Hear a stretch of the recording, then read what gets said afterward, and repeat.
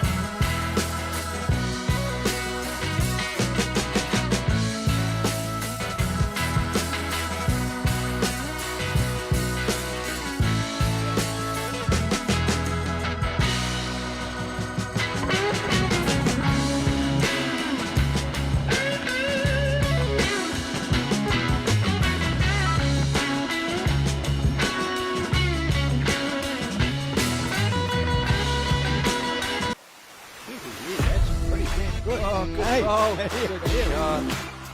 It's still going. He's done it. Oh, what a shot! Beautiful ball. Need a shoulder, he might just pick the jack up. Look at this. Look at this. Oh, yeah. Yes. Oh, what a ball! Look at This could be good. That is an outstanding ball. Oh, and he's tucked it in.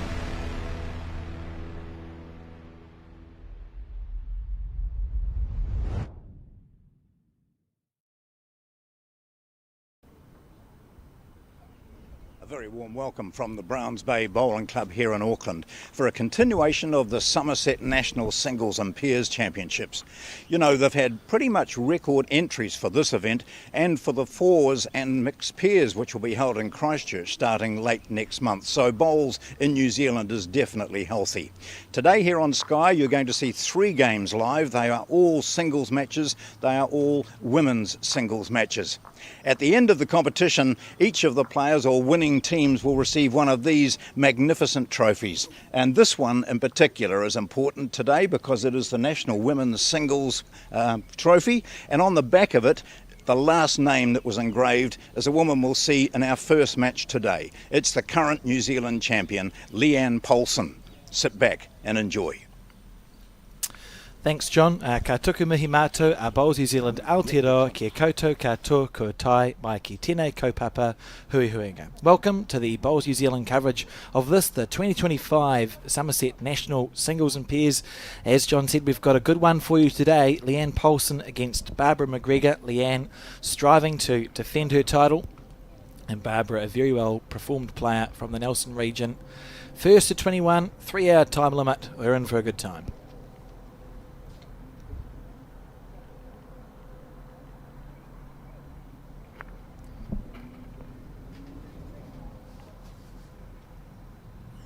This the first bowl of Leanne, a good place to start.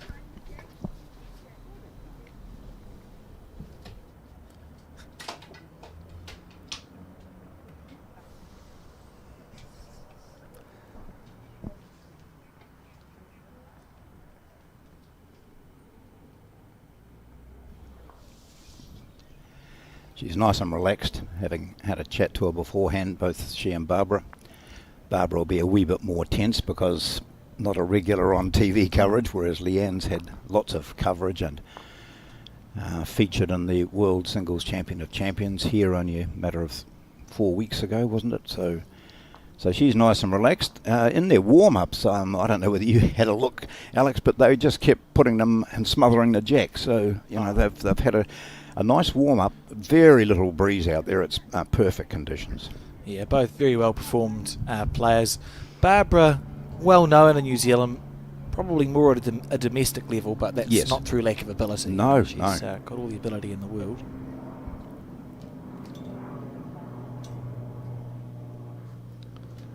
See, you're very clever this morning, John, and not having to hold that shield. They're quite weighty, aren't they?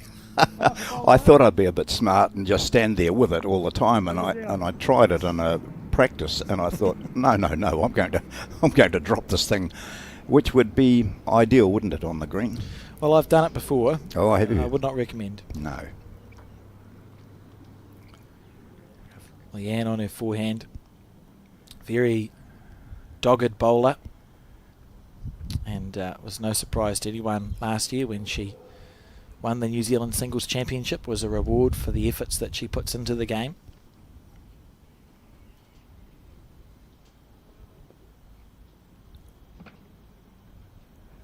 Isn't that lovely weight? Just looking to move the jack or sit that shot bowl. Barbara playing the other hand, as you'd imagine, and out of the United Bowling Club in Nelson.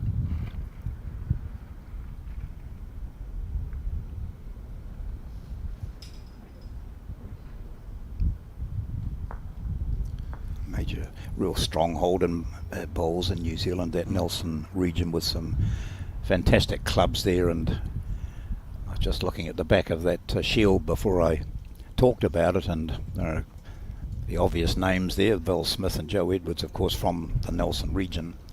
But when you consider what Nelson players have done, both men and women, it's been quite remarkable. Absolutely. I think it's one of those cases of success breeds success, and younger people have seen what younger players have done and are continuing to do there. So it just keeps it moving.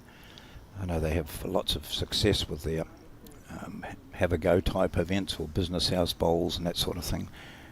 Great. Oh, gee, that's a good shot, isn't it? Jack in the ditch. She's got 3 bowls back there. How well did that go? Very good result from Leanne Poulson. A confident bowl. Yeah. See the jack there, that little mark to the left. The yellow block is where the jack has ended up. So 3, but room here for Barbara. Just a question mark for Pete Sheehan. Has that was the red one a toucher? And I don't think it was. So that's going to be 3, I think, for Leanne Poulson. Pretty deadly. Oh, she no. might sneak past. Yes, she might cut one out. Or she might even. Well, where's the shot? Is that shot closer to the ditch than that one? Yes, there is another. Well, let's see. I think there'll be a bit of measuring goes on here. Oh, no bowl is close. No. So an intriguing way to start this game. So Leanne's claiming that one closest to the ditch is the shot, and not claiming any more. So it is a good save by Poulson with her last bowl. And the score, first blood to Leanne Poulson, 1-0. It is a race of 21 shots, of course, John, and a 3-hour time limit for those who are interested. So plenty of time.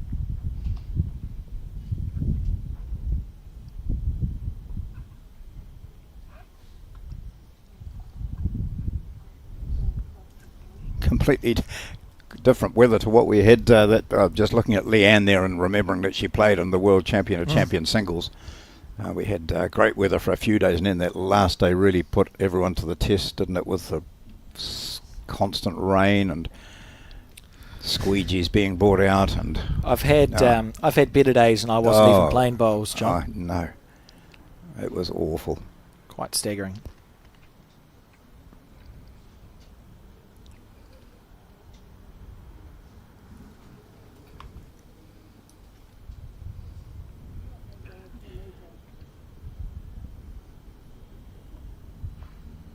You see the big bowls New Zealand flag there. The banner is moving around quite a bit, but on ground level, down at that ditch level, there's very little activity at all.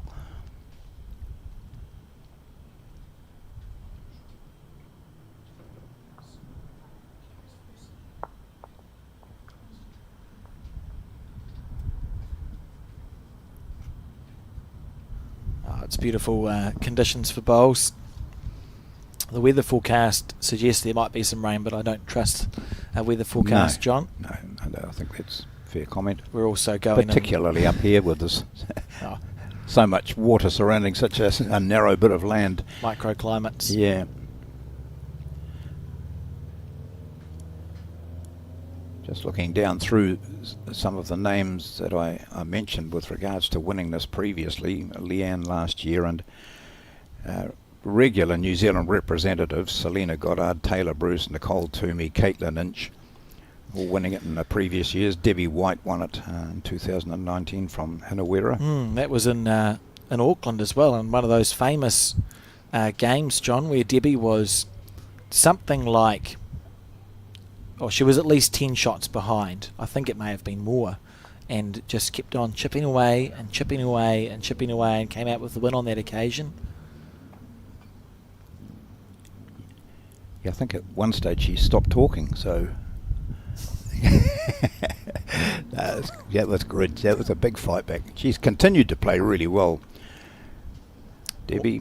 Yeah, there's probably at any one time in New Zealand there's 30 to 40 men and women who are right at the top of the game, regardless of whether they're available for selection into the national teams. When you think about the players that bubble up at domestic and national events, there's probably 30 or 40 men and women, and always has been about 30 or 40 who can really play the game and get the wins. Barbara McGregor is one of those players. Yep.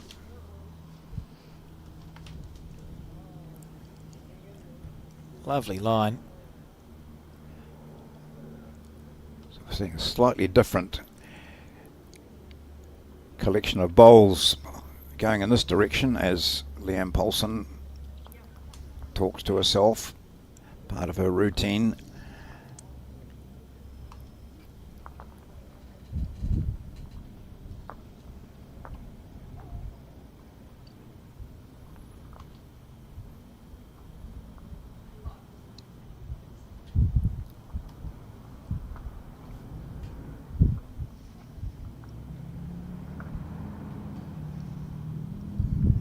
Only the second end, although ends don't matter, but it's means the game hasn't been going long. They had their 2 ends of trial,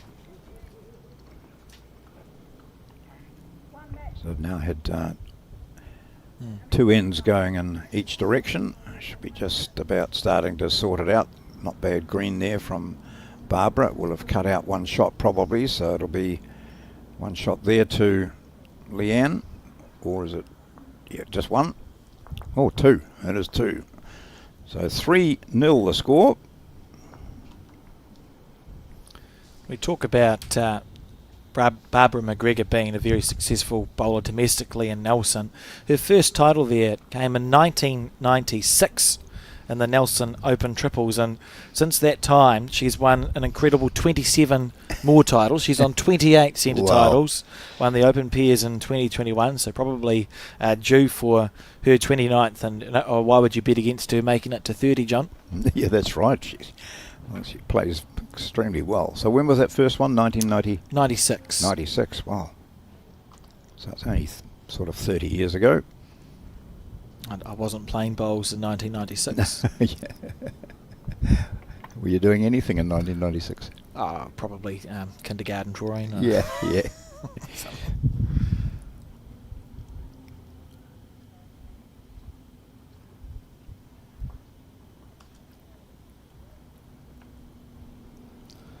Just wait Big for wide shot there of all the other matches in action, and you can see in the background some of the disability players.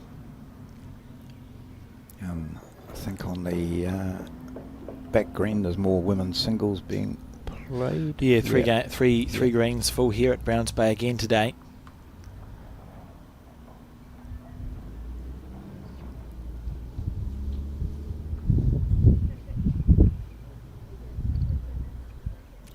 Not very pleased to have seen Pete Sheehan, the marker for this game, just run past our commentary booth with a rain jacket. Must be because he's cold, John.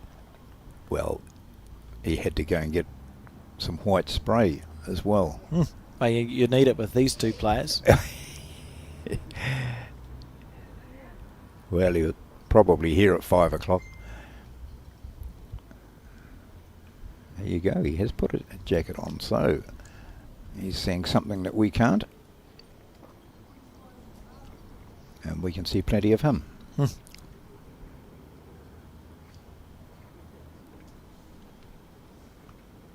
That would be why. There we are.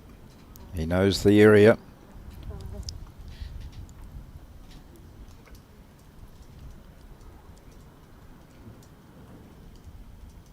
Well, Barb just not quite striking that. Neither the weight nor the green there. He wasn't too bad. That's two in the same spot. She'll be kicking herself with that. Just not making the correction.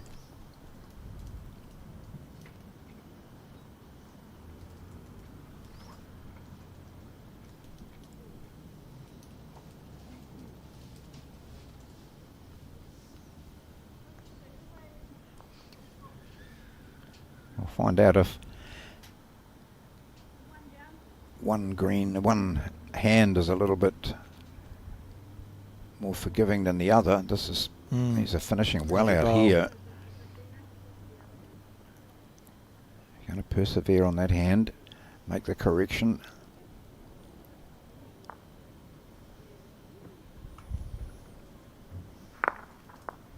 Don't know that she has. She.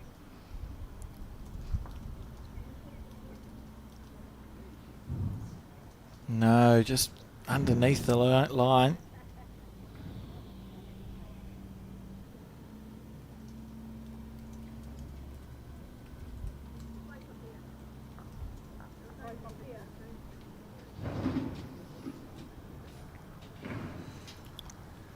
Leanne on the forehand and looking to sit with a very good four here, John. Yeah, I don't think she'll worry about. Well, she's gone a bit wider, has she? I was going to say, I don't think she'll worry about covering out there. Or she doesn't want to ruin it by knocking up. Oh, no, not quite. Still holding the three. Yeah.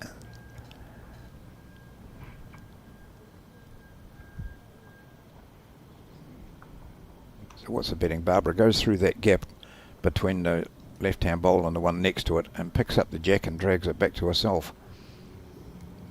Well, she's not far away here, John. Oh, a very good bowl there. A little bit unlucky. Yeah, she might have saved one maybe.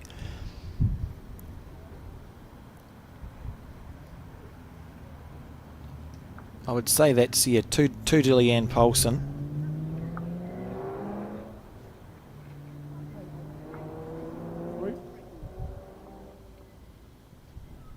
Oh, he's holding out three. No, she didn't save any. So pretty impressive start here from Leanne Poulson, the defending champion, after three ends. Ends not mattering, of course. It's the first to 21, as you can see by the score tick up on the left of your screen.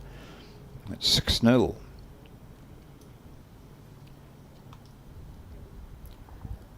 Let's see what happens on this end, because previously coming this way they were very scratchy all the time. I think she's put the... Has she put the jack in the ditch? No. Yes, she has. Oh, good delivery there from Pete. Yep. Just might have to remind Pete about standing in front of the camera, though. Oh, it's interesting because he put the marks out. He put the marks. He put the marks out. Yeah. And also, he introduced the players to the day, and they were those on the TV green rink were just reminded. It is harder than it seems. Yeah. You have years of habit. Oh, that's gone on the ditch too. There it goes. So that means the jack gets placed onto the 2 metre mark. And Leanne can put the bowl wherever she would like. Or the mat. The mat, yeah. Yep. Mat bowl. So now Pete's gone over to the side there. He's over right on the edge of the rink there, out of everyone's view. They always suggest that markers are never directly behind the jack anyway, so out to the side. Can move around quite a bit, of course, as a marker. If you think potentially a bowler's going to hit the jack, you can move right up to it to make sure that you notice any touching, of course. Good bowl. Yeah.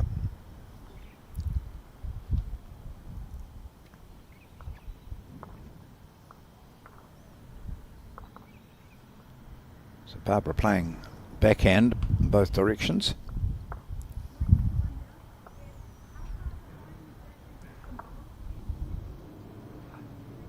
That's close. That's a very good bowl there from Barbara McGregor. Lovely shot.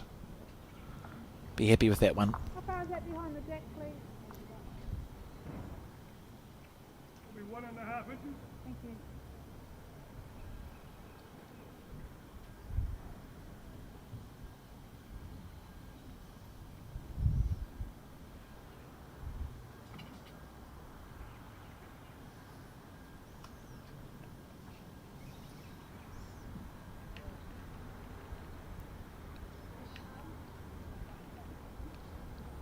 She asked a question of the marker, getting a firm image on her mind of where that shot bowl is in relation to the jack and where her first one ended up.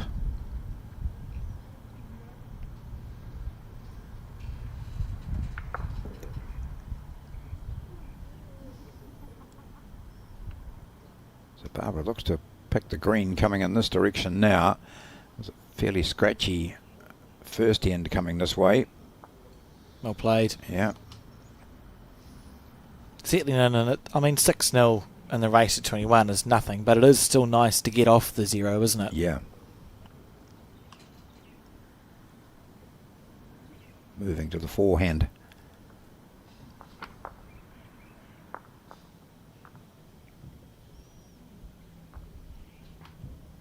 I think that's tight, John. Yeah, I think that was it.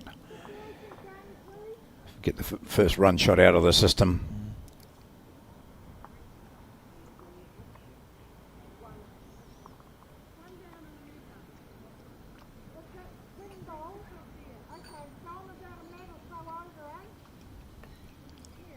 Not quite as wide as she has been going on this hand. No, I think it's going to be underneath the line. Yeah. It's lovely weight you can see there on the screen. It just about would have counted if she'd had the green right.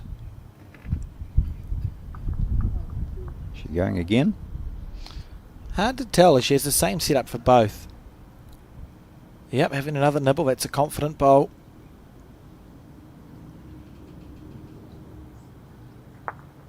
Held on longer. That's the target from Leanne's point of view. So weary of missing wide, I suppose, into her own one, John, and chipping it off. Yeah. That's back to that line that she'd taken with the first two. Is it going to count? She's certainly on the board, and that should be a couple for Barbara McGregor. So the United Nelson player gets the mat. A bit relieved about that now. And says, confirms 2 with the marker, Pete Sheehan. Those dark clouds look as though they might just skirt around. Maybe. We'll see. I'm pleased that we're playing in this direction, John, because we have the covers for the players at each end in this direction. So the cameras are largely underneath those covers, and I was very clever and put some artificial turf to cover the side of one of the cameras, so that should stop the rain if the wind goes in that direction. You were very clever, yes. Unfortunately, there is a camera on top of some scaffolding that might need to be removed by someone more athletic than me and not in the commentary booth. But I think we'll be okay. Yep. And our cameraman Max is used to getting damp, so wet. he should be fine. Oh, look at that! That's a lucky. Colloquially known as a first-year toucher in the bowls world. Yeah, it's I was interested. I thought she might have changed her hand coming in this direction because she'd been narrow with all of her bowls the previous time, and looked to be, obviously, was narrow again with that. However, she very fortunate to get the jack, which then throws Leanne out with her line. She had it absolutely perfectly coming into the tee. It's almost easier to play across the head in this situation. Yeah. From our right of the screen to the left, because otherwise you're going out into unplayed grass. She might have been looking at our camera tripod as a, the feet of that as a line to get it in. If Max jumped at the right time, yeah, the bowl could go underneath him. See here, look how much the bowls are going to turn back in on that back end. Barbara, she went finer that time, and she there was no need to, of course, and it's easy to say that, but her bowl ended where her first bowl ended up. That's where she was trying to draw to the centre line previously. So I wonder what we'll see a change. No, she's going to stick with that. Staying on the forehand. Get ready, Max. There you go, right out to our cameraman's feet. She's missed him by at least 2 feet. Yeah. But now she's going to say, would you shift out of the road, please, because you're in my line. No, she's got a pretty good green there, eh? She gets a little bit closer to Max. I think we'll be okay. Yeah. What happens if she hits the tripod? Is that a interference by a foreign object? You get your bowl back, wouldn't you?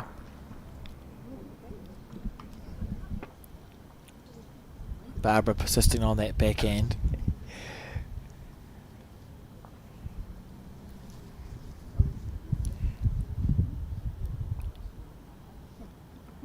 Willing it to stay up, has done so. Marker saying, don't ask me, because I can't tell. See, I think right, here we go. This is the big wide. This is looking to be about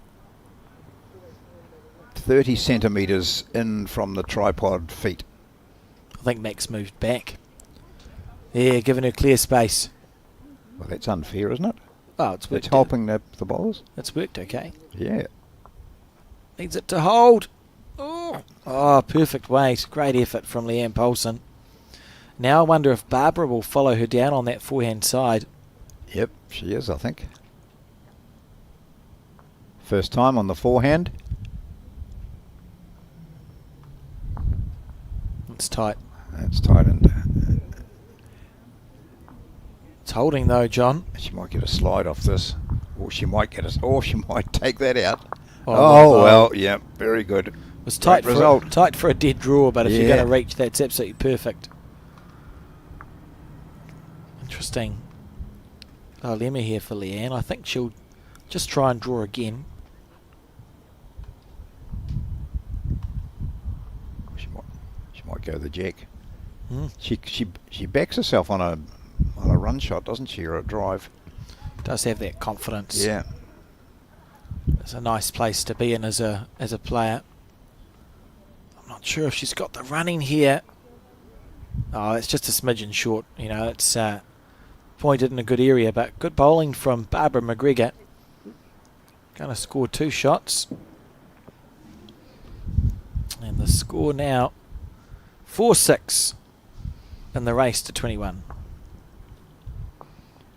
So we've got 3 matches for you today, all women's singles games. Next up will be Kirsty Hill of Fielding against Reen Ballas of Aramaho.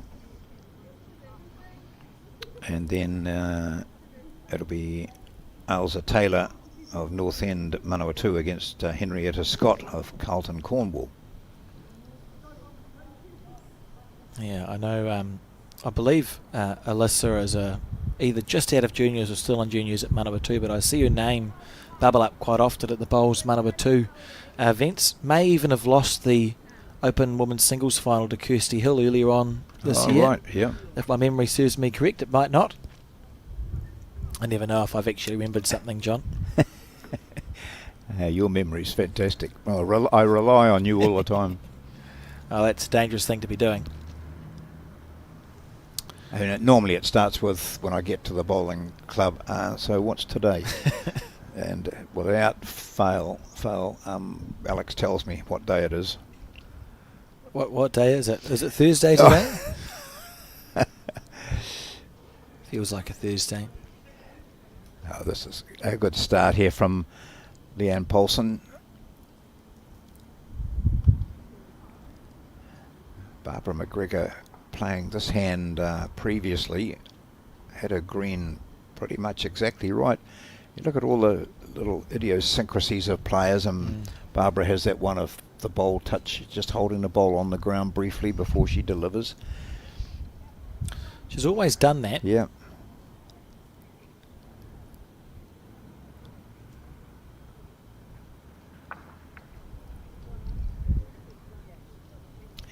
Gives herself a wee slap on the thigh as she walks back to retrieve her second bowl.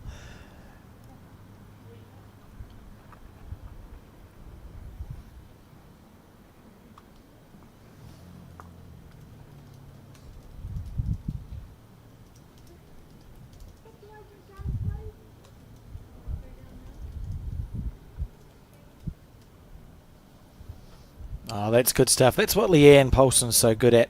When she gets her first bowl there, John, she's incredibly consistent in putting a second bowl and a third bowl and a fourth bowl in the same place. It's a tight line unless she's looking to sit the shot.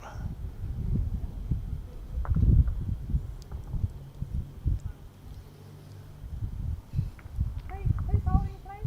Ideal weight might just be one. You holding one?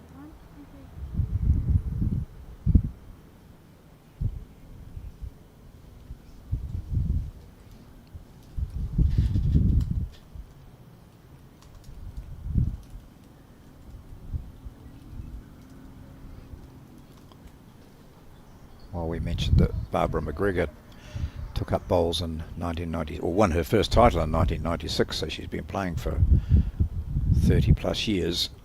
Not the same for Leanne, who's been one of those women who took it up quite late, but worked so diligently too. Once she found that she had a bit of a flair for it, she just worked and worked until she started winning stuff. Absolutely applied herself, eh? Yeah. You know? Practices and has reaped the rewards for those efforts. Won the New Zealand Open singles as a fourth-year bowler. I think she beat maybe Jenny Welch in that final. That's an incredible effort. It was a massive event in its day. And then with the national singles, I think she can't have been playing 10 years yet. Or if she has been playing 10 years, this will be the 10th year. And in that time to be selected to represent your country, have a silver medal at the World Triples, win the New Zealand singles, so on and so forth, is a pretty fair effort. We saw a similar style yesterday with Keanu Reeves. Well, that's in the I head say that now. all the time as well. Oh, do you? Oh, it's awful. It's an insult to Keanu Darby. But the same sort of style, staying down quite a while after the bowl has been delivered. That's a nice last bowl from her. That's at least two.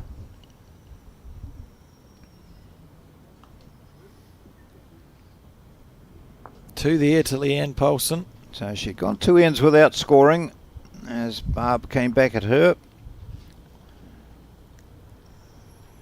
And now it's 8-4. Race to 21 in this singles match between the defending champion Leanne Poulson and Barbara McGregor. A nice view of that sky just then. Previously we'd seen it. It was black and threatening.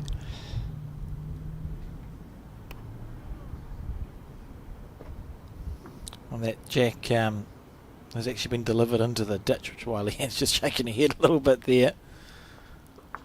See the bowl or the jack make its way back.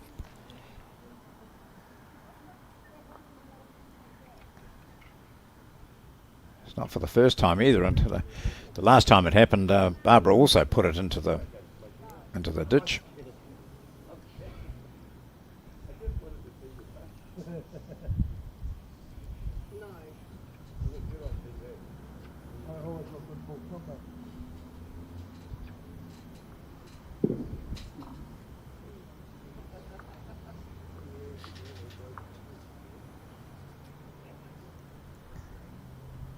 jacket off now from the marker, so that threat of rain is eased. Excellent signs.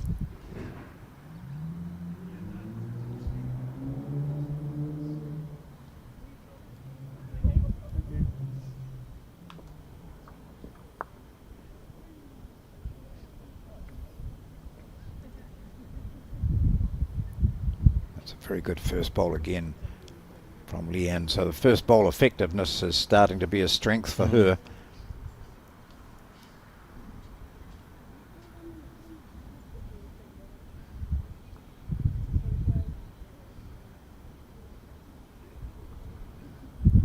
Barbara persisting on this backhand side. Willing it on, willing it on. Little slice.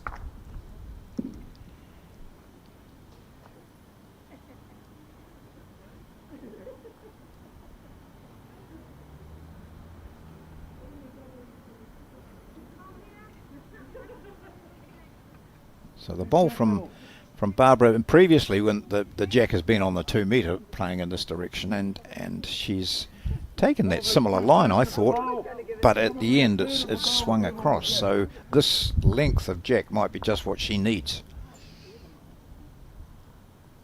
Yeah, I agree. And that's something that these players are experienced enough to, they'll note. Barbara will have noted that.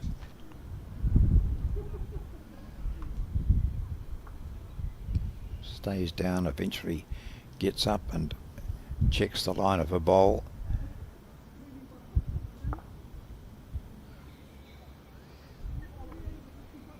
Very nice. Oh, that's a great adjustment of weight, isn't it?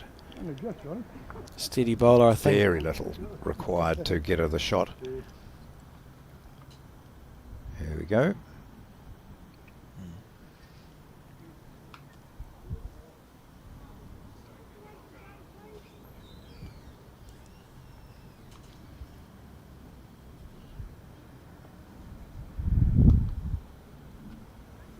United Bowling Club has had Pretty tight all round there, actually. a number of good players over the years as well. It's very close. John, Yes. I believe in 2003 when Ali Forsyth won the New Zealand singles title back to back. The women's singles title may have been won by Mary Watson on that occasion. It was, yeah. Both from the United Club. Yeah. Murray will be watching, I'm sure. One of the great bowlers, Yeah. indoor and out. Dual national representative. She played for New Zealand under both codes, Mary Watson. And look at this from Leanne Poulson. Little feather. Oh, that's a good shot. So I was interested. Barbara changed hands with that last bowl, and I couldn't quite work out why. And I suppose either hand was the potential of moving the jack to her. I think she'll have to... On that hand would have moved it back to Poulson's. And neither of them are sure who's got shot. Maybe Poulson has with that last one. Yeah. Now she's back to this hand, so she can use this bowl of Poulson's here on the right. Oh, unlucky. Oh, that's Unlucky, stiff. really. She's done very little wrong there. Yeah. And for Leanne, I suppose you look at that head and think, well, it's quite tight as it sits, which is good. So the logic is you think when you're in this situation, you don't want to make the target any bigger, John. No. And you're holding 2. So ergo, do you put a bowl past? Is that the danger? She's got no back bowls. Maybe you're covering the 2 metre mark. I'm thinking she might just play the backhand, change her hand, and she could tuck that jack round for 3. But you're right, the potentially the danger of those couple of reds past the jack. Well, this is what Barbara can see, and it Yeah. looks quite inviting just to Yeah. drive on the backhand, bowl or jack. You could make a 2 or 3 out of it. So I think the Leanne will be thinking, maybe I'll just add some weight and see if I can finish near the back of the head. Already got my 2. Yep, she might just Or- sit that red out for 4. Yeah, that's also fine. I've not won a New Zealand singles title. That's a very good bowl. Great shot. Oh, yeah. So here's the psychology. You're saying to your opposition, I don't think you're good enough to pop the jack back. I'm just going That's to right. make it 3. Yep. See what you can do.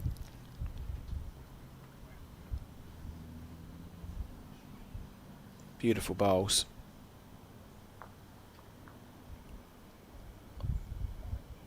Gee, imagine if she just tickled the jack back. Oh, look at this. What a shot. Oh, she saved probably 2. I think she was, she may well have been 3 down. That's such a hard bowl to play. Oh, unbelievably good. Absolutely hats off to... It's just 1. Gee, well done, Barbara McGregor, under pressure there. But some delightful draw bowls from both these players. I think a lot of players in that situation, you couldn't have paid them to draw, John. No. They'd be thinking, well, my opposition's got 3 bowls within 8 inches of the jack. Easier to try and hit those out of the way, but Barbara backed herself, and she's actually unlucky not to have scored on that occasion. I would have liked the players, when they picked the mat up, to just lay it over top of the bowls that were there, because I don't think we would have seen any bowls. Oh, beautiful such head. a compact head. 9-4 the score.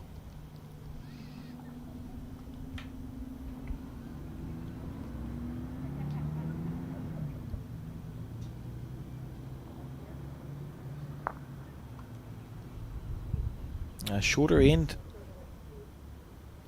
here. Barbara McGregor too.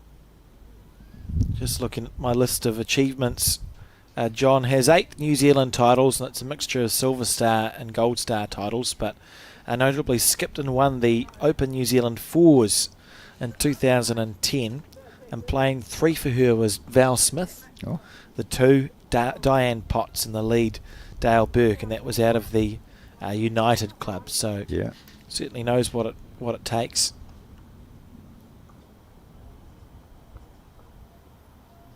And in more recent times has had success with the Nelson team and the Intercentre.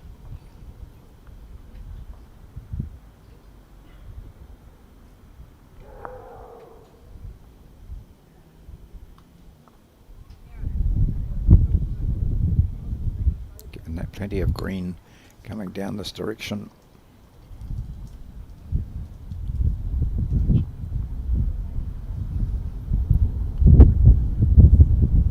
Just a smidgen short.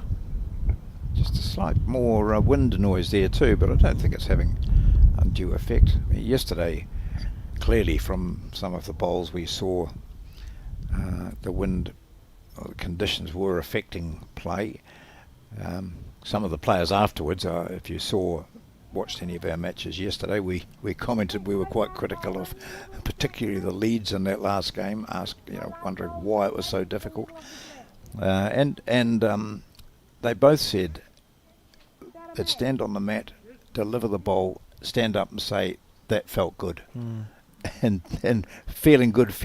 Oh no. The wind off the building might have picked it up, or all that sort of stuff. They had one of those days.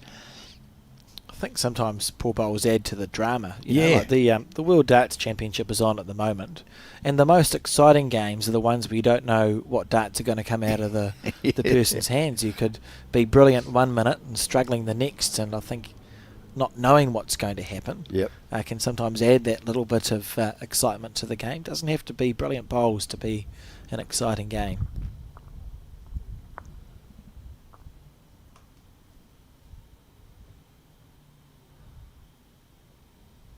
When I watched you winning the Mixed Pairs Auckland title, your old schoolmate, was it, Dean, the CEO of Bowls Auckland? Something like that. Was on commenting with Simon Poppleton, and he talked about your prowess as a darts player. Well, he didn't really praise you for your darts. Oh, that's disappointing. And then he also praised you even less for your ability on the pool table. Oh, the pool one, is it the pool? Yeah. That's accurate. I couldn't play pool to save my life. Yeah, I was hoping that you'd hear that and take him to task. But Thank he was you. saying it with a smile. No, I can't play pool. I'm okay at darts, and sometimes You the balls are, go yeah. where they're pointed.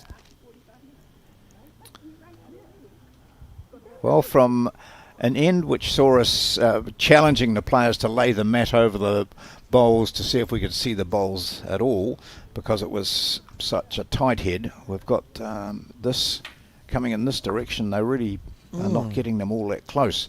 The weight is good, isn't it?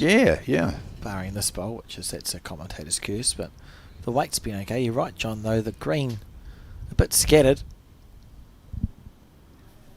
It's about now you want to just go out and say, excuse me, what's the problem going this way? In fact, neither of them would probably care if we did. Might do it later. So double figures now for Leanne Poulson. 10 shots to 4. Nearing the halfway mark in that race to 21 shots. It's quite amazing in the singles game. We give them a 3-hour time limit, and some games are over and done with quicker than others, but we've seen some go to the near 3-hour full time limit. But it was yesterday too, John, in that pairs match we watched. That would have gone 2 hours 50. Yep. It was very close to getting to the limit. So Poulson puts the jack down almost to the 2 metre mark. Good solid shadows being cast now with the sunlight. Who said it was going to rain? Before lunch. Yeah, Who said it's going to rain before lunch? Well, it's a forecast isn't fantastic. Here we go. Poulson, she's been playing this hand really very well. Nice bowl. Yeah, well played there from Leanne. And as players take note of what's happening in a game, Poulson would have quickly recognised that the length of the last end coming in this direction was certainly favouring Barbara Poulson. Even though she had her 4 bowls in there, she also saw that it suited her opponent.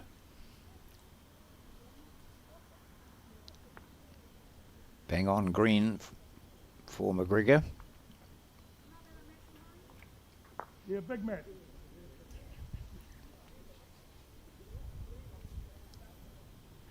Notice Poulson picks her line before stepping onto the mat, so there's a lot of her preparation is done before she steps on the mat.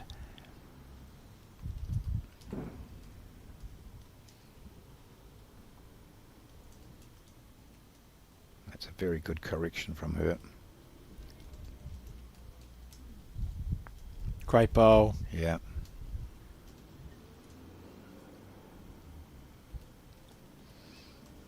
And her first one is ideally situated too, so McGregor continuing with this backhand. If anything moves, i.e. the jack, then Poulson's first bowl is ideally situated to take advantage of it. Oh, here we go. We're back to this, not quite able to pick that line. This bowl will go out of the rink. Oh, it's interesting for Barbara. 10-4 down. But if you're going to start missing like that, and Leanne is going to continue playing like she is, you run the risk of this game. You blink and it just disappears on you for no reason. It just goes away. So Barbara has to be careful here. She'll be aware she's played enough bowls. It's the game's balanced at that point with that 6-shot lead to Leanne, that if Leanne can score 1 or 2 more ends in a row, she might be running home. Yeah. Just finding a way to, you want to limit the damage on this end to 1 shot, then start scoring again and you're okay. But if you drop a number, it's suddenly 12-4, 13-4, that's hard. Oh, she doesn't like this one. Again, it's that tight line. And her weight. Oh, she's got 1 more bowl. Yeah. I would suggest that if she drops a 4, it's quite stressful.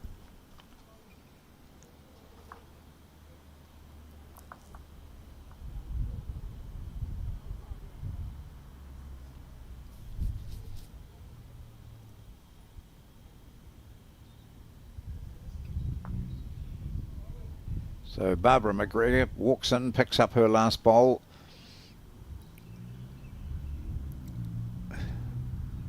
Is she going to get a slice of luck out of this? No, she's not. So that's 4 shots now. It's a very nice bowl from Leanne Poulson, and Barbara really needs to cut this down to 1 shot.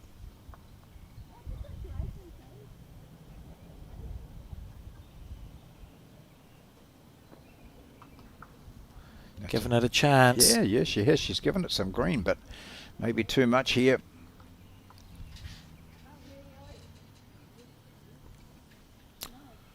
She'll be very disappointed with that, John, and it's a great end from the defending New Zealand singles champion, Leanne Poulson. I think we're going to see 4 shots scored here. That'll be all of them.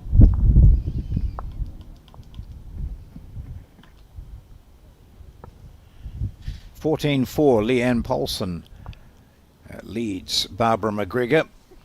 Poulson from Papakura, McGregor from United in Nelson. Our next match will feature Kirsty Hill of Bowls Fielding against Reen Ballas of Aramaho. That's due to start at 11:30.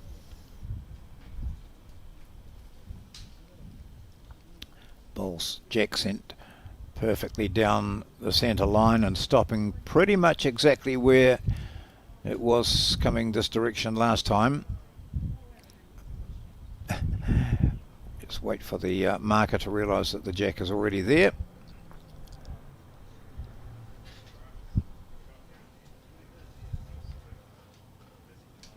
Right. Can she just build on this now? A 4 with the previous. She's won each of the last 4 ends and she's scored 8 shots. First bowl effective again. Lovely bowl.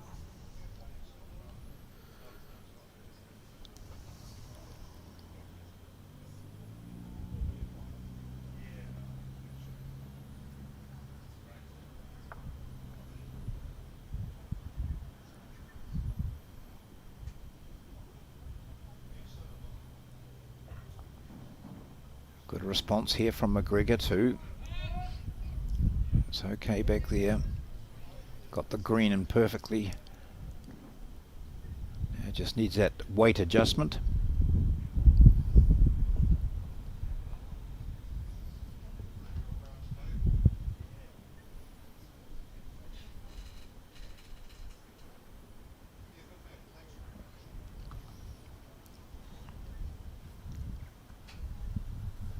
Start to work about now, and she comes again. That's ideal, isn't it? One great right bowls alongside, and the one, half a metre over.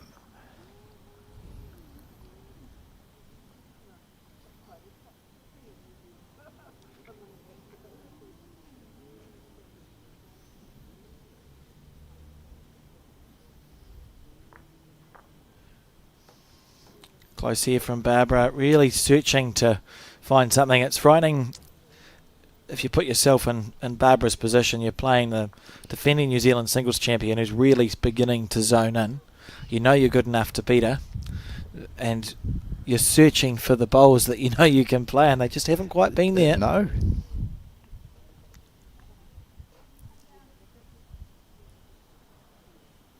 Well, we know she's a fighter though, so she'll be calling on all her experience. Oh, here's a really short one from Poulson. Right, now's the end, Barbara. Yeah. I mean, to be fair, Leanne's still far enough away. It's a 7 shot. She's 7 shots away from winning this match, which is maybe 3 or 4 ends worth of scoring. So it's still a very winnable game from here. But yeah, you just need to start scoring. And this is close. So second shot is a good shot. Oh, and that was planned to take the second shot or to move the jack back. Slight adjustment needed from McGregor with her last. And we'll probably see Poulson block that shot here with hers. get it right in there, close to the jack, and say, righto, it's up to you now, Barbara. Have a go.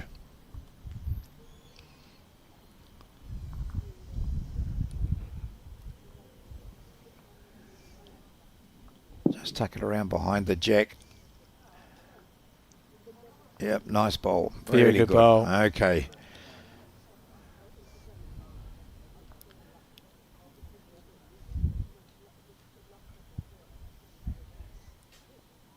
Poulson looks at everything else other than the bowl from her opponent. She's given it a chance here. Needs it to let go. Needs it to let go. Oh, not to be. Gee. Well, 17-4 is going to be the score. McGregor will be really annoyed that she's only scored on those two ends, so she got away to a slow start at 6-0 down, but then it was 6-4. And then since then it's gone, she's dropped to two singles, a 4 and a 3. So 17-4, Poulson leads McGregor in this first of our 3 live women's singles matches, with Poulson the last name to appear on the trophy, having won this last year.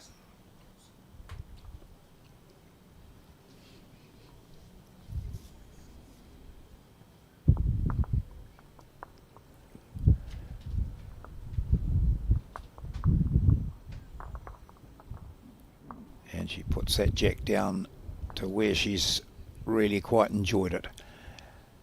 Not quite as far down as maybe she wanted, but still in that zone, and she nailed it coming in this direction last time.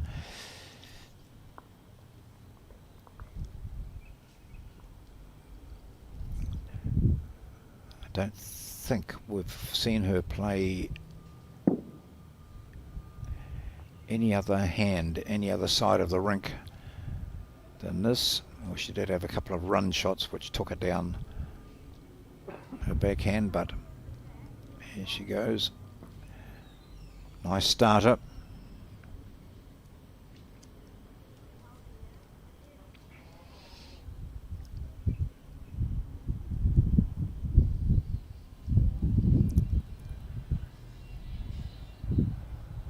So, big field. There's 7 sections of women in the singles.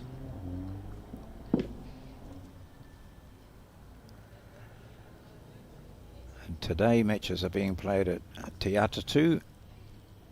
That's where we've got the likes of Dale Rayner, Galen Kanawa, Karen Guildford and Robin Walker. That's the first one from McGregor, again just cutting across the line. Yes, you're one down. At Pakuranga, if you're keen to go there. There's Briar Atkinson playing. Linda Ralph, Wendy Jensen. Gosh, lots of big names popping up all over the place. Other matches being played at Pringle Park. Aggie Motu's playing there.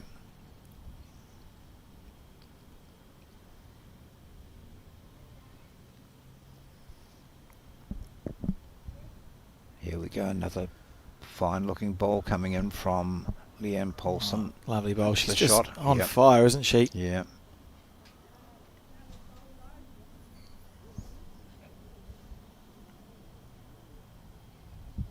Talked about Debbie White having won this a few years ago. She's playing at Howick today.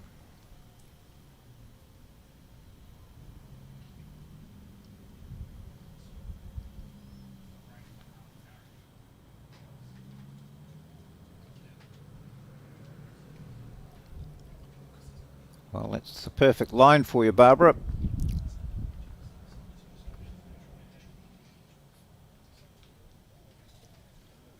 I see your peers partner, Jenny, is playing out of the Auckland Club today. Also in her pool is Taylor Bruce. She had a very exciting a game against Taylor Bruce. Jenny Stockford won that one, 21-20. I was looking through the results really?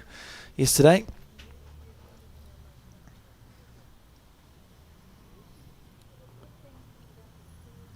and Barbara and all sorts of strife here at the Browns Bay Bowling Club.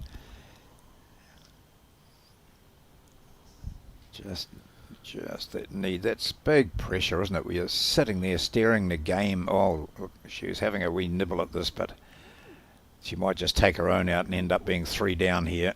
Oh, unlucky.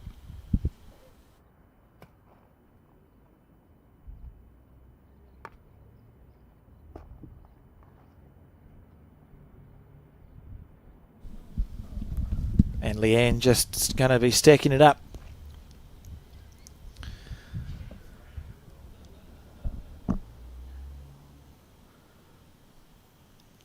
How's the weight? Because this is the first chance. She's on 17. Oh, she's going to fall short. I was just about to say it's the first chance to hold the game. Her green was all right too. So that was that. Oh, if I can just get in here, I get 3, maybe 4. Now, Barbara,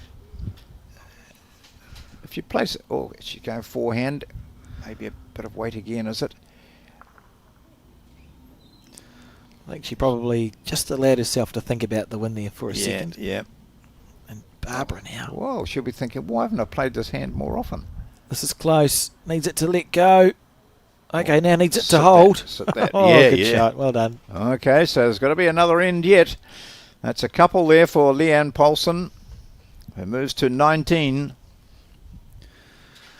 Now, one of the things that's really fascinating about singles play in particular, John, is that you do still need to get to a shot target. And I mean, if you're running a book on this, Leanne's paying $1.01 to win from here. She's on 19 shots, Barbara's on 4, but she still has to score those next 2 shots. It's not like a pairs game where you can run out of ends. Yep. She still has to score those shots, and pressure can do strange things to people. And with all bowlers have seen situations where they're either playing in a match and are 20 to something down, or are 20 to something up, and you can sit there for a long time. You're trying your best, things don't work, and all of a sudden you're not in that dominant position. So yeah, you're quite right. Sometimes getting that last shot or 2 is the hardest thing. So now with 2 shots needed to get to 21, Leanne Poulson playing now 12th end, I think that is, 12th end. So she's scored heavily. She's scored on all of the last 6 ends.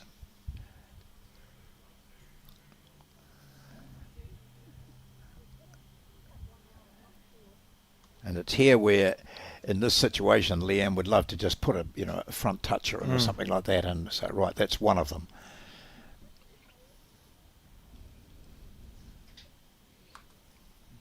Barbara, being the fighter that she is, however, is thinking, righto, won't it be a great headline?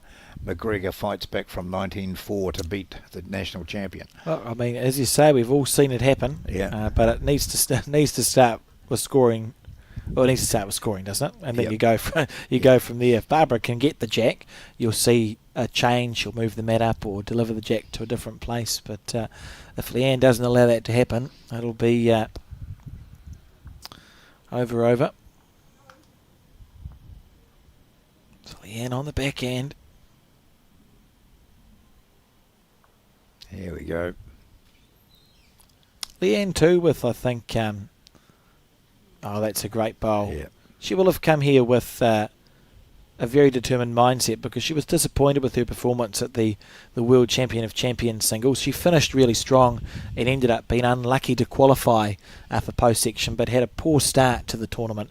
And the only way you can play a World Champion of Champions event, John, is to win the national singles. And I think Leanne would love another go at the World Champ. So she's come here with a real determination. That's a good bowl from Barbara. Yeah.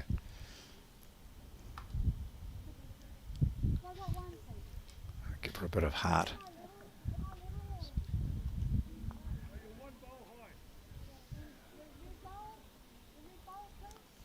So just trying to understand where her bowl is in relation to the jack.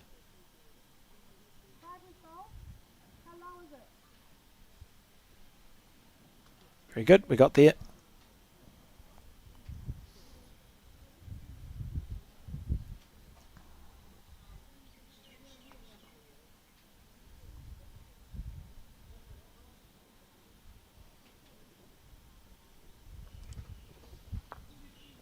So Poulson holding one.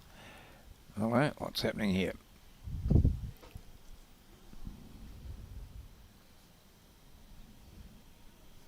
Not sure.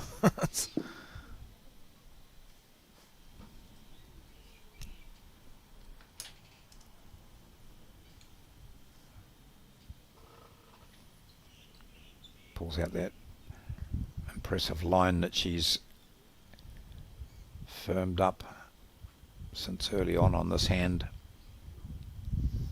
An opportunity to hold the win again. She's had the right line for it, but just slightly overcooked.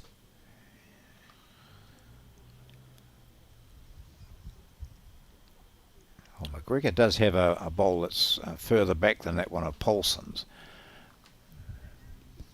Feels like a big moment for Barbara if she Yeah. can score. She's opened the head up for herself and she's on the right line. Isn't she ever? Just going to go round the back of it. Should be frustrated with Yeah. that. So Poulson's had a look. She knows what's required now to get a second shot. Give herself a decent breather between this game and her next. It's interesting with that because it's a pretty fluid event with the singles. You play when you're able to. It must be unusual to have some of the long breaks sometimes, John. I wonder if it's actually. I wonder if the players would rather have a long game and then like a 15-minute break, as opposed to a short game in an hour or two. I know there's a lot of players suggest we ban lunch. I played so well this morning, and then I had lunch. As long as it was a good lunch, I wouldn't mind. Yeah. Here we go. Is this number 2 for her? Is this number 2? Outstanding. Absolutely outstanding bowl. Let's see what Pete Sheehan says. I think it might be a measure for second. What does he suggest? Oh, Barbara comes down and has a look.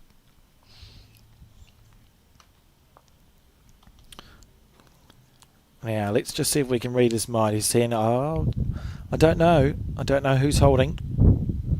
How many? I think perhaps Leanne's bowl lifted the shot bowl up and out of contention, John. Well, we look at this angle. Yeah, that red at 11 o'clock certainly looks like second shot, doesn't it? Yep.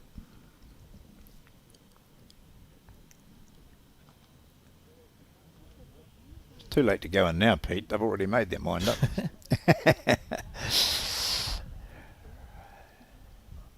All right, here we go. Barbara, potentially to save the game, we're not sure.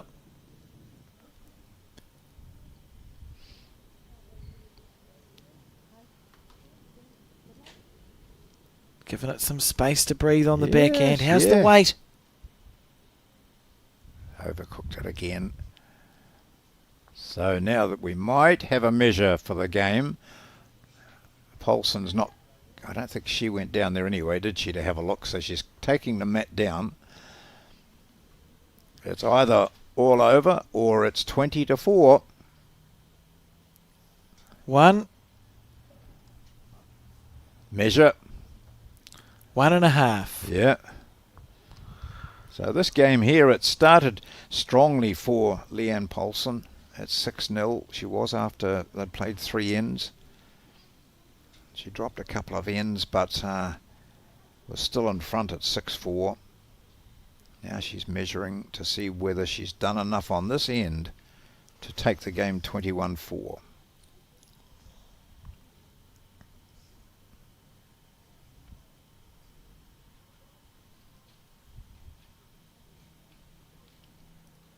Just one. Oh no, umpire. Goodness gracious me. Yeah, so that's close then. Well, it's exciting here at the Bowls. Yeah. Browns Bay Bowling Club. And our umpire will make a rate. Poulson indicating to the marker that it was, I think, do you remember zigzag tissue papers? Yeah. For those who's rolled their own cigarettes. About that much. For a very long time, I thought their mascot was Jesus. Oh, yeah. It's not. The bearded. It's not. Yeah, that's right. Gosh, yeah. Oh, dear. All right, Margaret Eames here.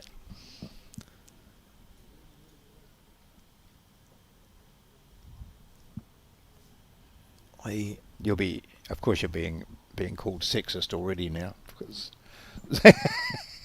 But Jesus is not a. What makes you think he's a male? Well, he was on the cigarette paper. That's right. That's what you were. Yeah, I could see that's it. right. They were great. I used to. Let's get boring here. I used to. Sometimes at night time, my mother would get annoyed with me and she'd say, just go and roll some cigarettes for us, will you? You know, so I'd sit down with a packet of Park Drive and get a zigzag tissue paper. And How did you go? oh, it was very good. good, They both my parents smoked. They rolled their own, and then saw the light. Oh, it is only one shot. There you go. So we live on here, but they gave up. They saw the damage that it could likely cause, but certainly they had a fair period of smoking roll your owns. And right on the precipice, Leanne Poulson, 20 shots to 4 in front in the race to 21. She's played well, been very consistent, super consistent in this game, and anyone watching on would think that Leanne will absolutely be a challenger to defend her title here in Auckland.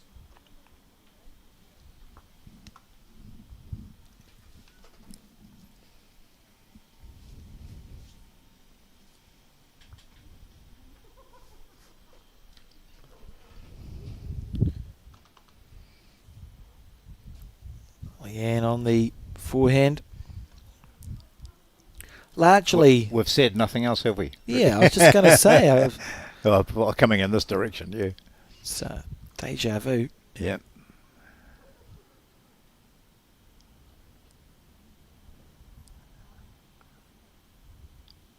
Well, I'm excited now at the prospect of Barbara just drawing in nicely here for 1, then 2.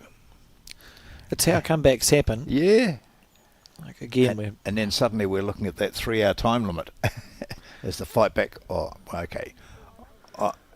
we're not. I mean, we're not No. pretending to be unrealistic. No. In reality, if Leanne doesn't win this game, it would be. She could almost play 1,000 games, 20 to 4 up, and might lose 2 or 3 of them. Yep. But bowls is one of those games, and we spoke.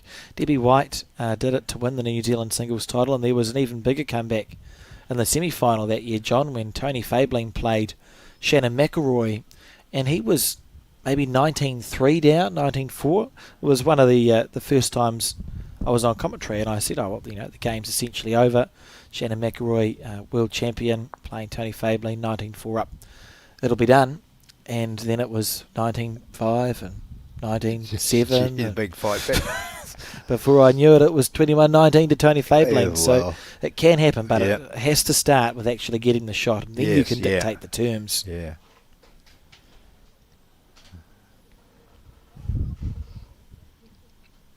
Oh, gosh, Barbara. She'll be kicking herself up there.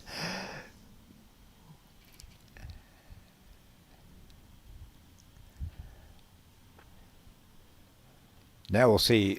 Well, she's not going to change hands. For the first time, look, you can see Leanne's thinking, well, I'd rather stay on the forehand. But from her point of view, Yeah. Barbara's 2 bowls are just in the eye line. Yes.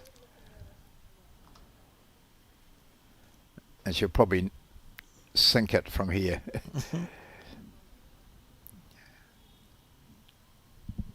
She's had a fair indication from what her opponent's been doing on that hand, so she's taken plenty of grass. She's drawn the shot with it. She's holding the win. Yeah. Made her way down, followed her 3rd bowl up. All the pressure in the world on Barbara McGregor to extend this match. That's her best green coming down this hand, really, as she's nailed this, I think. That's a very good bowl. Yeah, and I just wonder too. She was influenced by the green that Leanne took. She saw Leanne go out much wider. I mean, they're using different bowls, different brands, but she saw how far out Leanne had gone and where she finished up. So she took a much better line. Her weight was better. And she now is in a position where she can extend this match by at least one more end. And holding a good shot there too. You know, that's a nice position for the bowl to be in. Leanne Poulson looked at that head for a little while. Is she? No, she just drew it on the backhand, won't she? I don't think she can see it clear for a go at the shot. You have to No, play a swoopy bowl on the forehand if you wanted to get rid of it. So it will just be a dead draw here from Leanne. To hold the game.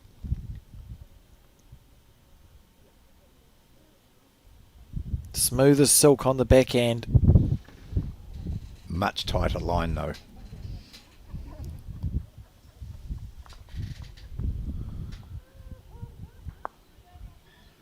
She wouldn't, would she? No. Okay, so Leanne Poulson slumps back to in front of the scoreboard, which reads 20-4 in favour of her, and knows that barring a major catastrophe here, they'll play one more end. Oh, she's gone back to the old green. And so we're going to have, well, that could have been the catastrophe. She hit that harder. We're going to have one more end at least. It's 20-5.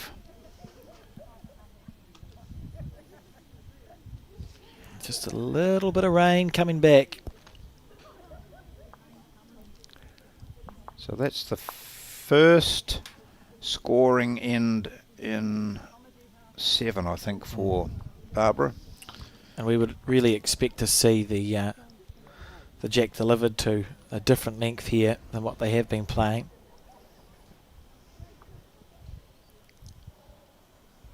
Looked to be a slightly shorter push. Oh no, it's pretty much going to where they've been. She hasn't changed the position of the mat either, really. Yeah, so I expected a bigger change than yeah. that.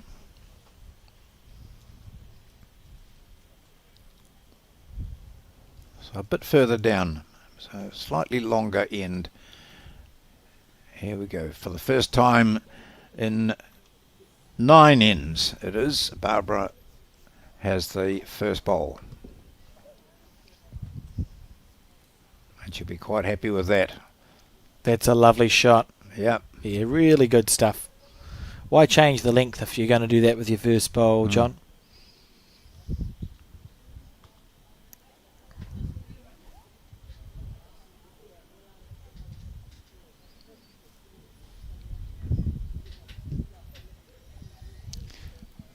So we've got what Barbara's done so far in the tournament. Yes. Alex. Yes, we do. As we see this ball from Poulson come in and just push Barbara's up. A little bit unlucky there. Yeah. So Barbara so far, or yesterday, played 3 matches. As I wait for bowl sub to load. Look, well, while we wait for Barbara to play on the forehand for the first time. So this is to stay alive in the competition, John, because Yeah, she defeated... oh, careful. Yeah. She defeated Jane McIntyre in the first match. She played 21 shots to 20. And then she defeated a Rocky Nook bowler 21-12. Yeah. And then was defeated by Simone Stewart from Omokoroa 18-21. So I tell a lie, actually. If she loses this game, it's straight knockout from here. 2 wins, 1 loss so far for Barbara McGregor. Yep. Oh, look at that rain.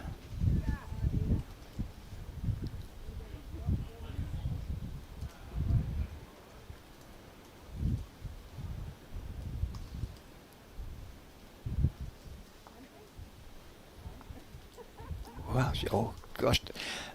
She played this hand really well with that first bowl. Unlucky not to just sit on her own for a second shot. And she goes again. Gone a bit wider this time. Handy position.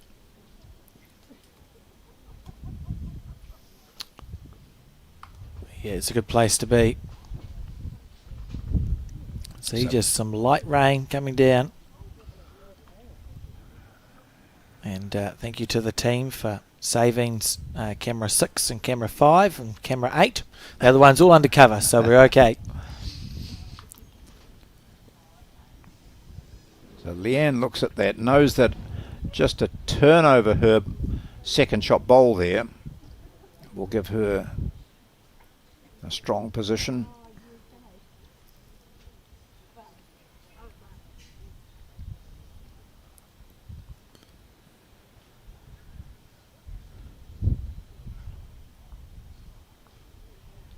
On the march down to have a look at this. Tracking well, tracking very well. Oh, great effort there from Leanne. I thought she'd done it. Nearly enough.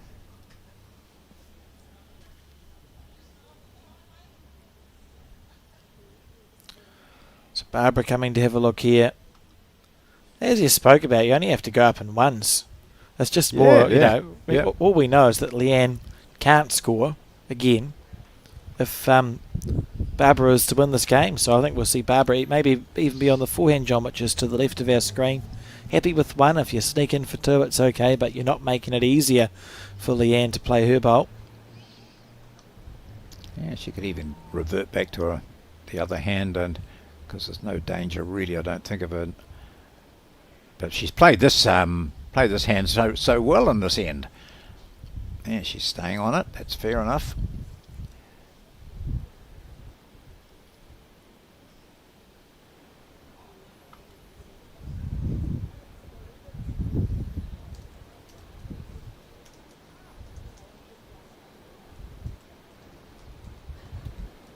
Yeah, the uncomfortable rain, and she'll be off seeking a jacket now. Will she need it?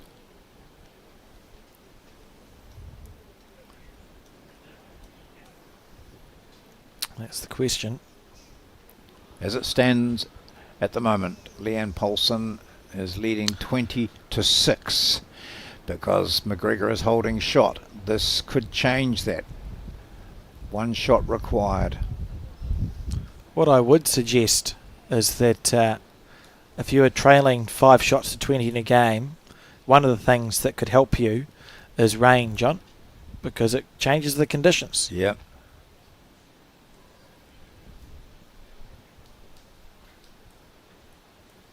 Right, well, no change now. So another shot to Barbara McGregor of United in Nelson, and it's 20-6.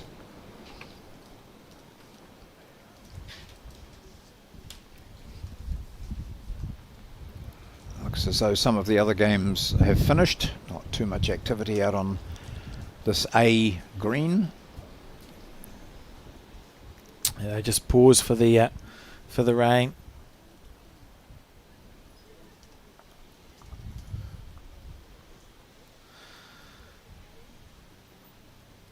Let's talk us through what's coming up, John. Our next two games. We've got Kirsty Hill and someone else. Reen Bellis. And then Taylor of North End Manawatu against Scott of Carlton Cornwall. That's our next two games, because it is the pairs and singles. So we have the women's singles being played at the same time as the men's pairs. And there are the disability competition going on at the same time. We're showing live some of the finals of that. We showed a match to start the event yesterday morning.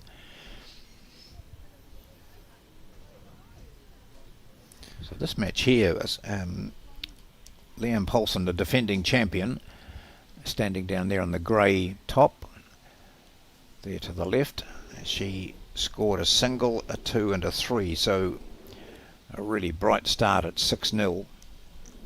She dropped 2 ends to be 6-4, but from then on, from ends 6 through to 13, her opponent couldn't get going at all. So it was 20 points to 4.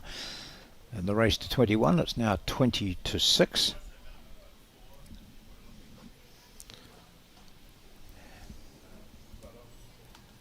Thank you, John. And the jack delivered right to the 2 metre mark. Great work from the Bowls New Zealand team and saving the cameras from the rain there. Much appreciated. Otherwise we'd have to put the subs up, John, to replace them. It's holding nicely for McGregor here, the screen. I'm not sure if that's close enough to stay the shot. And also hasn't gone out, wasn't narrow enough to make Leanne Poulson think about playing the other hand. She's been so comfortable on this, the forehand side for her. It looks to be racing. Well, you know, rain. It's a The ditcher. bowls gods are strange creatures. Barbara was thinking, oh, I need something to change, and so it poured down for a minute. Yeah, she grimaced a wee bit there as if to say, I've gone too wide, but in fact, what she's done is play a perfect bowl. So there we go. She's holding 2. Interesting.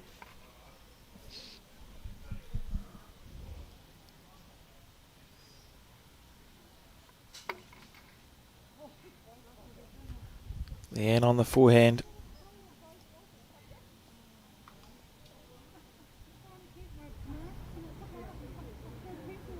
Might be a bit heavy again, is it? Did she switch hands there? No. No, okay. Oh, that's good. Just made the correction. Yeah. 1 in the ditch and 1 metre and a bit back.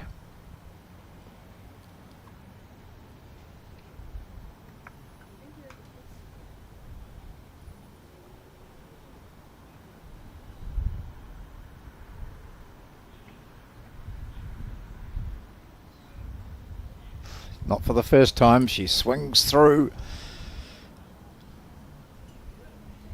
But she is holding shot.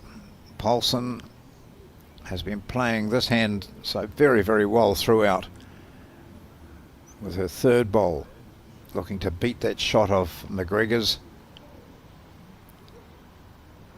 It looked like a much tighter line for her, but if she's got the weight, she might just sit the shot out here. Close. And she does. She does. Sits it out nicely, and so there's the match in the balance now. Leanne Poulson leading 20-6 and holding shot. So this is to save the game for Barbara McGregor. 1 down, I think. Literally a match-saving bowl here, John. Yeah, that's what I thought you thought, yeah. Didn't want to pull up that one.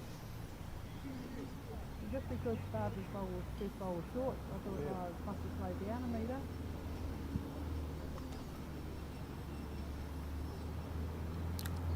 Close. She's close here, Barbara McGregor. She's got the jack. It's collided onto a bowl. She's followed it. Has she done enough? I don't know. That's the question. It looked to be travelling back to She her has. opponent. She has. She's got the shot again. Wow. What a bowl. So I think this will mean a change of hand, will it, for Poulson? What's there's a toucher in there, isn't there? But it's not the one that's the shot. Yeah, so the touch is the bowl that Yeah. sits at 11. Yeah. The shot bowl is at 12. Oh, she might If you could chip. come through that gap there and Yeah. turn her own over. I don't know. Well, let's see what she decides. There'll be a temptation. Yeah. That's an incredible bowl from Barbara McGregor. Yes. So easy to miss those shots, John. You know, you see it so often in these situations. So easy to miss that. And then you're not forcing your opposition to play a bowl to win.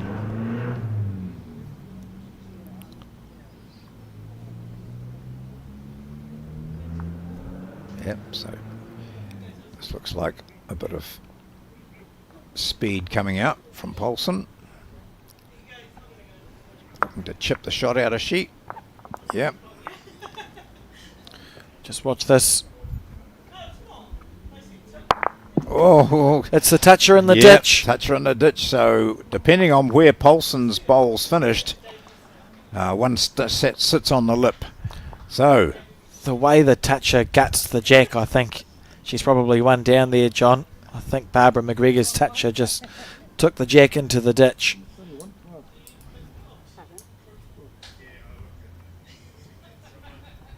The one, I think.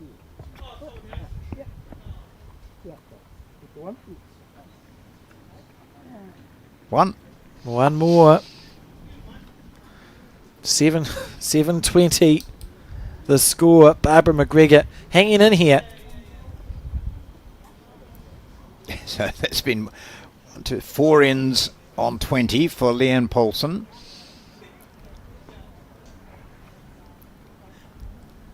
When do you start being slightly concerned? Is it when Barbara gets to 10 shots? You think, oh, I was 20. 20 to 4 out. 17. Yeah, definitely. Yeah. 17, I'd absolutely be panicking at 17. Yeah.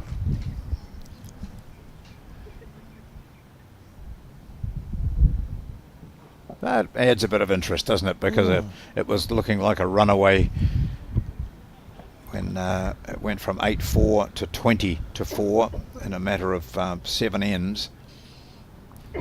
Barbara's done a good job here and has had to play some bowls to keep herself in the game. As you said, I think earlier, John, it's sometimes you think, oh, where was that? Yeah. When I was 10-4 down, Yeah. dropped to 4 on the 9th end, where was that level of bowl? And the sun's out, so that's great for the cameras.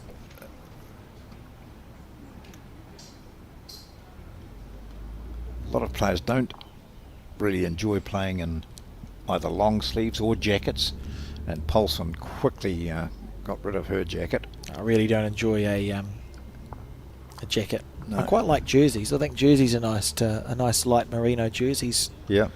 are good to play in, but jackets, no, thank you. See all manner of wet weather gear on the bowling green. Sometimes it's quite amusing if they have. There's a variety of different rain jackets available, isn't there? Yeah.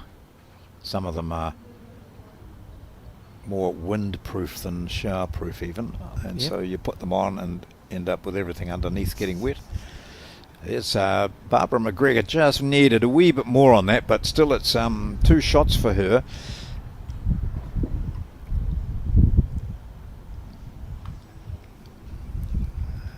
Leanne Poulson's first bowl is out of sight.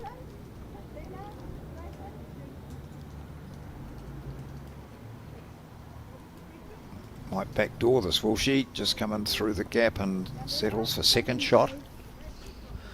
Not far away.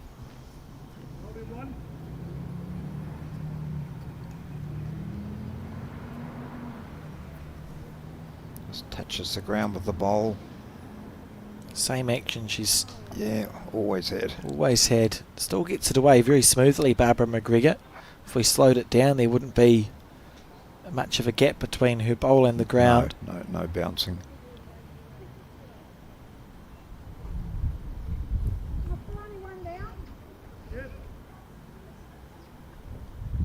Still plenty of room here for this national champion, defending champion, to draw and take the game. So changing to the forehand on this particular direction, which I don't believe she's played in the entire game. No, she hasn't.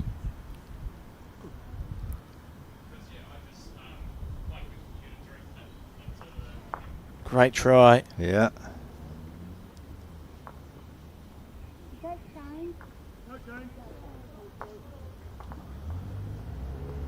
Just make a small correction off that one.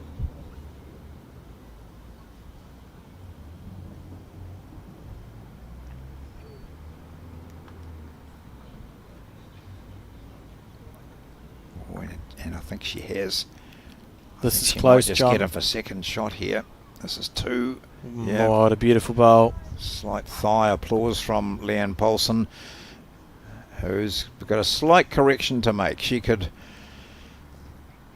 draw this quite quite easily. She's in that sort of form. She might probably just a tap of her own bowl would be enough to put it up for shot. She hasn't played this hand at all until the previous bowl. And we've had, this is the 16th end. To win the game.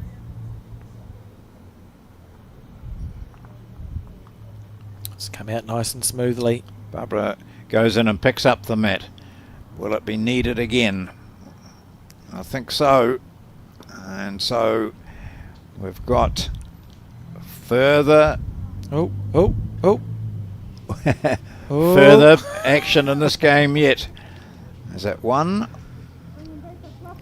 Or did she cut out a second? No measuring, just the one. One it is. So Poulson still sits on 20. And it's 20-8. Slowly inching her way closer.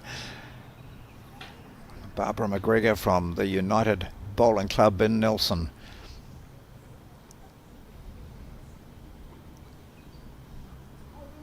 She's doing everything right in managing this game, Barbara. Or everything right in managing a large deficit in a game of singles. Obviously, you don't want to get there in the first place, but if you are going to find yourself 20 shots to fall down, this is how you stage some sort of comeback.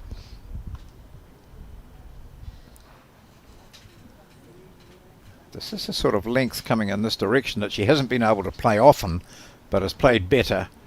Oh, there we go. Speaking too soon. And her weight's not bad.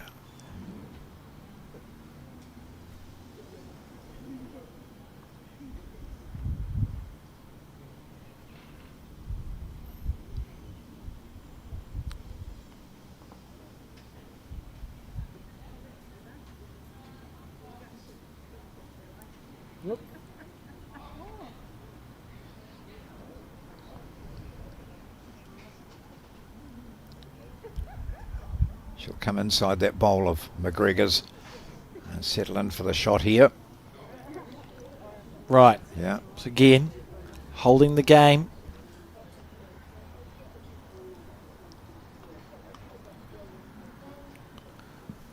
Makes every one of these bowls so important for Barbara and the psychology of it, John, because Leanne will be thinking, I'm going to get lots of opportunities to be holding the win, and I can afford to miss a few. Did you see what hand she played? Forehand. Yeah.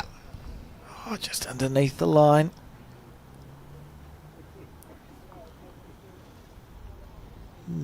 Makes sense. You know, there were two targets there for her to go with the jack or sit the shot out.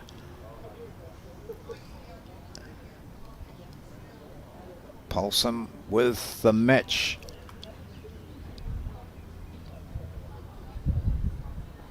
And that's exactly the line she had last time, just inside this red bowl of McGregor's and going into exactly the same home. Great stuff.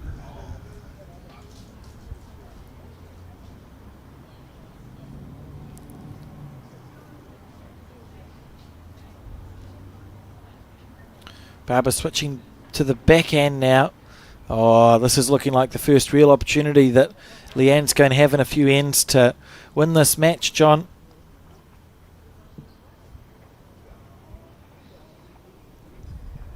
Yeah, I was so sure that she'd stay with the forehand because she didn't miss by much. Even though there's a second bowl in there, it just made the target bigger. And she's got that bowl over on the other side, and Leanne's going to match that. Or maybe not. Just zipping past. Just covering the back. Oh, that's just covering the back. Yeah, fair enough. So that's... I don't know whether it's come in from out there, though. If Barbara... Ooh. No, it didn't. You're not playing in the world now. So, Barbara, your last bowl. Here it goes. She stands around, I think she's shaking hands. She is. She's shaking hands with Leanne Poulson. So the fight back has ended, and a 2 on the final end, as it's turned out. It gives Poulson the win by 22 to 8. 21 required, of course, and it is a fine win there by the defending champion Leanne Poulson over Barbara McGregor of the United Bowling Club in Nelson. Yeah, great stuff, John, and an interesting game. I think Barbara, she ultimately will be disappointed having lost that match, but did do everything right in trying to claw her way back, and she's been around long enough that Leanne, worried's an exaggeration, but Leanne would have been wary of that comeback as it progressed, wouldn't she? But also, going into the match, she would have been wary of McGregor and her form and her ability. They would have played each other previously, so, you know, two fine bowlers, one of them with the pressure of being the defending champion up against Barbara McGregor, who now needs to keep on winning, but it is a continuation of the Summerset National Women's Singles, and we've got more for you very shortly.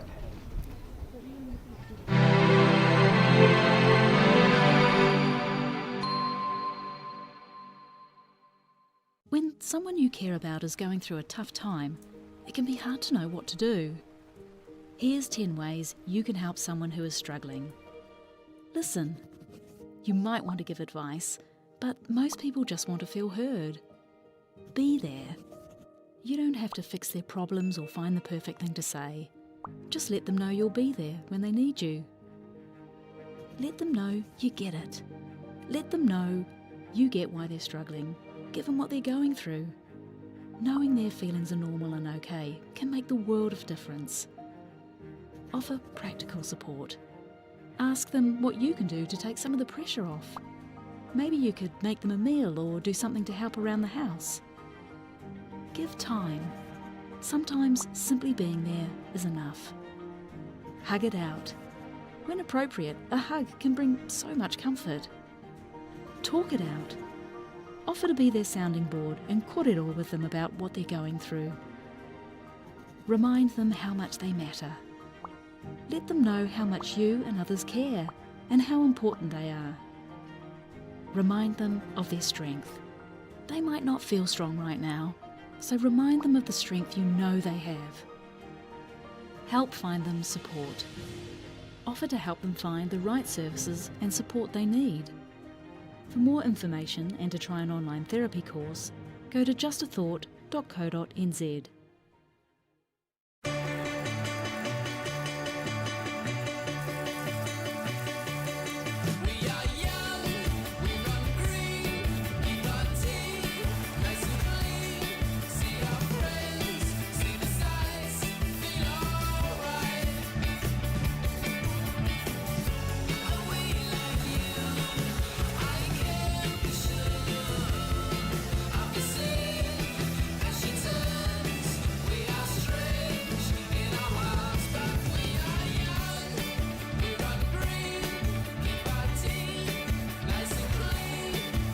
Think age is just a number. Love the life you choose at Summerset Retirement Villages.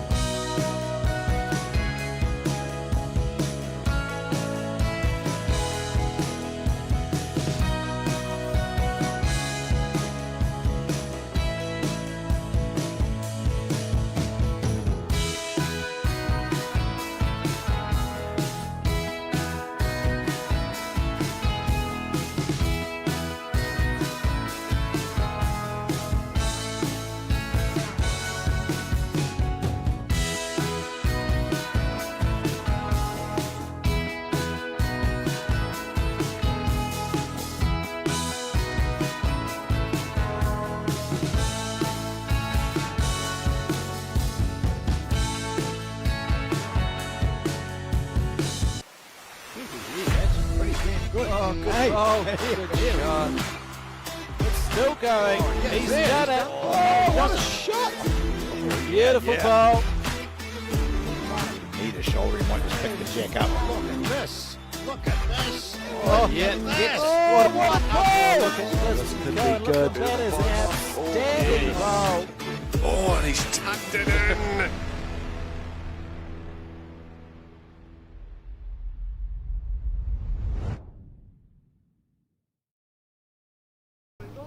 Ka tuku mihi mātou a Bowls New Zealand Aotearoa kia koutou katoa kua tai mai ki tēnei kaupapa hui huinga. Hello and welcome to the Bowls New Zealand broadcast of the 2025 Summerset National Singles and Pairs. My name is Alex Reid. I'm joined in commentary by John Macbeth, and this round, John, we're going to watch a good one. It's going to be Reen Bellis taking on Kirsty Hill. Talk to us a bit about how you think that game's going to go. Well, I'm not too sure because my predictions are normally hopeless, Alex, but we've got two very fine players who've both won lots and lots of titles, regional titles. They've been involved in national championships. In fact, national titles have been won by these players. Reen Bellis, of course, from the famous Bellis name. Her husband Peter is sitting here watching in the clubhouse. And Kirsty Hill from an equally famous Hill bowling dynasty. Oh, two dynasties, aren't they? Yeah, absolutely. So we'll see what happens. I think when we watched the previous game, if our viewers were watching that one, we saw that the left-hand side, where our cameraman is, seemed to be the favoured hand coming in this direction. And yet already we've seen a change in conditions, I believe, and we're seeing both these players using the other side of the rink. So I've been out there just recently watching some of the games, and the wind is quite strong. It's having a big effect. But that's a good opening ball there from Reen Bellis.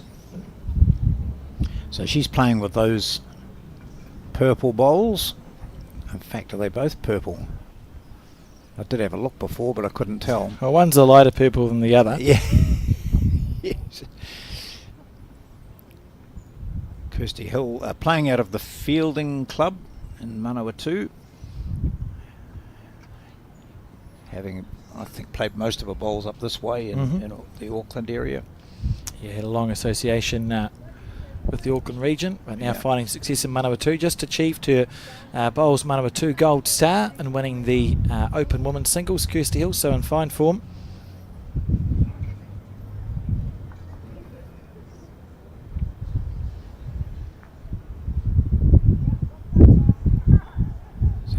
Adding to the strength in that area, the Manawatu Wanganui area. Both those players have played in representative fixtures, of course, against each other or with each other. In fact, in some occasions, because I think Kirsty was at one of the Wanganui clubs. Oh, that's well. a lovely bowl. Beautiful stuff.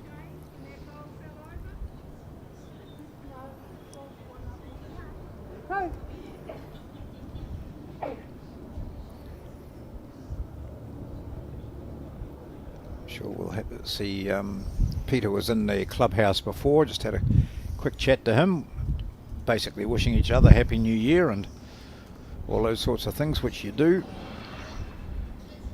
Oh, here we go. Oh, that's a calamity. That couldn't have gone much worse for Reen Bellis, who's chipped her only bowl off the head. She's gone 3 down. She's still got 1 remaining.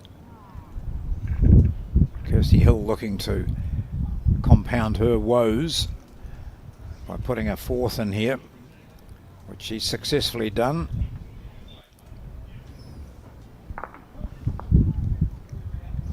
So now Reen finds herself in the situation where she's 4 shots down on this first end.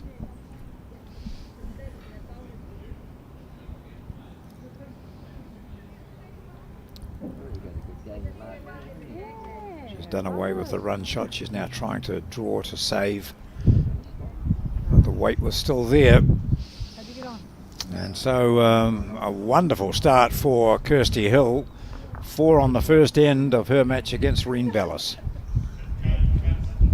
What a start.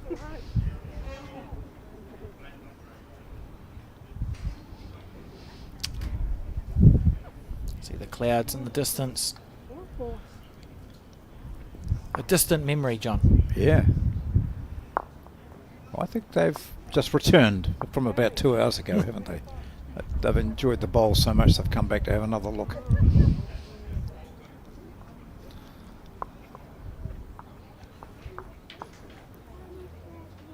So we'll have a look at how these two players have got on in the event so far, and let you know where they stand, how important this game is to each of them.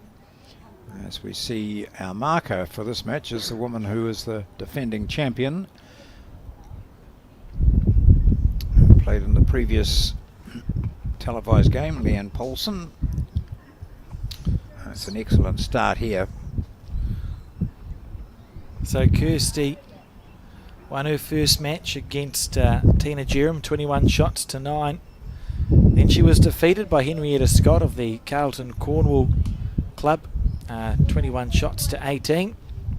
Then she was defeated by Lavinia Rooker of the Onehunga and Districts Bowling Club, 21-17.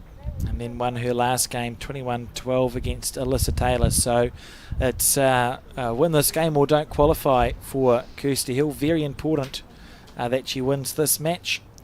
Reen Bellis, I'll tell you about soon, John. Well, you mentioned two names there, Henrietta Scott and Alyssa Taylor. They're out on the screen at the moment, and they're the two who we'll see in our third and final game today. So Reen's had 3 losses and a win, a couple of them close, a 21-19 and a 21-16 loss, so cannot qualify for post-section, but such a classy bowler that Kirsty won't be taking this one lightly at all. Of course, Reen won the New Zealand Open Women's Fours last year as a member of Dale Rayner's team.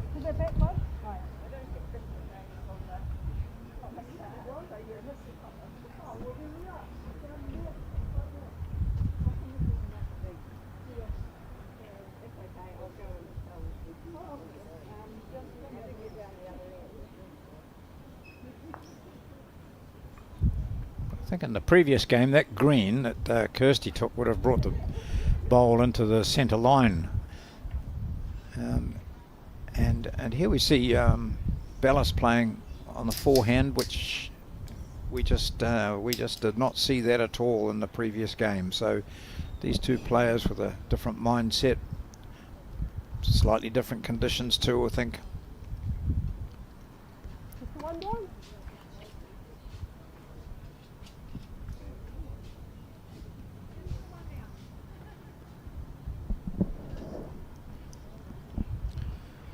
Kirsty, a probing bowl on the back end. This is close here.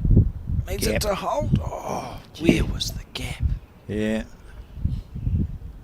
She could try that another half a dozen times and not get anywhere near the gap. Unbelievable. Well, Reen Bellis would love to just tickle that jack across to our right a little bit. She won't with that. Careful. Oh, she might. Can you imagine? Surely she hasn't rolled that in for the shot. She might well have. Wasn't much in it.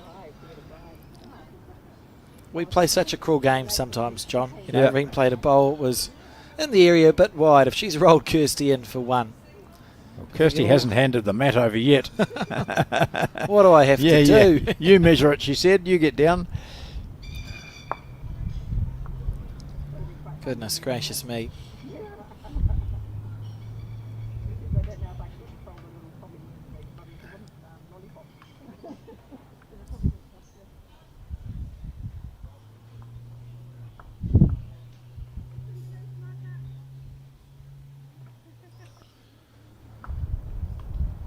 So it is going to be, I think, oh no, she's going back around. I was just about to say it is going to be 1 to Kirsty Hill. And it wouldn't have been.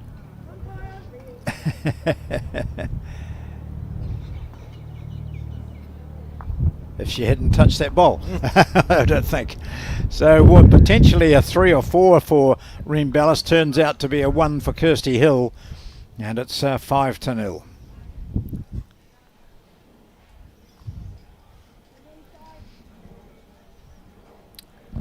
We've made a liar, and it's going to be, I think they've called an umpire, John. Right. We've called it, though. I've put it Okay. on the scoreboard, 5-0. Yeah.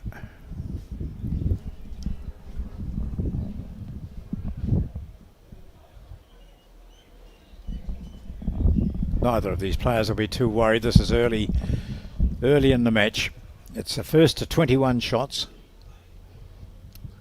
You can find all the results quite easily on the Bowls New Zealand website. You can go right back through each section of play in the men's pairs and the women's singles and the disability matches that are being played here as well, and locate the results.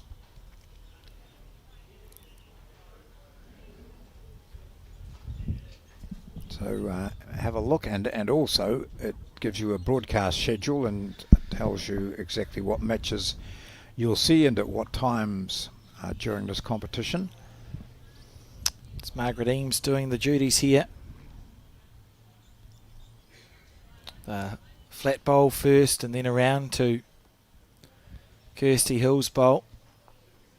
Was promoted to that position.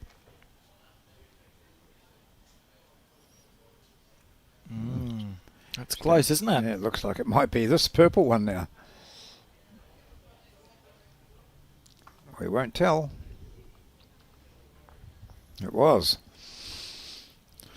So I'm going to have to... Yeah, change your score. There we go.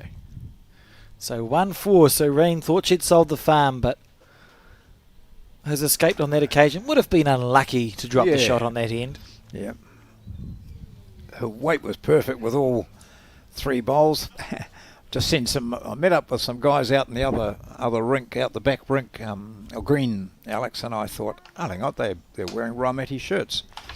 So I went over and a closer inspection. They were from the Hobsonville Air Force Base, and that was their shirt, and they're here playing.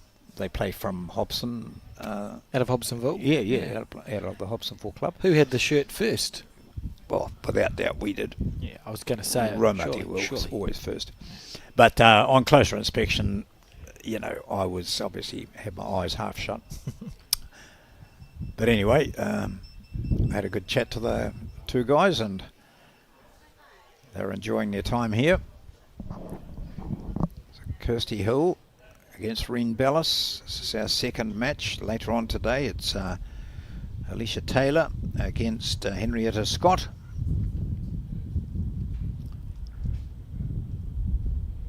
Taylor playing Claire Hendra at the moment. I think just a couple of rinks over from where we are.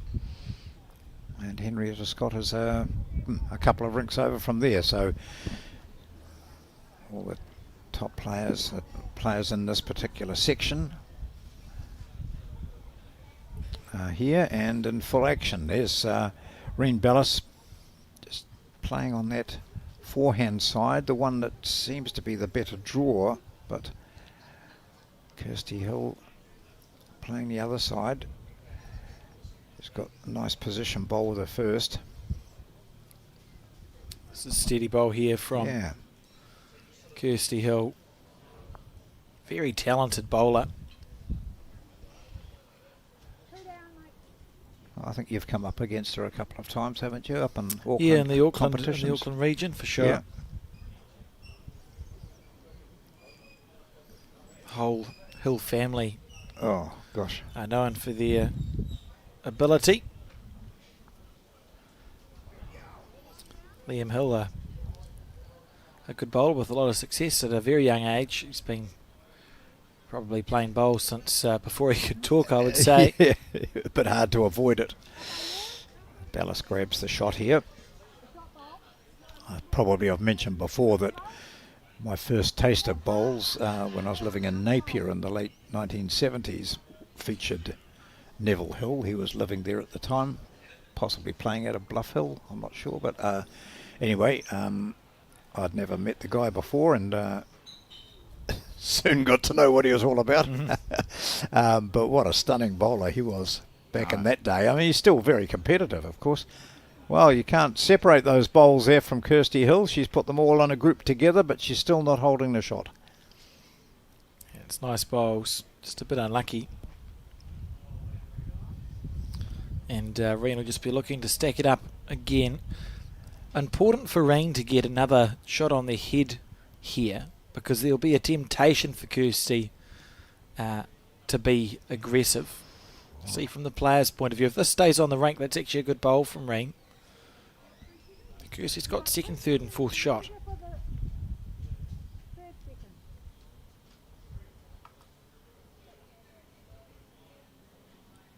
She's going the shot bowl or the jack into the ditch. She'll get the jack off a rebound, not quite. Gee, but she's flicked that shot bowl out. Has it gone out far enough?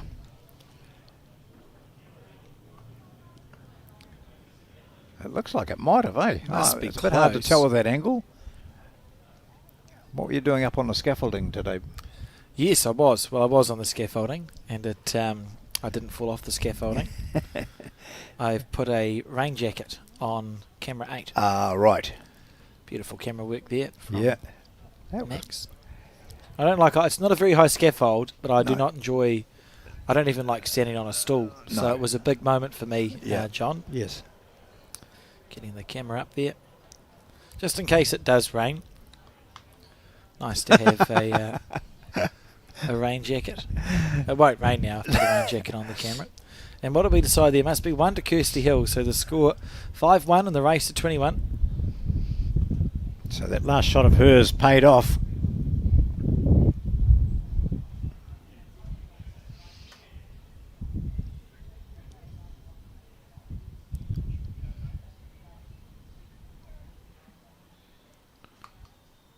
She's studying it all the way down, and with good reason.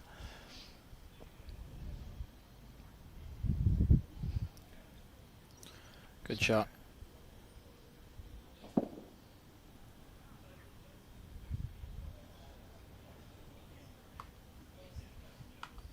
So both deciding to play this forehand side in this direction. Just overcooked that one.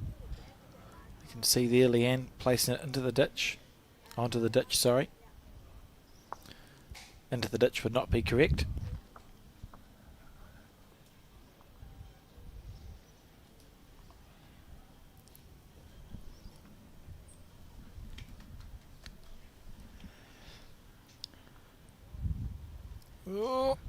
Oh, just annoyed, eh? See the wobble of the head and the slump of the shoulders, because she would have been encouraged by the line.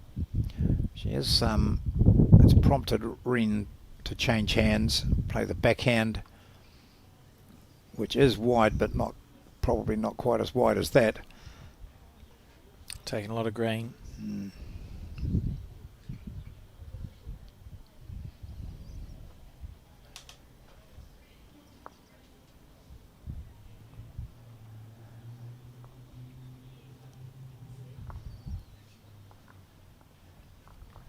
What correction did she need to make? It's just her weight.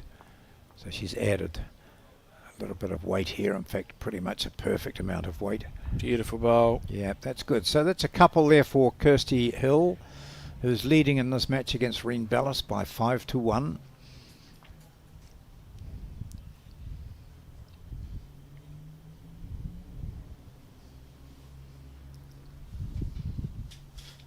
She's made that green correction.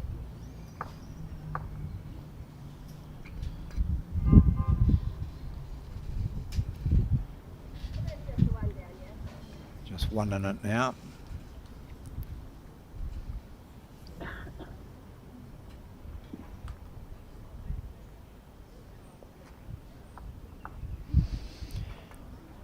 So chucked it way out wide, and no matter how much she wills it and indicates it's not going to come in from out there. Is it 1, 2?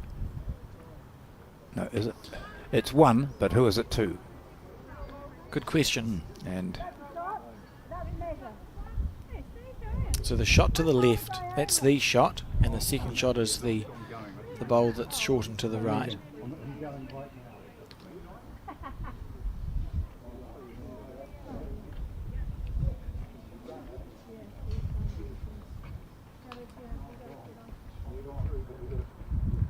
Well, that's interesting, isn't it? If that bowl to the right is a shot, it's quite deceptive.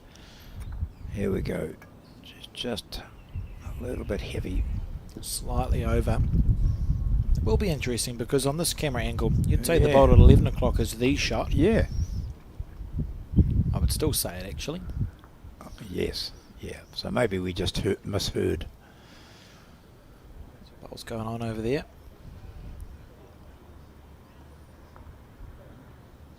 Been very impressed with these Toblerones. We've got John, just helping us state our sponsors, Dynasty Apparel, Summerset Retirement Villages, and framing up the broadcast rink in a slightly more professional way. I think it's just a nice evolution for us. And also it helps you hide all your just cords and wires. a happy coincidence, obviously. Yeah. So it went the way of Kirsty Hill. I didn't pick up whether it was 1 or 2. Just down the far end we can see Reen Bellis standing having a drink by the scoreboard, so she's just changed that. Was a 1 there, so 6-1 the score now.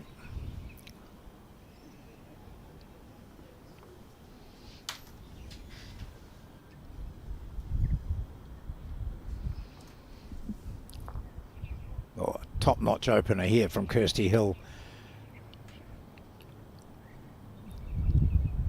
She's looking pretty settled, isn't she, in this match?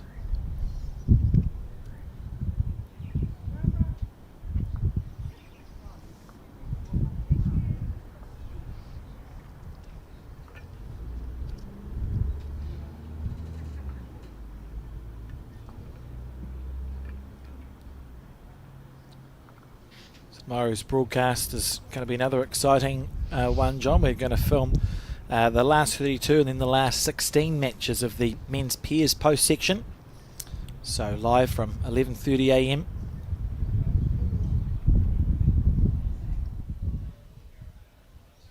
And of course we don't know who's going to be in those yet because we haven't played post section.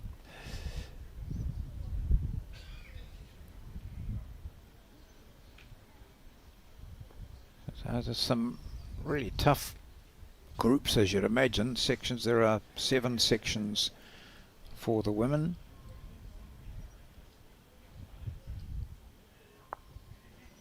Unlucky there from Reen. Hello.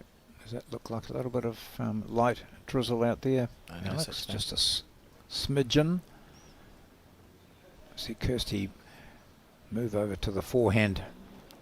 And we see Liam Poulson move across our camera to go and get her jacket, I'd say. She did tell me that she brought a much better raincoat than she showed us when she was playing, and it rained quite steadily for a few minutes. But she said she's got a better one for when it comes to marking. I've just seen an apparition outside the commentary booth. A flashback, John. Yeah, I'll here in say. Nurka has entered the building. Spent a lot of time working for Bowls New Zealand. She did, and then headed off across the Tasman, so it's good to see her back. Here's a nice looking bowl coming in from Kirsty. Is it going to have the weight to get up for another shot? Not quite. Oh yes, it will. Well, our judgment's been a bit poor lately, so that looks like 4 to her with 1 bowl to come.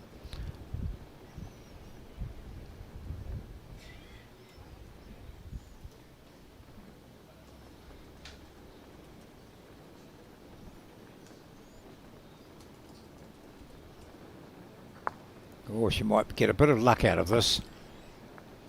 Oh, she takes... Oh, she's still 3 down. Not to be. Yeah. And there we see it steady out there now. And that doesn't look like a waterproof top that Kirsty's got on. Oh, that's brilliant. Look at that from Claire Hendra.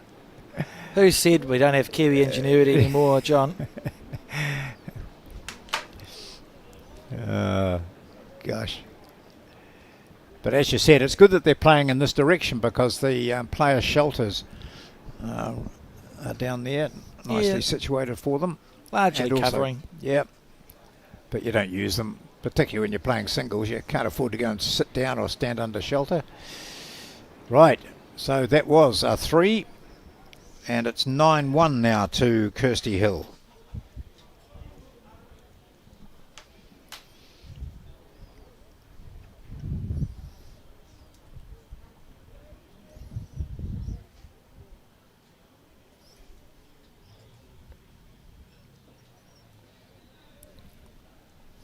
And just as soon as it starts, as suddenly as it starts, it eases off and soon will be gone, I think.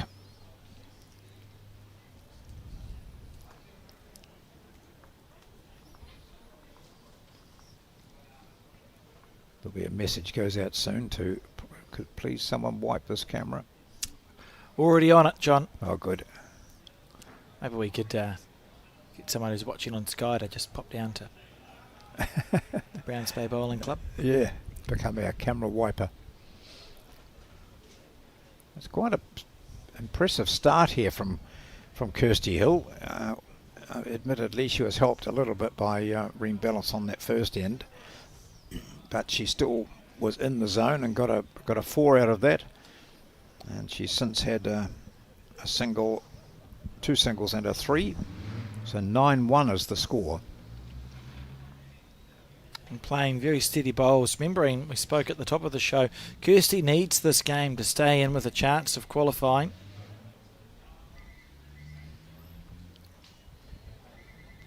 And Reem's It's gone out of well. contention, but she can be a spoiler.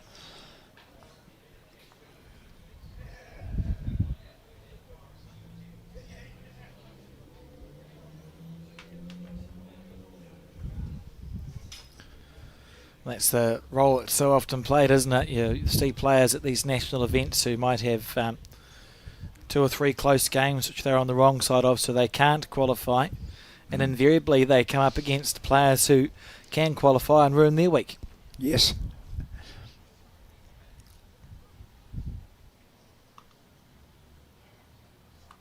Kirsty again on the forehand.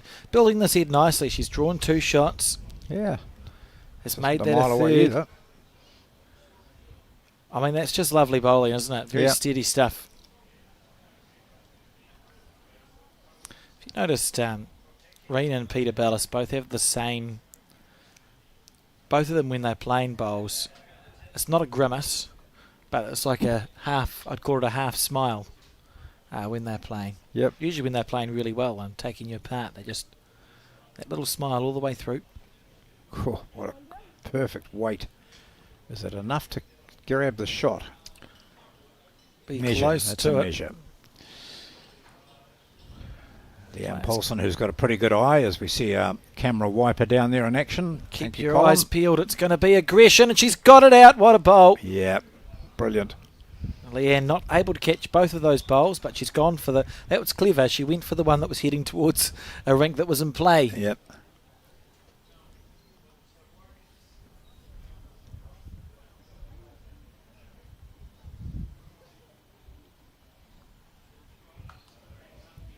The last bowl of this end. It is the 6th end. Reem Bellis had drawn shot, looking to do so again with this. Oh, not quite. She might have dropped a 3 here. We'll just get a gauge from.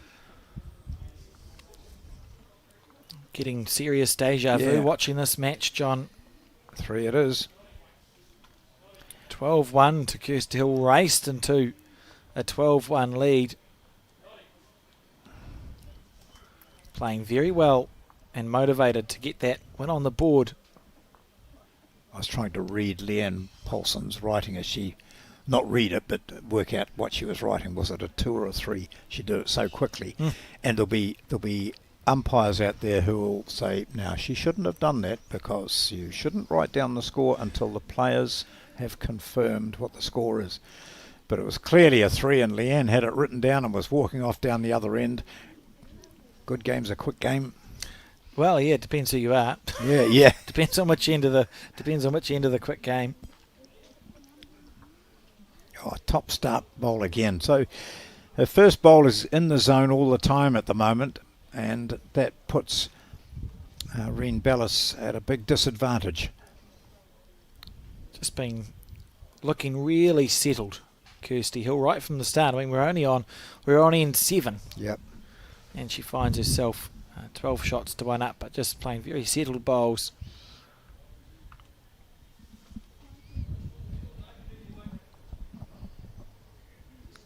Rain taking a nice line here. Needs to run out. Not going to.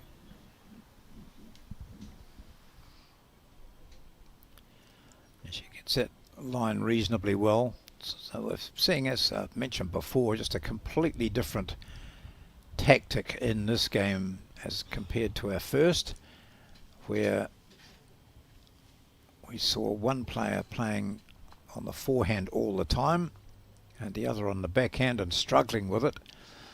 They being narrow all the time. And now we've got both players playing down this backhand side to the right-hander and using the same side of the green going back the other way, which neither of the other players did in the previous game. So that's just a change of conditions. And also, once you get one bowl in the zone, there's not much point in changing. So very good players in this section, and we've already seen the national champion Leanne Poulson playing Barbara McGregor, both really fine players. There's a real mix of old and young, and we'll see some of those out later on today.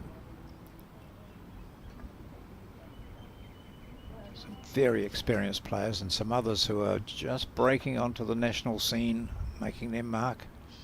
And this is a great opportunity. The nationals give you that. If you're a non-bowler, you might not be aware that this is not a, you don't have to qualify for the nationals. You can enter. Just so long as you're a member of a club somewhere, you can enter in the singles and pairs that we've got on at the moment, or the fours and the mixed pairs, which are on in Christchurch at the end of next month. So here we have, once again, the closest bowls belong to Kirsty Hill. And playing very, very well.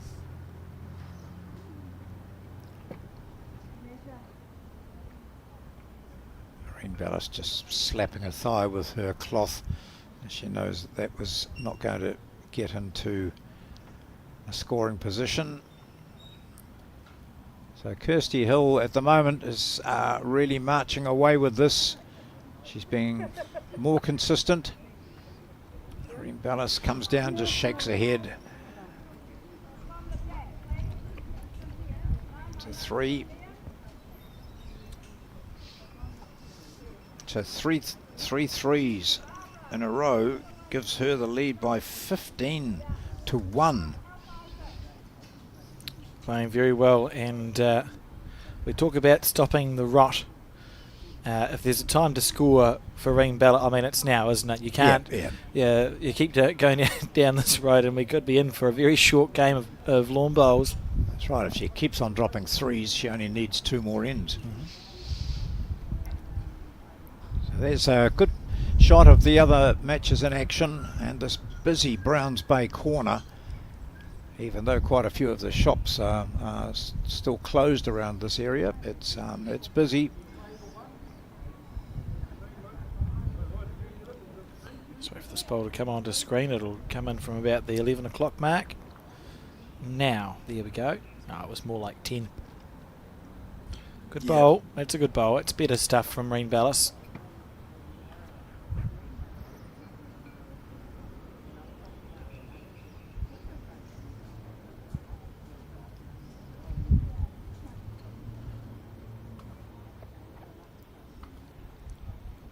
So players can afford to drop 2 matches. 2 games. You can lose 2 games and qualify. Yep.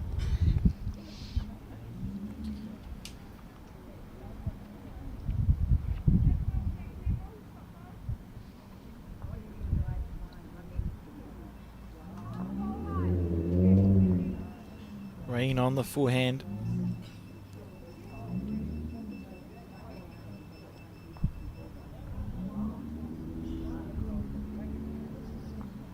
It's not quite the accuracy that we know Reen Bellis is capable of.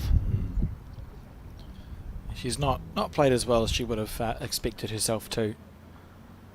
But in the same way, we saw Barbara McGregor draw on her experience to extend the game that she played against Leanne Poulson. She made it last 5 ends, I think. Once Leanne got to 20, it was 5 ends before she checked out. Reen Bellis will be thinking, well, I've been here before, and Reen's got nothing to lose. She can't qualify, so you're ordinarily more relaxed, whereas Kirsty needs this game to qualify. So she'll be thinking, well, see if I can just get a run on the board and then work in from there. Just chip away 1s and 2s. You never know what could happen.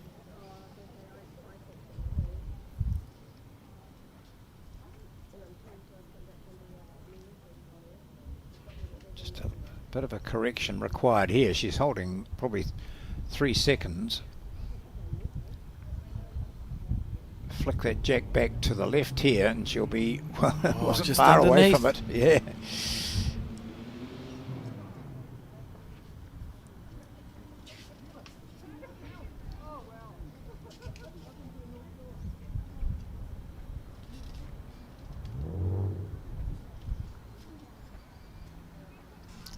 Looking to bring that in slightly from out where she went that previous one, and if it stops now it'll be a good shot. She'll be back on the board. Nice ball. Scattered head really from what we've seen compared to what we've seen in the previous ends, but at least Reen Bellis will breathe a sigh of relief that she does have the jack in her hand and sees the score tick over to 15-3. And this is when you think, well, now the work begins.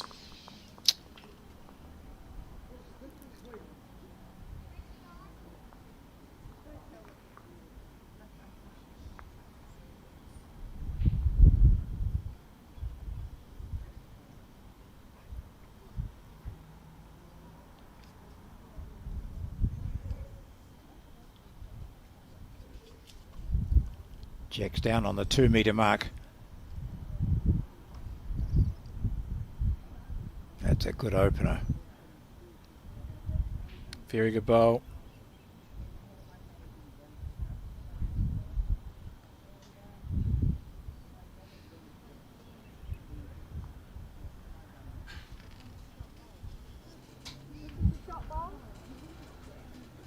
You should be pleased with that, John. Yeah, I think so. It's sometimes, you know, so difficult. You've clawed your way in, you've actually won an end and you've been scoreless for some time, and then everything leaves you and you put the jack into the ditch when you throw it up, or you're short with your first bowl. So it was good that she was able to exert a bit of pressure with that first.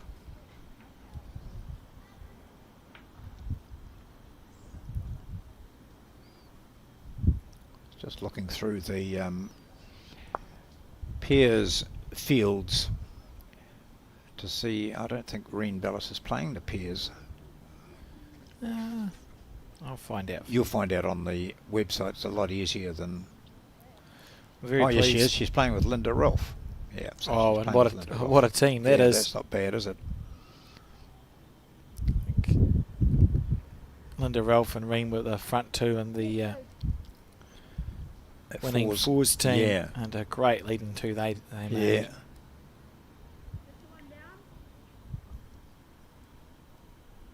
And Kirsty's playing with Aggie Motu, so they've played together a lot.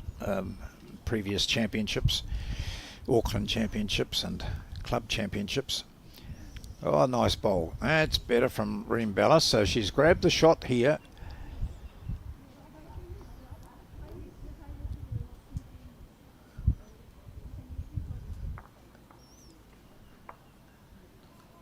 More the level that she expects of herself. Ooh, look at this.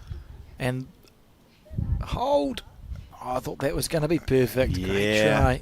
In fact, Reen Bellis now, if she can play that similar sort of shot to what Kirsty did, but with a slight amount more luck, she could pull this jack back here for 4. Let's see what she can manage. It's going to be a bit wide.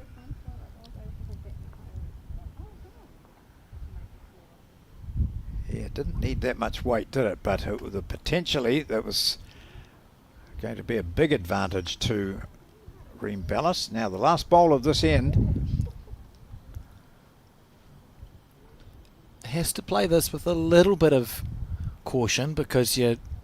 Oh, it's got to be the perfect bowl, doesn't it? And I think she's done it, has she? Yes, she has. What great weight! That looks superb.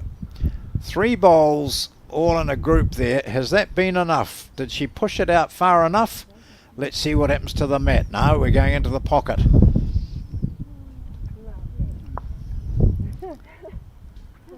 I mean, No, she's given it away. She says, no, Reen, it's yours. Oh. So 1 to Reen Bellis. What an excellent bowl. 2 or 3 excellent bowls on that end. I thought she'd done enough. Yep. I really did. 15 to 4.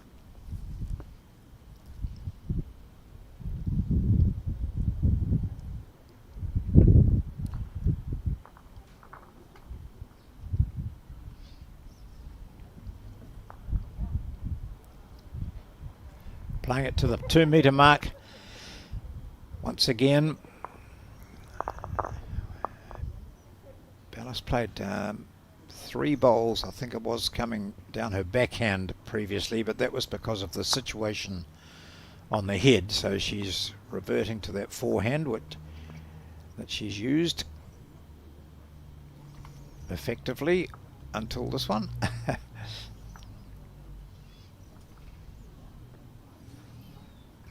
It's your fault.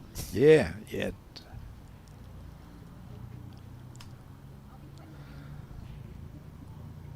Such is the Auckland weather that the sun is now. I can actually feel the heat coming in off the green into the commentary booth. Wouldn't it be ironic if and that's a good bowl there from Kirsty Hill, if the rain jacket that I put on overheated the camera, John. That would be typical. Nice shot there of what the wind's like up above the roof. That's coming in from the side, from right to left as we view it. So, having no sense of direction, I suppose it's a southerly there, is it? I don't know. It's blowing to the right. Yeah. That's all I've got for us. But it's just a gentle breeze. It's not going to make a difference to the bowls, John. And Reen settling into her work here. I mean, you look at these 2 bowls, they're nice weight. She's got a good close bowl for the shot.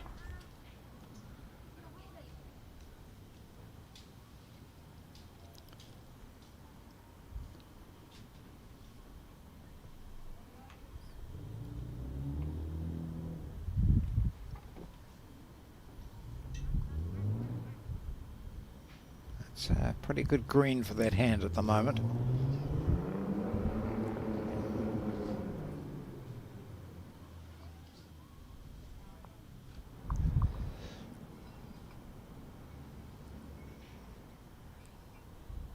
Yep, she doesn't hesitate to attack. Look at this. Might get a result out of this. Oh, could have taken her own as well. She's opened it up. It's still 1 shot to Bellis. That lighter, brighter coloured purple bowl. In fact, it's identical to the one she's got in her hand. Here we go. Nice green again. She needed to add a couple of metres. She's done more than that. She might get a bit of a helping hand here. Oh. No, it's still just the 1. Oh, this will be an interesting shot selection here from Kirsty. She'd probably back herself just to get rid of that. I think so. You'd have to miss it by a bit.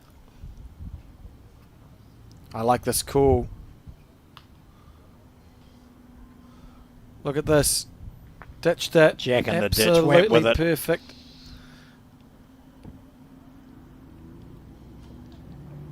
She plays those shots well, doesn't she? That's a really impressive bowl from Kirsty Hill.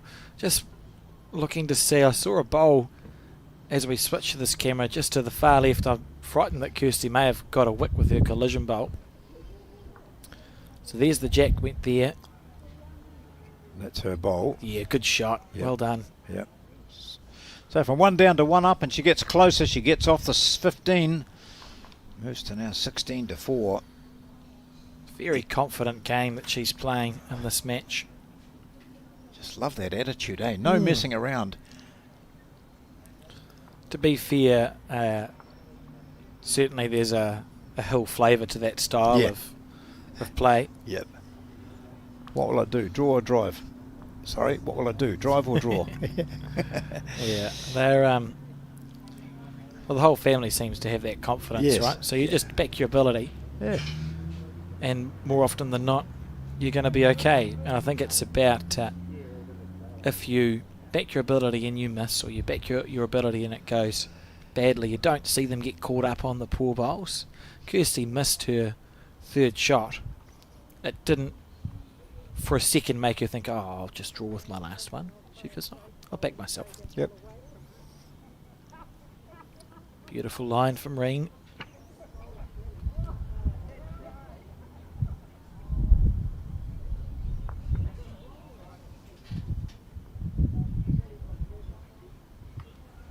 You would suggest she's not happy with that. However, she's probably, she is going to pick up the jack. Not quite. I think she knew the moment she let it go away that it's just that on that tight line.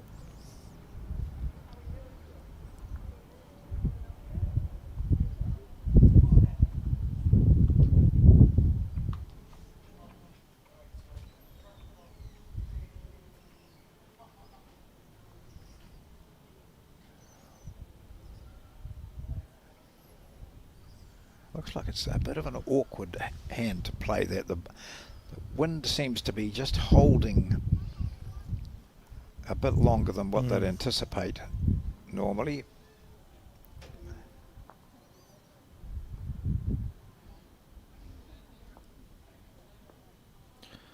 Hold. Oh. Just about.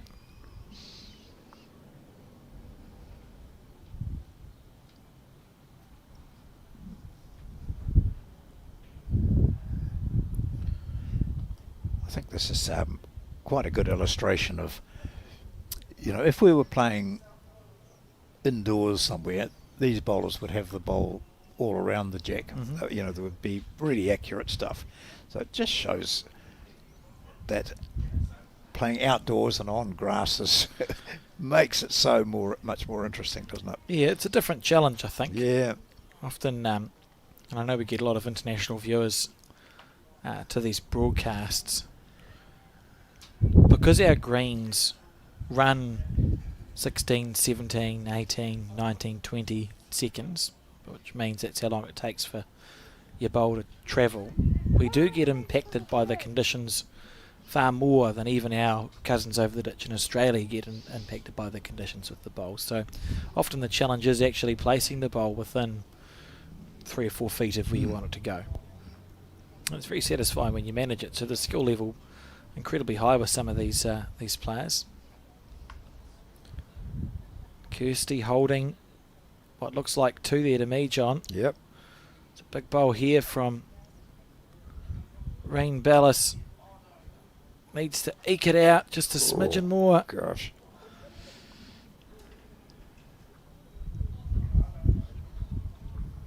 Not to beat. 3 outstanding green picks from there, aren't there? 3 of her bowls, Reen Bellis's bowls, are in a line, but she still goes 2 down. Well, now it's panic stations isn't quite the word I'm looking for, but I can't I can't think of another one. That's quite a good description. It's still 18-4, 3 away from victory for Kirsty Hill. Sort of do or don't. And we talked about earlier about time limit and how there is a 3-hour time limit. We have not been playing an hour yet, have we? Oh, what time do we start? 10:30, wasn't it? No, 11 o'clock. Oh, no idea what the time is now. The time is something. It's 11:49, so we've been going for 49 minutes. Yeah. There you go. Barely a third of the way through. Yep.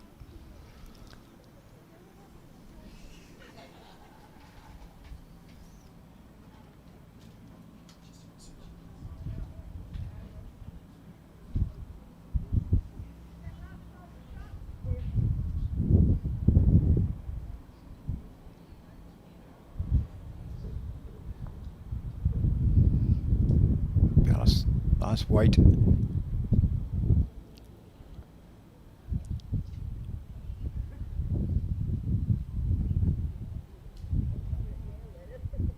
Kirsty Hill has got one of the three she needs to go out in this game.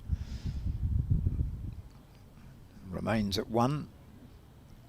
Ballaston, delightful weight with her first bowl on this particular end, which is the 12th. 18-4.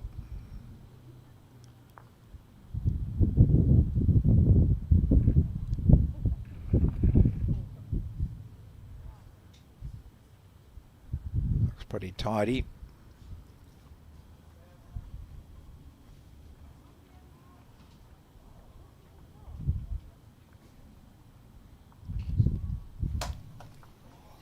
Still 1 to Hill. Has played at a very consistent level in this match, Kirsty Hill. Hasn't shown any signs of thinking about the score. Sometimes it can be easy to relax a little bit when you run out to an early lead.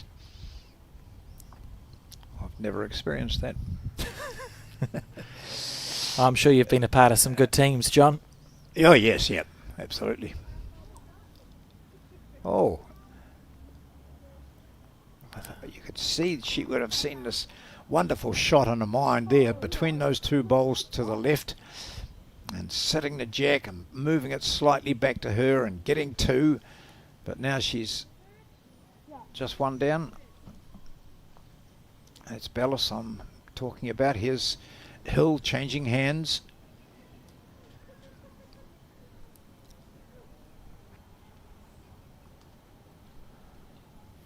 Willing it back in.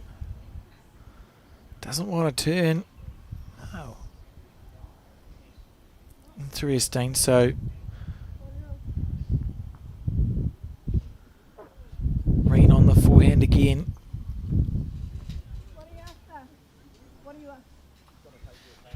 Now through that gap and onto the jack. Surely this is close, John. Yeah. What a beautiful bowl. Yeah, very good. So she would have seen that. It would have looked so inviting on the mat when she was standing there.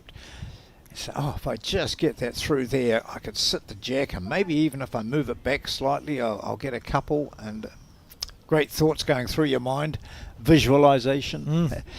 And she did it nicely. So 18-5 now.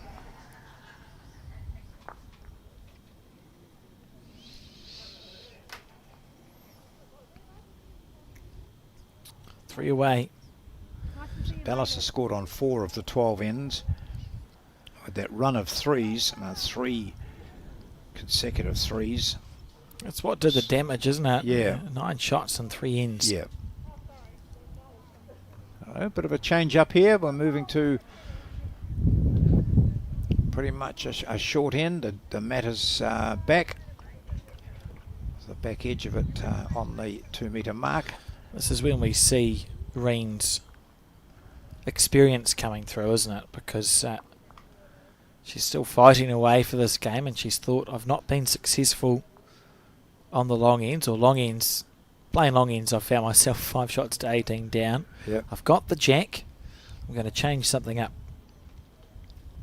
She plays the perfect weight, which is often the hardest part, isn't it? When you go from long ends to a really short one, or practically a minimum. And she might be quite happy with that too, to see that she's got the weight but Kirsty Hill hasn't. So now it's just that better not throw a wrong bias down, particularly when it's on television. I was approached by one of the players in one of the other games earlier today who said, did you see my wrong bias? Did you see a bowl come across? And I said, we did see one, but I didn't take much notice of it. Was it a wrong bias? There was a wrong bias out there. Well, it's nice of you to mention it now on the broadcast. I haven't mentioned who it was, though. That's nice of me, isn't it? That was my next question. I won't ask. No.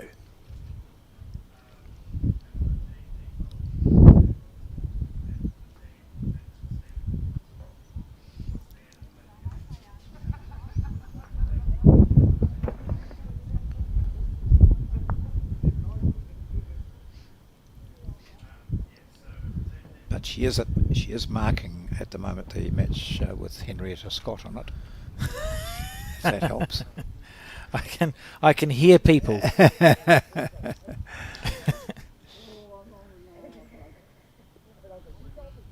Bring it in again. Oh well, the change up has worked very well. Beautiful here. bowling. Yeah, that's great stuff.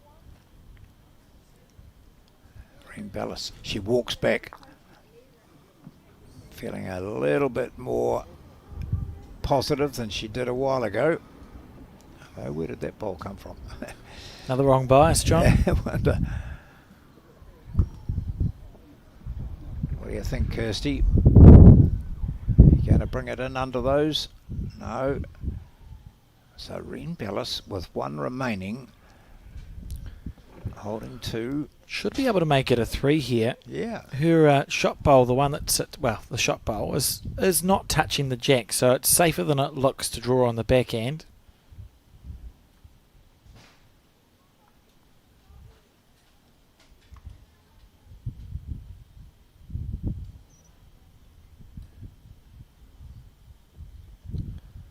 Yeah, handy enough. Yeah, not the worst place it could have ended up.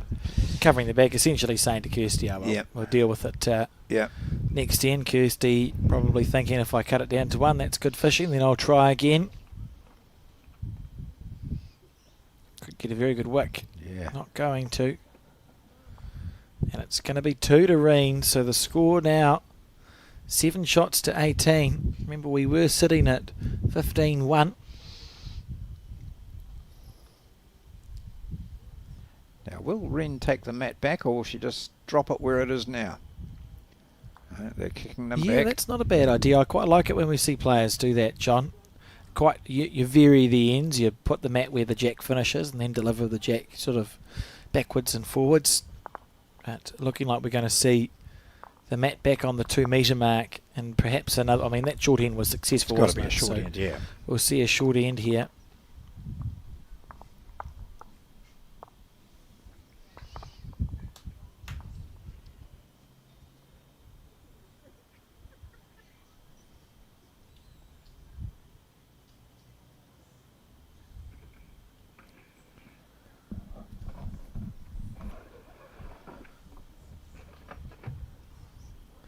Colin Williams just weighing down the Toblerones, which I should have done this morning.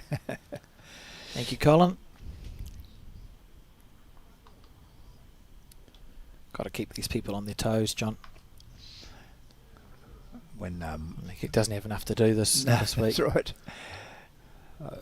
Just had a brief word with Barbara McGregor and Leanne Poulson after that first game, and we're talking about the weather, and Barbara said, I was really annoyed with myself. When it was 20-4 down and I drew that shot to make it 20-5, she said, I thought, why'd you do that? Because then it started to rain, and she said, if I hadn't picked up that shot, we would have been nice and dry inside. Oh, that's great.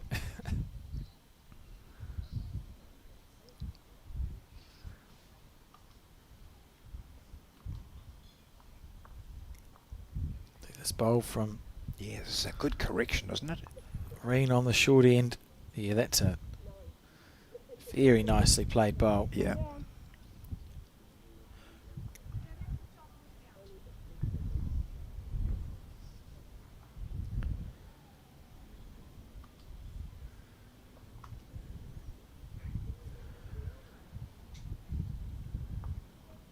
How's the weight here from Kirsty Hill? Look at this. Is it going to sit down? Oh, it has sat down. That's got to be close to the shot, John. I'd say so. Just God, what a standard. having a glance outside to see if Leanne was giving us any indication. I think it's very tight down there. It's got Reen playing on the same hand. Just on the outside.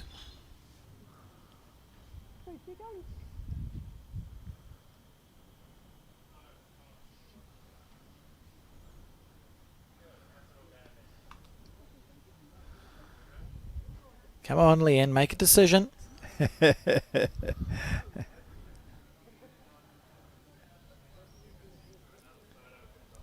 It is.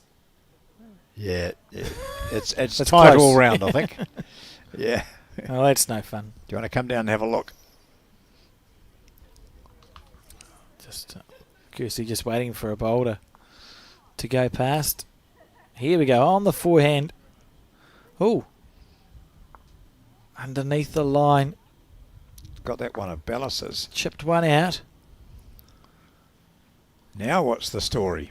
So from Kirsty's point of view, she must be able to see that port underneath that short blue bowl to the right of our screen to get rid of Reen Bellis's. Yeah. We'll stay on this view and watch the bowl of Reen's. It'll come from the left of your screen. And she'll be playing the backhand. Here she goes now. You can see that green's perfect. Just overplayed. But if she believes that Kirsty will ever go at it, she's played a very good bowl. Let's see what she's going to do. She is. She's having a run. She can see that bowl. She's right on target. She's got it. Oh my God. What a shot that was. Did you see that, John? I certainly did. What a bowl. See if we can get a replay of that when it comes to it. Very good, because it was holding her out of 2. She, in fact, it was probably the shot. That was the indication we had. So that makes her now 20 rather than being 18 to 8. She's now 20 to 7. Here we go. Oh, it's just perfect, John. Isn't it? Yeah. Absolute perfection there from Kirsty Hill. What a shot.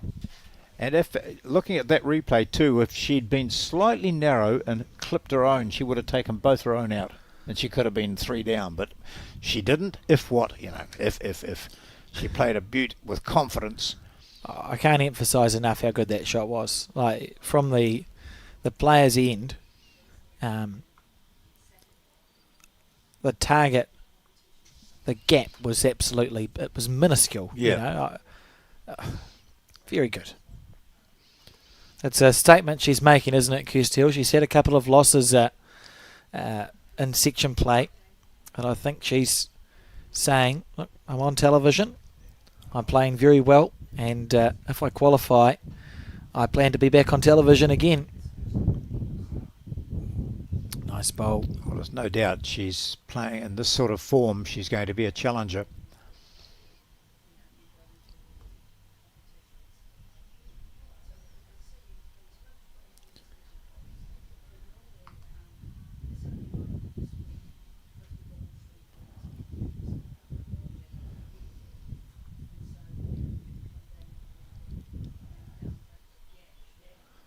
Just past the head. Every time we say something like that, hey, in this sort of form, and then a loose one comes up. Commentator's fault. Oh. Bit of banter going on there in between rinks.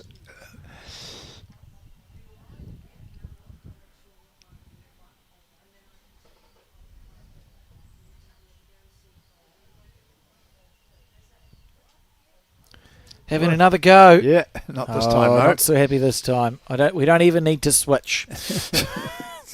That's a swing and a miss there from Kirsty Hill. But I applaud the. I really like that way of playing bowls, John. We go. Rain on the forehand.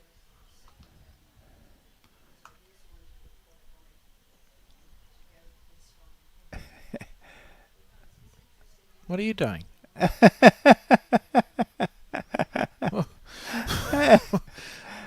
don't really understand what I've just. I don't really understand what I've just seen. No. Do you want to play in our rink? Unbelievable. Oh dear. That's called being in the zone. Yeah.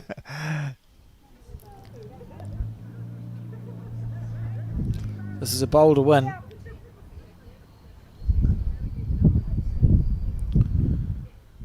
I'll watch this from the.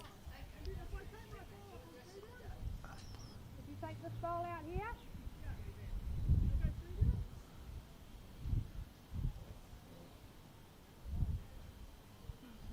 Kirsty's just asking Leanne if she takes the shot ball out, who's got second. I think she's fed up with drawing. She just wants to have a go, doesn't she? If you take the jack into the ditch, Kirsty, you've got it. Oh, opted for the draw. So can't have second shot, mustn't have second. By that, you think she might not even have third. Now she's got it. Now she's got it. Oh, top-notch stuff. Man, it sat down. Good shot. Yeah. Not quite the Not shot. Quite enough for one.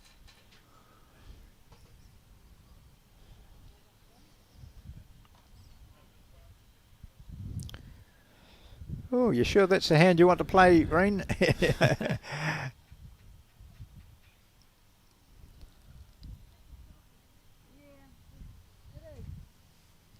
Yep. She's going to play this hand. She's holding shot with a ball that's looks like it's at about 2 o'clock or something. There she goes. She can draw around that.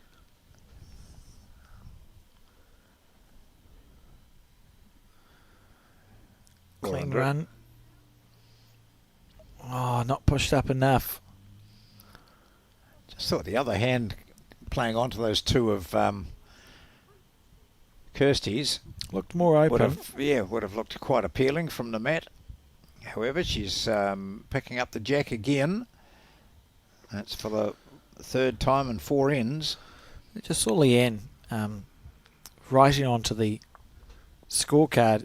For anyone watching who's just taken up the game, it's a really good habit to get into, to write the score immediately once it's been decided, John. Yeah. Because you'd be surprised at how many ways you can be distracted when you're marking a game of bowls, and the worst thing you could do is not write it down immediately, and then you straighten the jack, and then someone talks to you and something else happens, and suddenly you've not done the scoreboard or the scorecard, and people are asking all these sorts of questions. Yeah. So experienced call there from Leanne, just to write the score down immediately. Just allows you to keep a real track of what the score is, and that is their job, to be fair. Well, that's the official score. Mm-hmm. And so it's got to be right.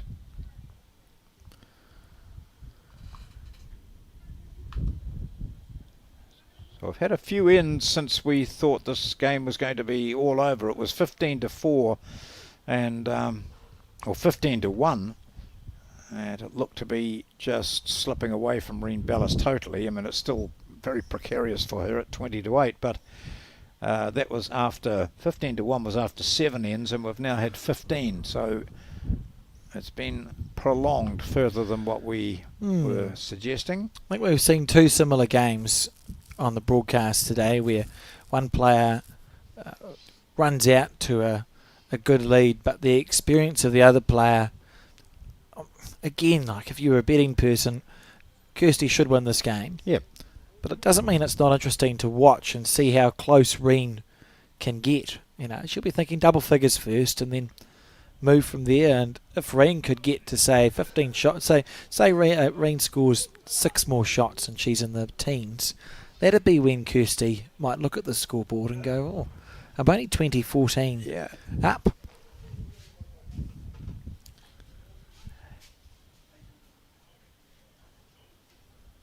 Here we go, Reen on the backhand. I think Kirsty's got match point here, hasn't she? She's holding shot. That's a very good question. Reen needs to get this to come inside her own bowl, but she's going to get hooked up on it. Outside half is good That enough. might do just enough, though. That's it. Yep, that's the shot now.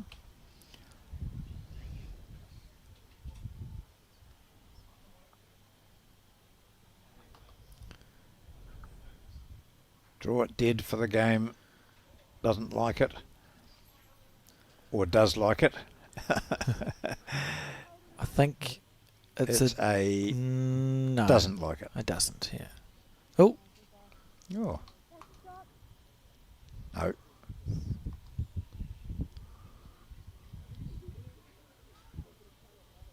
Holding one. Reen's holding one. That's what was been indicated there. Oh, fair enough. Worth going down to have a look at. I mean, and this suggests, even though it's 20-8, she wants to win this. She wants to make it difficult. What you do is you're out of contention yourself, but you can put someone else out of contention as well. So going down to have a look.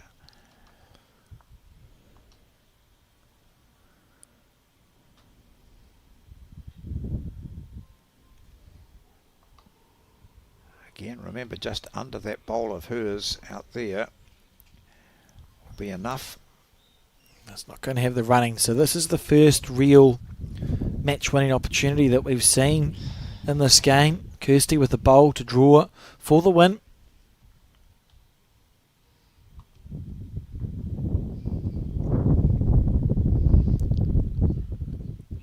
She liked the way that came out of the hand, I think. Now she's wandering way over to say hello to Max. I'm wondering whether it's going to do enough. And it doesn't quite do enough. I'm not sure. I think it has. Maybe. Here we go. Good. Yeah. Well read, Alex. So it is Kirsty Hill who continues to remain alive in the qualifying games for the women's singles. She's beaten Reen Bellis by 21-8. And so we see her march on, and what we've seen in this game is a very good display, not totally consistent from Kirsty Hill, but enough to suggest that she'll be there and challenging some of the better known players. She's got some very good form behind her over many years, and now she is quite happy to have marched on another stage, beating the very competitive, normally Reen Bellis, but Reen was not on her game today. And so the victory goes to Kirsty Hill over Reen Bellis. Our next game coming up, incidentally, will be Alicia Taylor of North End. She's playing in this green at the moment, and she'll be up against Henrietta Scott from Carlton, Cornwall. You might even spot those two players out here on the green as they're completing their current match. So Carlton Cornwall uniform is usually pretty easy to spot, isn't it? It's the black and yellow and white stripes. They were called the Bumblebees when they used to wear the blazers from Carlton Cornwall. But Henrietta Scott, a very exciting young talent in the bowls world, has played in the Oceania team in the past and played certainly very well. Has had a good run through. We'll have a look when we get to that game and see what the situation is. I think Alyssa Taylor's in a similar space to Reen Bellis, and that she can't qualify. Okay. But that doesn't mean that she's not going to be all guns blazing, and has been a very good junior bowler so far in the Manawatu has Alyssa, so looking forward to that match. And of course all the results, you can find them on the Bowls New Zealand website. It's very easy to manoeuvre. You can check on your favourite player to see how he or she or they have been getting on during the competition. Remember, 2 losses still enables a player to qualify. So there's a lot of teams and players out there who have dropped a couple but are still in contention. The wind continues to belt its way through here at Browns Bay, but that fortunately is up on high. Down below it's not too bad, but still having an effect on the bowls. The green is playing exceptionally well. All 3 greens here playing exceptionally well at Browns Bay. So we've got the men's pairs and the women's singles, some disability matches as well here at Browns Bay. This is day 2 of the Summerset National Singles and Pairs. Just as a forewarner too, later next month we have the fours, National Championship fours, and the mixed pairs being played in Christchurch, and we'll be giving those matches plenty of coverage too.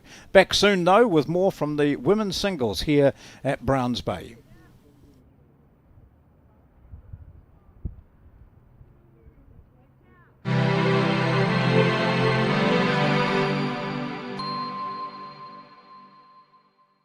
When someone you care about is going through a tough time, it can be hard to know what to do. Here's 10 ways you can help someone who is struggling. Listen. You might want to give advice, but most people just want to feel heard. Be there. You don't have to fix their problems or find the perfect thing to say. Just let them know you'll be there when they need you. Let them know you get it. Let them know you get why they're struggling, given what they're going through. Knowing their feelings are normal and okay can make the world of difference. Offer practical support. Ask them what you can do to take some of the pressure off. Maybe you could make them a meal or do something to help around the house. Give time. Sometimes simply being there is enough. Hug it out. When appropriate, a hug can bring so much comfort. Talk it out. Offer to be their sounding board and kōrero with them about what they're going through. Remind them how much they matter. Let them know how much you and others care and how important they are. Remind them of their strength. They might not feel strong right now, so remind them of the strength you know they have. Help find them support. Offer to help them find the right services and support they need. For more information and to try an online therapy course, go to justathought.co.nz.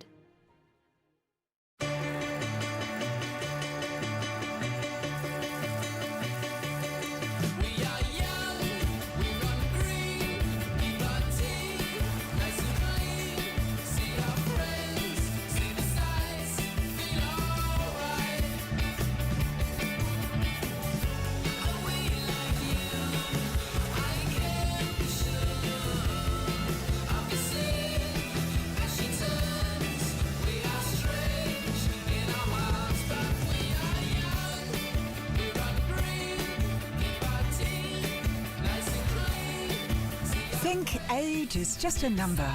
Love the life you choose at Summerset Retirement Villages.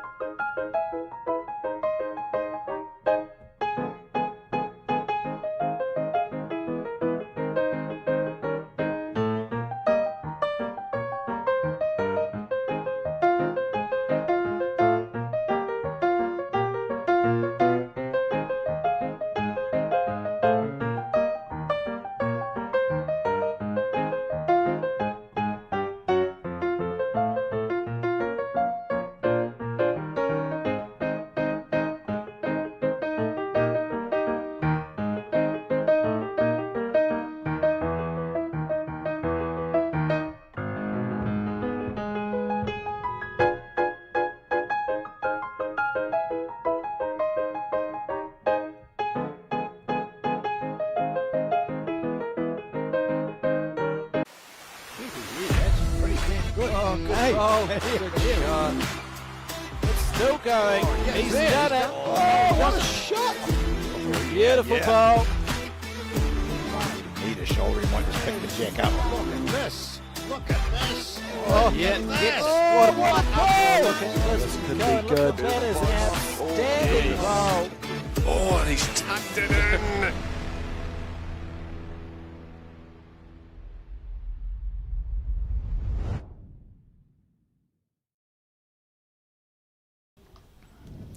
Ka tuku mihi mātou a Bowls New Zealand, Aotearoa kia koutou katoa kua tai mai ki tēnei kaupapa hui huinga. Welcome to the Bowls New Zealand Aotearoa broadcast of the 2025 National Singles and Pairs. My name is Alex Reid. I'm joined in commentary again for the third game today by John Macbeth. And John, can you talk us through what are we going to watch on our TV screens this afternoon? Well, if two players were on the rink, we'd be preparing to watch a match here, but we've only got one of them up there waiting. Here's the other scampering down the side of the rink to take part, and the one scampering is Henrietta Scott. Henrietta Scott is in the orange. Oh, now she's running, and she'll be up against Ailsa Taylor, who's standing there, hands on hips, wondering what on earth's going on.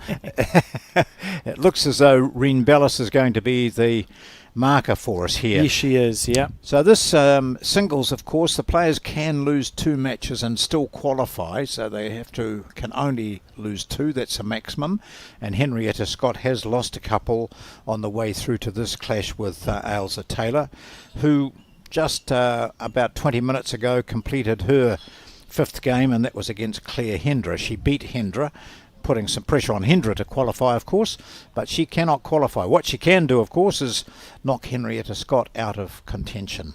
The weather conditions remain blustery. All the bowlers have been willing to talk about the conditions, and we've seen some scratchy heads, some scattered heads, not the sort of standard that we would expect if it was still calm conditions. So they haven't got that today, but they're making the most of it. It's an indication there from our corner flags just how strong the wind is, and there's no doubt it is having an effect. But all the players have equally said the greens they've been playing on are fantastic here at Browns Bay. They said they couldn't ask for better. So we've got Ailsa Taylor of North End Bowling Club and Henrietta Scott of Carlton, Cornwall. And we're about to be on our way. Yeah, it's well past 16 past. Yep, off we go. Happy days. Yeah, cool. And Henrietta, I think we've spoken about her before. I don't remember if we've had a commentary with Henrietta, but she's sort of one of those players really making marks in the game in the last 2 or 3 seasons. Yep. John has bubbled up into contention. I think she's studying up here in Auckland.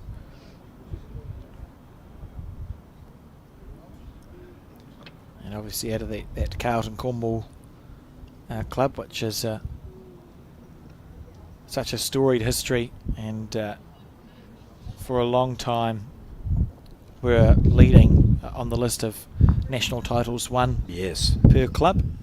I might just have a look through the record books here, and we've only got records instantly at hand for what's happening here, the men's and women's singles and pairs and disability championships, and even when you just look through those, Carlton Cornwall has been one of the most effective and successful clubs around.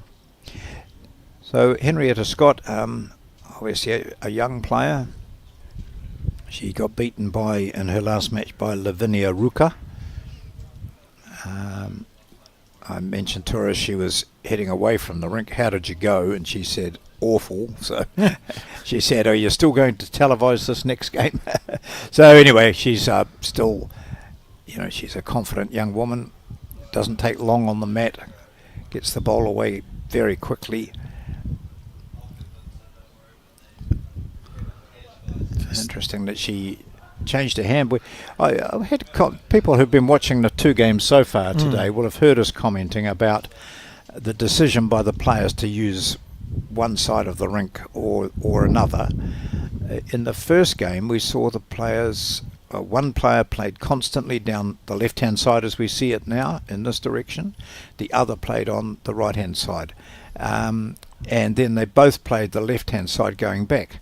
Then the next game we saw them pretty much using the right-hand side as we look at it in the direction they're coming now.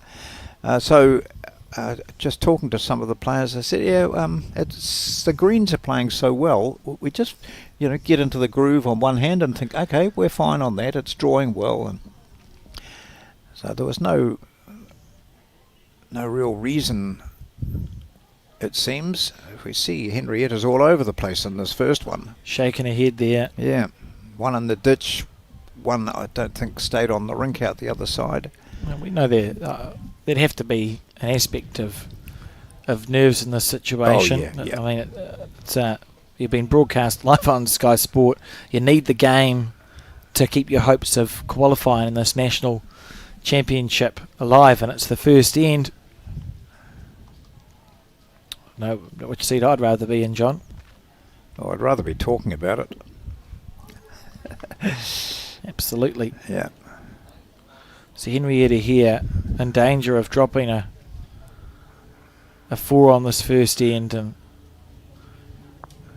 she'll be disappointed with this start. Yep, she's gone away over into that back area, which might well have been a green at some stage, was it? But I think it was a half green. Half a green, and she takes a drink of water.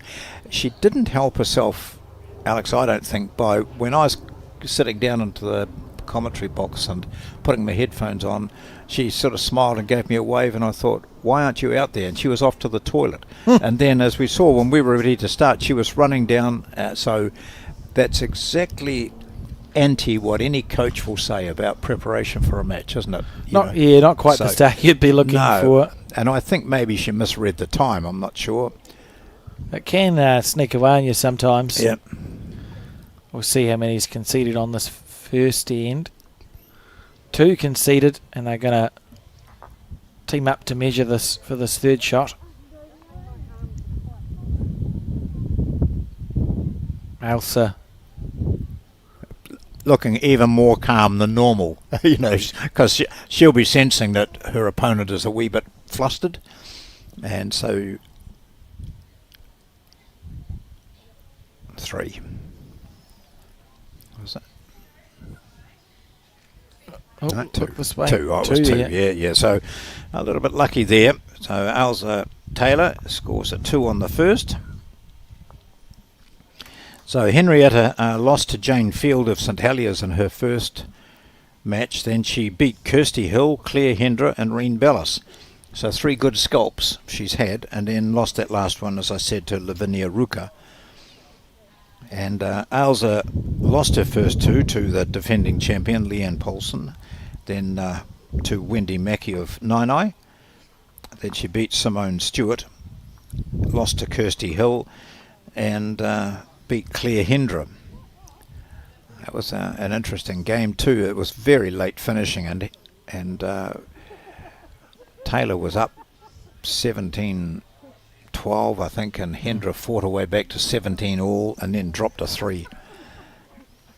So all the hard work had been done by Claire Hendra, and only to see 3 of these green bowls clustered around the jack. So she dropped a 3 and then a single. So is that 3 wins for both?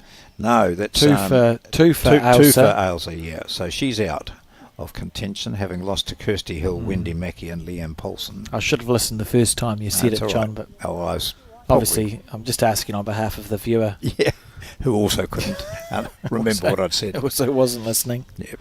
So for Ailsa Taylor, it's played 5, won 2, and lost 3. And for Henrietta Scott, it's played 5, won 3, and lost 2. So she can't afford to lose this one.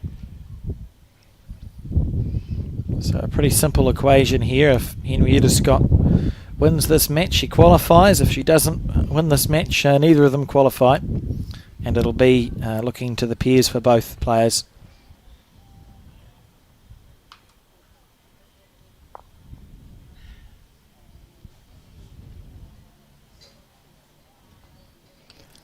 Handy first bowl.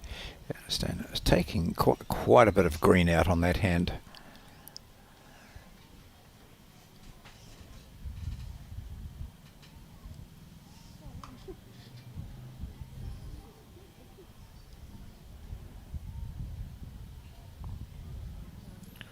course, this is round 3. There's a 4th round to be played today, which we will not be broadcasting, John. And then after that, we will know who's qualified in the women's singles and the men's pairs.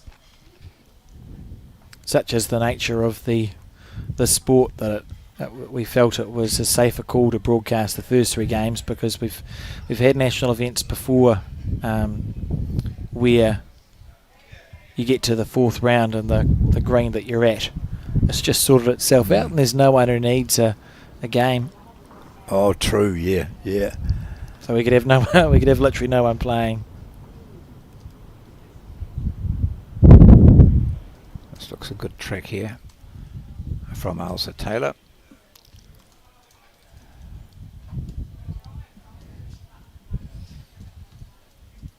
So she's got at least 2 there. Those ones with the star on the side, they belong to the North End bowler.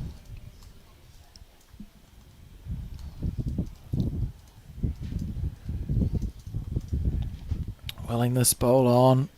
Yeah, That's a nice shot. saved a bacon on this end, I think.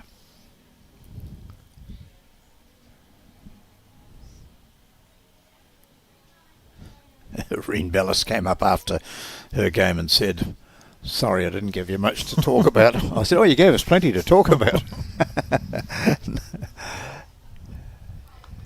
She said, "I'm building myself up for the peers." A lovely lady, Reen Yeah. Bellis.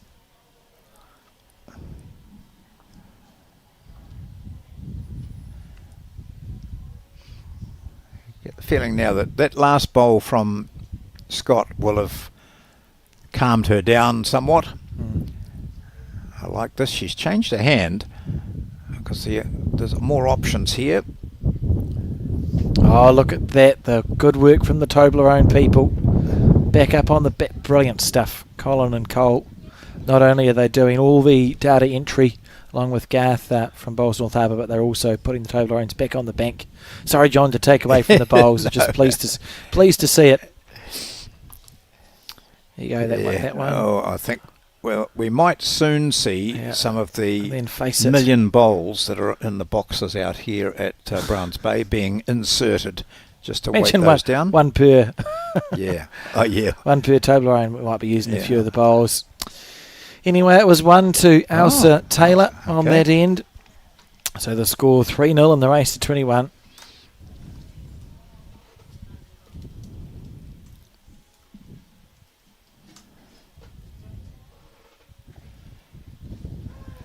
I wonder if any of those people in the buildings that we can see there, apartments, actually play bowls or take the opportunity to watch. I would think so. That'd be a nice place. Yeah, wouldn't it? Behind the sun. In fact, they could charge. I'm sure a few of them will take the opportunity to watch the finals days of the National Championships being held here at the Browns Bay Bowling Club. Free entry, of course, if you wish to attend. And the finals day is the day after tomorrow, which is the 5th, and then the 9th of January is the second finals day. It'll be the final of the Open Disability singles, the women's singles, and then the men's pairs on the 5th of January, and then on the 9th of January it is 3 other games. The Open Disability pairs, the women's pairs, and the men's singles. So great days of bowls. Oh, yeah. Fantastic. And even tomorrow when we're down to the last 32 first up of the men's pairs.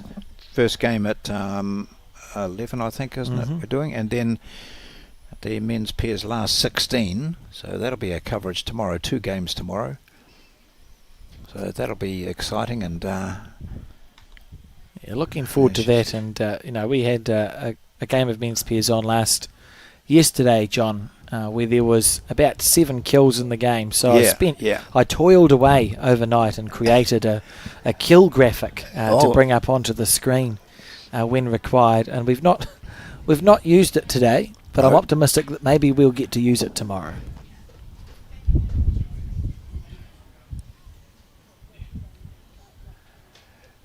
Well, that'd be good, Alex. I mean, it's nice to get some reward for all your hard work. Get to press the button.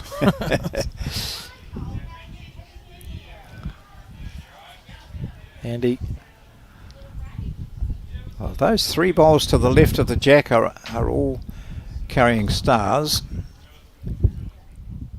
Henrietta Scott just needs to get into the zone a wee bit. It's only a couple of ends gone. We're only 3-0 down, so it's not a panic situation by any means, but she started off really so ordinarily for her. Just slowly finding a way back. Just holding one shot, I think, Ailsa Taylor. We do talk about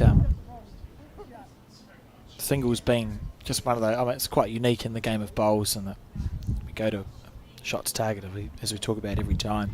I suppose the only positive for that is at least Henrietta should be thinking, well, I mean, it's a poor start, but I've not cost myself in, so I can still regather from here. If there's a time to have a bad end, you'd much rather it be the first one. And look at this here. How's the weight? Just need to clear that front bowl. That's a very good shot there from Henrietta Scott. What a bowl. Beautiful. There she goes. Big sigh of relief there from Henrietta Scott. She draws the shot. She gleefully receives the mat. And will be pleased to be able to send the jack down to whatever length she desires. A score 1-3.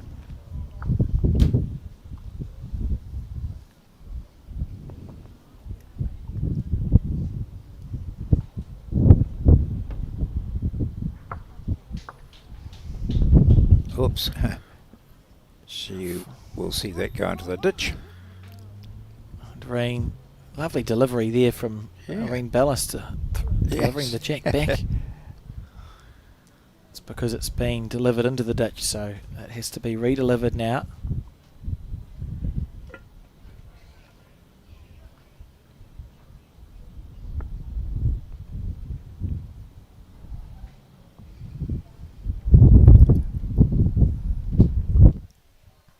See where the jack is being delivered to.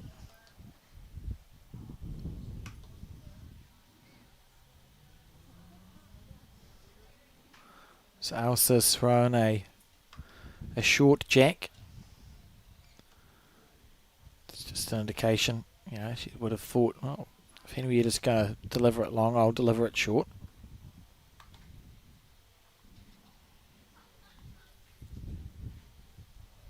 That's a lovely bowl from Henrietta Scott. Yeah. Yeah, warming to her task now, isn't she? That's great stuff. Well, considering she obviously wanted a long end, didn't she? Put the jack right down to the 2 metre, but beyond. She's responded well. Ailsa very disappointed with that bowl.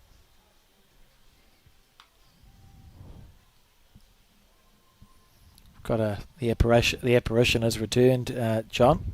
Yeah. Erin Nurka, who, if anyone's followed Bowls New Zealand events and broadcasts for a while, will know had a lot to do with the look and feel of Bowls New Zealand as an organisation. Has popped across the ditch to say hello. Must find something. We'll put her to work, John.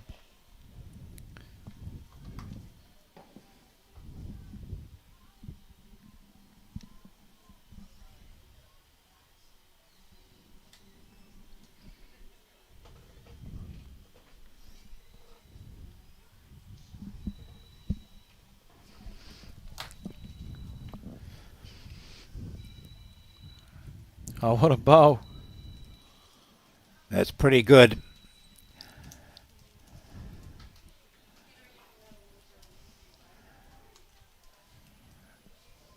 So they're both just warming to their task. I see Henrietta just stands up and indicates that one of her bowls is out.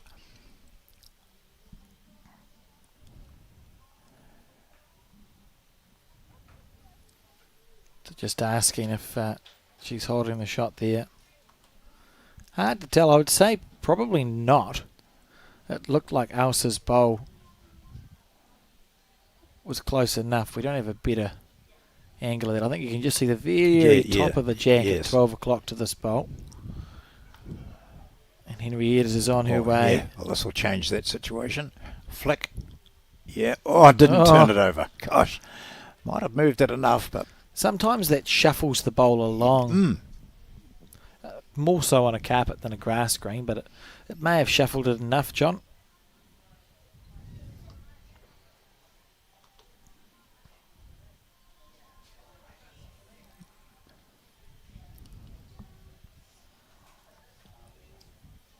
Good line.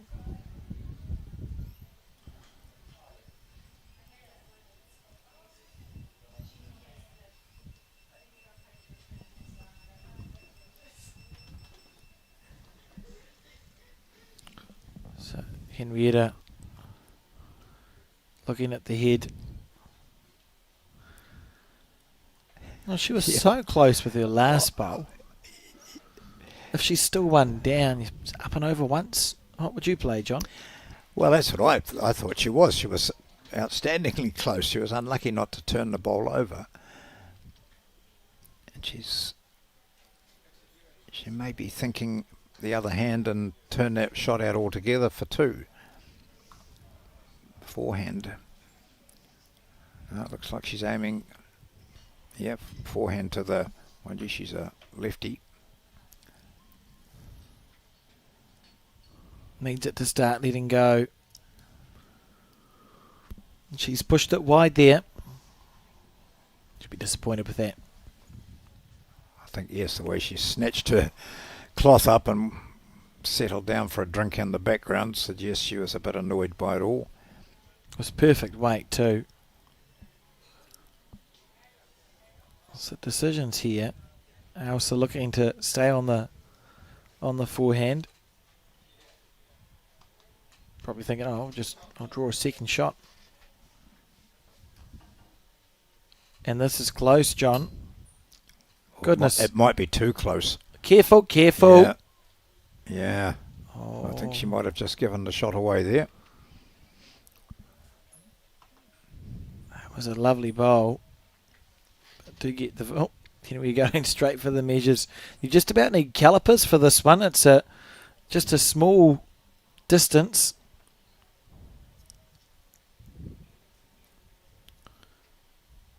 Just looking at each other. You measure it. Thank you very much for suggesting that you've got the shot, Henrietta, but I'd like you to measure it.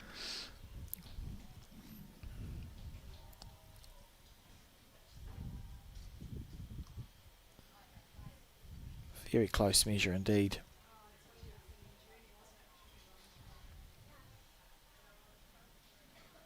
I think you literally just about need calipers for that.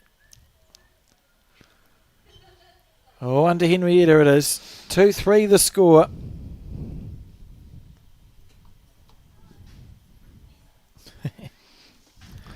And look at this. The bowl that gave the shot away. And out. Utterly deflating, isn't it, when that happens, John? Yeah. A fraction of weight away from making it 2 to giving it away. If you want to see some good sun protecting headgear, just have a look at rink number 2 and well, yes, go on playing against Kirsty Hill. Chelsea Farley. Yeah. She's a New Zealand representative curler. That's her background. She's returned from Canada not that long ago, skipping a fours rink in curling. Her and her sister Tessa Farley, who's also represented of course, yeah. New Zealand in curling, and Chelsea a last minute entry into this Nationals, looking absolutely delightful in that, I don't even know what you would call that, John, hat. Well, it's 100% sun protector, isn't it? That's it is, doing for sure. back and front of the neck, top of the head, ears, everything, face. It is marketable. I was going to say there could be a market for that. And I reckon think so. Chelsea will be really pleased to have featured on television as we switch back to see the jack was delivered there, John. So just, what would you say, 3-4 feet in front of the, that's about the 2 all. metre mark? Yep.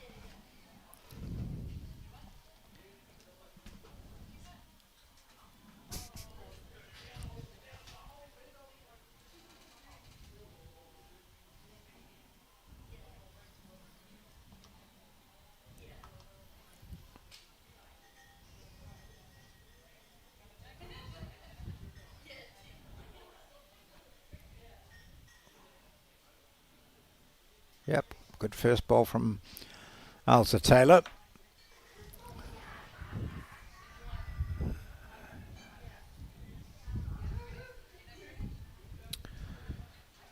Well, it's very wide out there from Henrietta, but they are coming in quite a way I think in both directions. more than what they were this morning, Yeah. John. The green seems to have. Well, you remember when freed up. we saw our cameraman Max there with the tripod. He moved his tripod back in one game because the jack had moved across, but only about 1.5 meters or so, and the line was way up there. So Leanne, that was for a jack that had moved. Well, it moved more than 1.5 meters. It had moved almost out of sight. Leanne was gutted that he moved. Yeah. John, she said to me, I was actually using the legs of the tripod as my aiming point because I thought, well, they won't move the tripod, will they? And she said, and I looked up, and it had moved. had to find another aiming point. I just laughed as it's an appropriate reaction. Yes, it's always a danger, isn't it, when you're taking any mark, if it's on the bank or particularly on the bank, that things might move. I was using that water bottle there and someone moved it.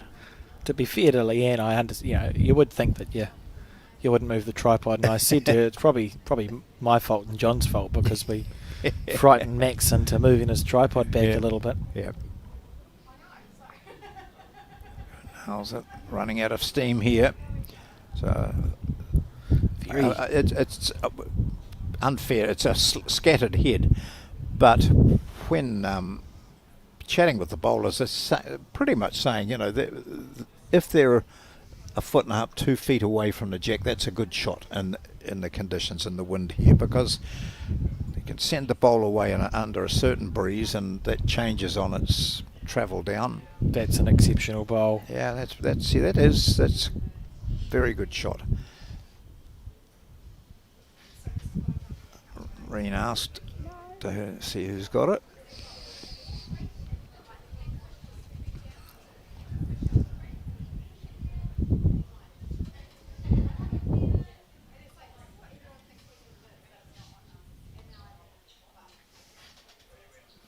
How's the weight?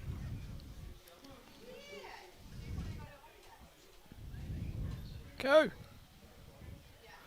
Not to beat, so it'll be interesting to see, John. It's a measure for shot, I think, between the bowl at 4 o'clock and the bowl at 10. Well, Henrietta will probably claim it, and then Ailsa will say, would you measure?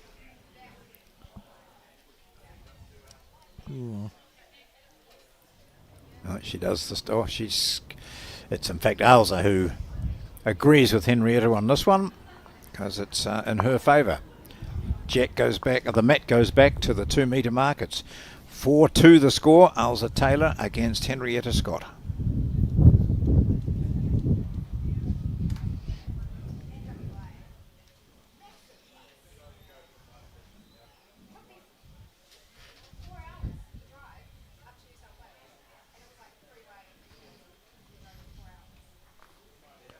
See from the player's view, well, a very tall player out to the apartments in the distance as a cloud just goes past. Obviously the wind's moving quite quickly high up. The clouds are moving at some pace.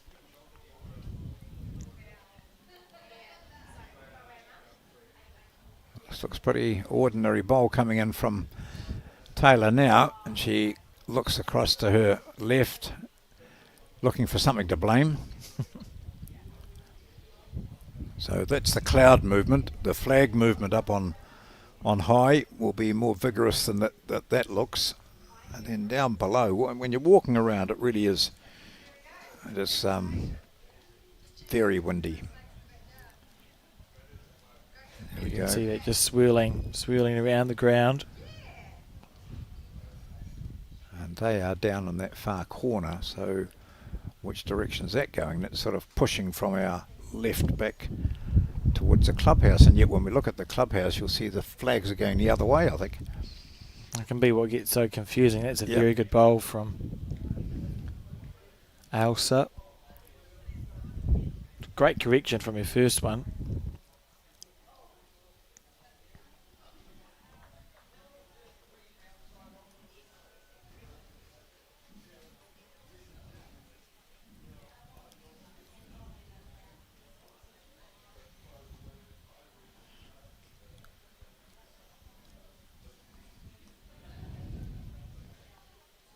Switching to the backhand. Must look like Henrietta is finished in her line. If she's got the weight right, this is a... Yeah, this is a second shot, isn't it? Coming in. What a glorious switch of hands. Yeah. Conventional wisdom would have suggested that Ailsa should stay on the forehand and just put another bowl there, but she switched and played it absolutely perfectly. Understands obviously what she can do, and a conundrum here for Henrietta. No back bowls. 2 down.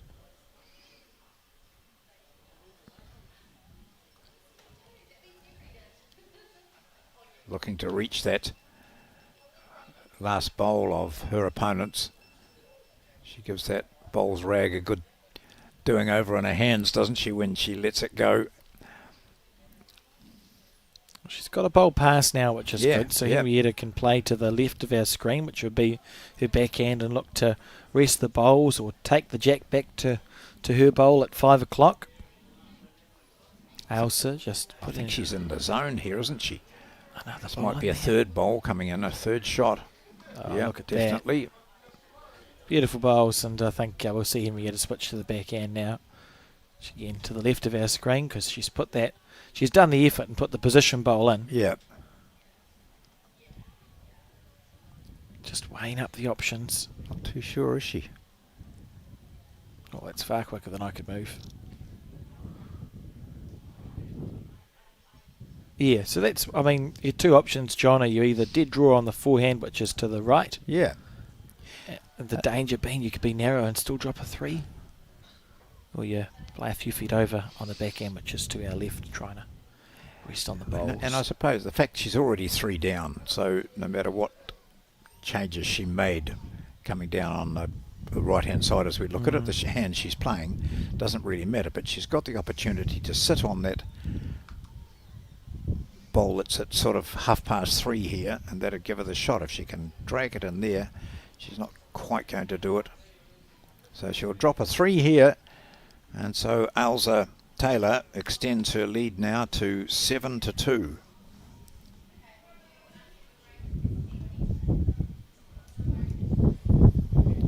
Playing well is Ailsa Taylor. Yeah, it's hard to believe she's out of contention. She lost to Kirsty Hill, who we saw beating Reen Ballas earlier, and she lost also to Wendy Mackey and to Leanne Poulson, the defending champion. And she did have a good win against Claire Hendra. What's happened? Have they run it? What's happened? We just had a replay going in there of that, one of those nice draw shots of. The question is, where's our competitors? We've got Henrietta off to one of those tactical breaks, maybe. I mean, you've got 3 hours. There's an ample amount of time. It won't take up the 3 hours space, and sometimes it does. Just you can break the monotony, or if you feel like you're in a bad space, you go for a walk, get a drink of water.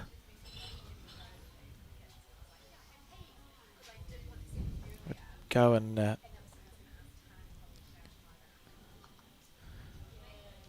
Rain just making sure the jack is placed correctly on the 2 metre mark there.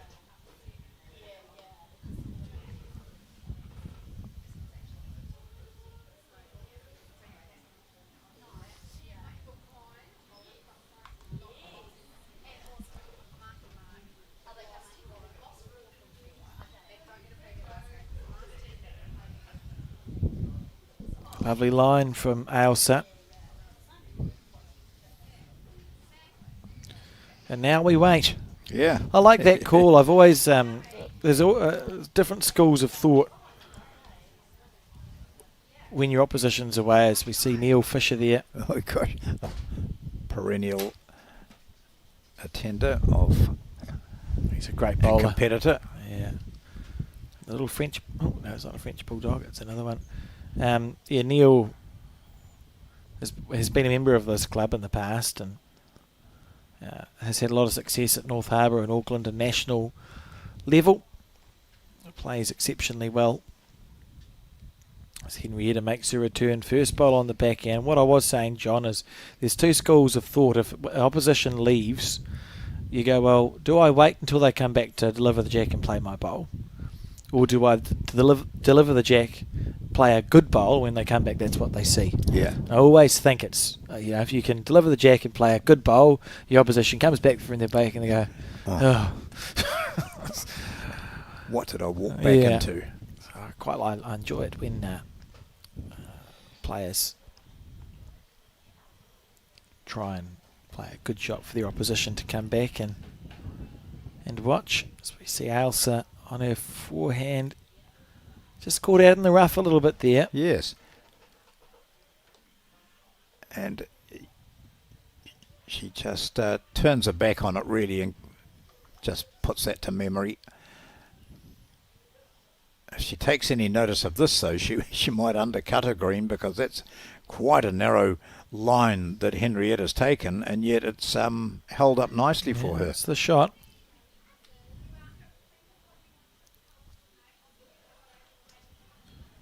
Just having a look as I'm talking to Bowls Fielding Facebook page. They've got some nice comments going up about the fact that, we've seen Kirsty Hill from that area, and now also from this area, from that area, the Manawatu area. Ailsa Taylor playing, so Bowls Manawatu getting some good coverage. Willing it to, well, I'm not sure what she's willing to do actually. That's just a poor bowl. She will it all she likes. I think she probably knew it was wide the moment she let it go. Yeah. Mark Noble here as well today, playing out on maybe on B green that we can see in the background, or he could be over on the green C where he belongs, out of sight.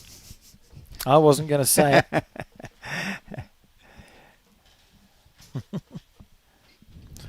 Ailsa on the forehand.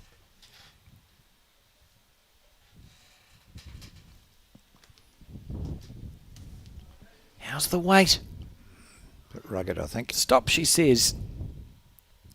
Oh. And it listened. That's a great shot. Ailsa and her husband Greg are both very keen bowlers. They are development bowlers, New Zealand development coaches. Have worked in conjunction with Sharon Sims to achieve that accreditation.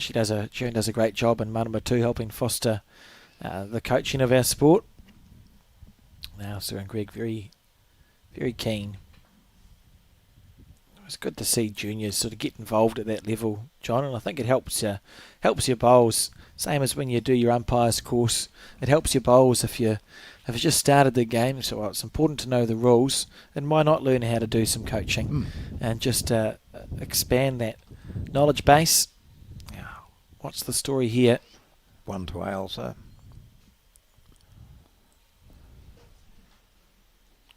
The score now 8-2.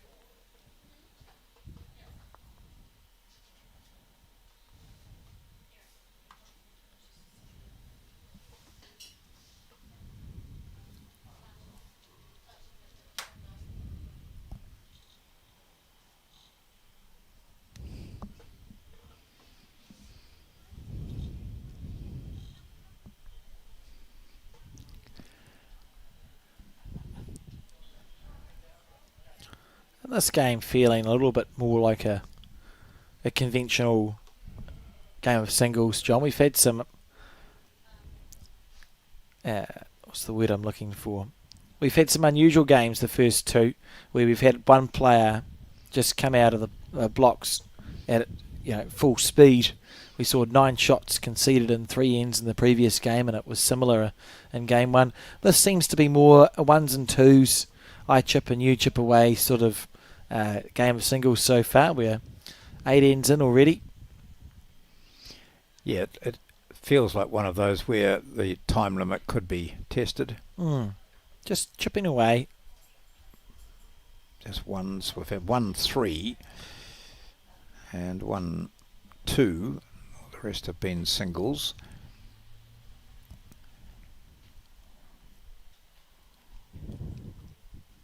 There's a fair bit of physical fitness required in this Alex, when you think of, 4 games a day for some of them, although there's a bye thrown in there. Here's a good bowl. Takes lovely it bowl. clean, not quite. It's unlucky that she's literally got a toucher there, and her bowl swung so far across the head that she's not holding. So your players go to bed quite early, most of them, and rest up for another day, even though the first match starts at 8:30. They're or some of them were arriving here just before 8:30 this morning, but in general they're here quite early, which means an early start. It's all part of the fun, isn't it, though? Players, getting a house together or sharing accommodation or staying with friends and make it a social event as well. If he gets the jack this time, it'd work for her because it'd take it across to where she is. It didn't quite get it clean enough. Well, she may have done She's enough got 2 there. touches there. Henrietta will ask. We'll see what Reen indicates. It's very close to having done enough for the shot here. Not quite enough, No. John. So if we have a look at the screen, it must be Henrietta must be holding the shot to that bowl at 1 o'clock.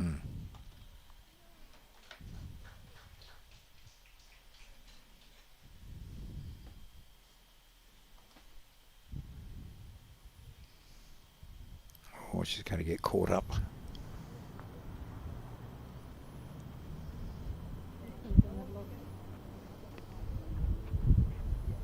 Yeah, bit hard for her to trail the jack back to her own on the hand she's been playing.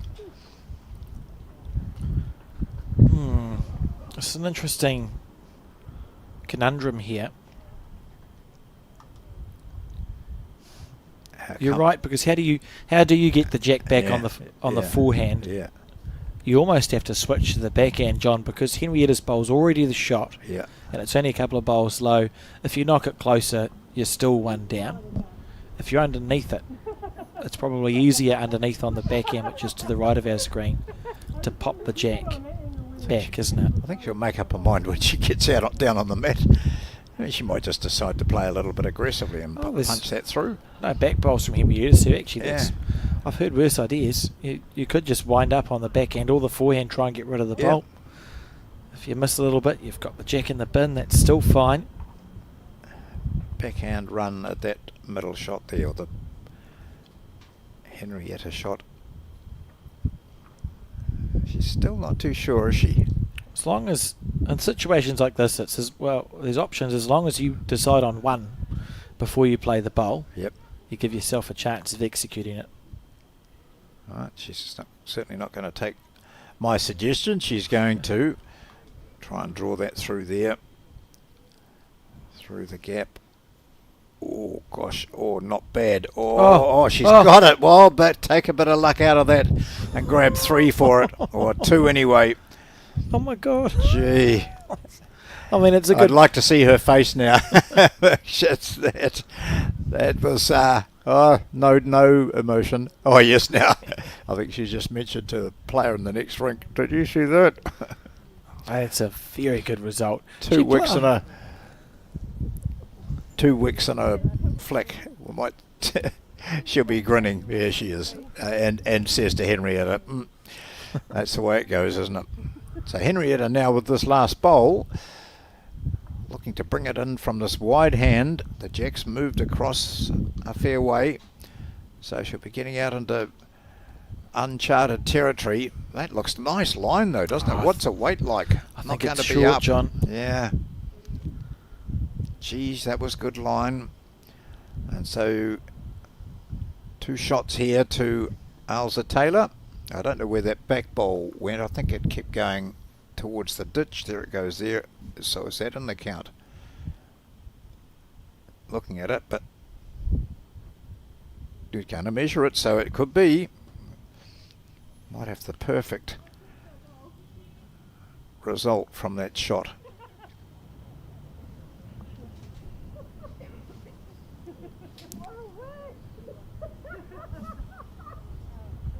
Untangling the tape. Here it is. Look at this. One little wick there. Oh, and then onto the jack. So to be fair, it was Off her own ball. one feather. Yeah. If she hadn't got the feather, she would have missed. But a feather nonetheless, and a good played bowl. A well played bowl, excuse me for the horrific English there. And 2 it was in the end to Alistair Taylor. So via that shot, she's put herself onto double figures and now leads 10 shots to 2.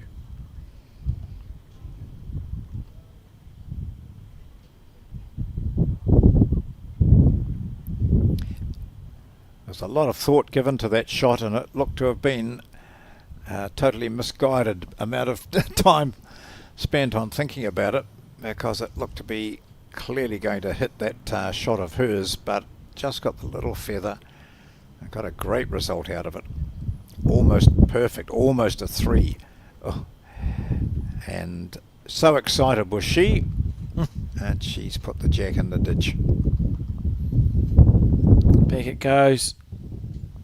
Yep. And will be redelivered by Henrietta. It's getting a bit windy outside, isn't it? See the scoreboard. Oh, it is. It's can't quite work out just by watching here how windy it is. It's one that would have Wellingtonians saying, "Oh, you moan about the wind that you're playing in Wellington." It's all over the place too. Perfect green, lovely greens here at Browns Bay. Yeah, that Maniatoto. 16, 17, 18. Oh, probably these are about 17 seconds, and sea greens near 18, but they play so nicely and well looked after. Just a smidgen shy with that first bowl, and Henrietta with work to do. Trails by 8 shots. Needs this one to stay in contention. Needs to win this. I think that cloth's been well used, Alex, don't you?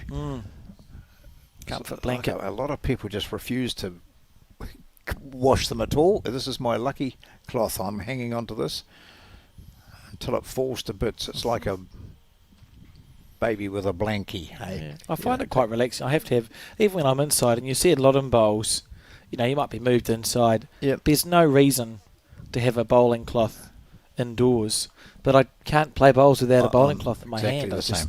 I have to have it there.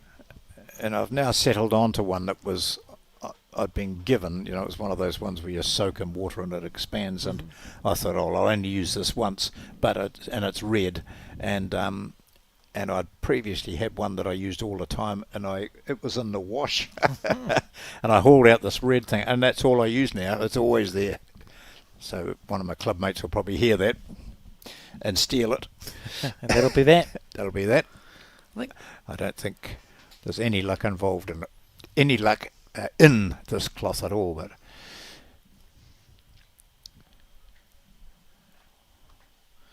Oh, I might have switched that a bit early. Sorry, team. Bowl's not going to make it into screen. It was a nice track from Henrietta, but didn't quite have the oomph.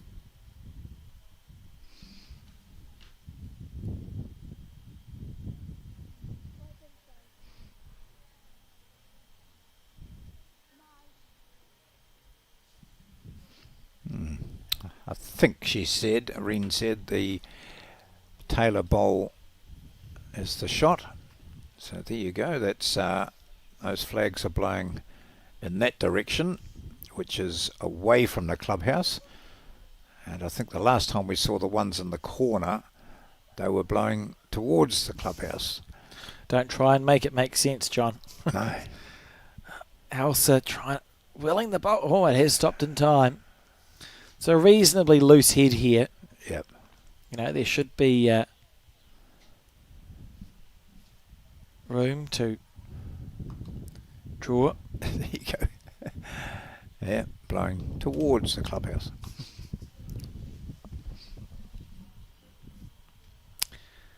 Here we go, Henrietta on the forehand.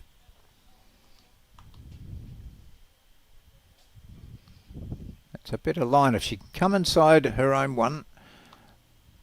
She's going at decent pace. She might knock it up enough. Okay, so that's 3 bowls of hers. She is probably 1 down. 1 bowl to go. And yeah, I agree with you, John. I think it's 1 shot to Ailsa Taylor, and still just the 1.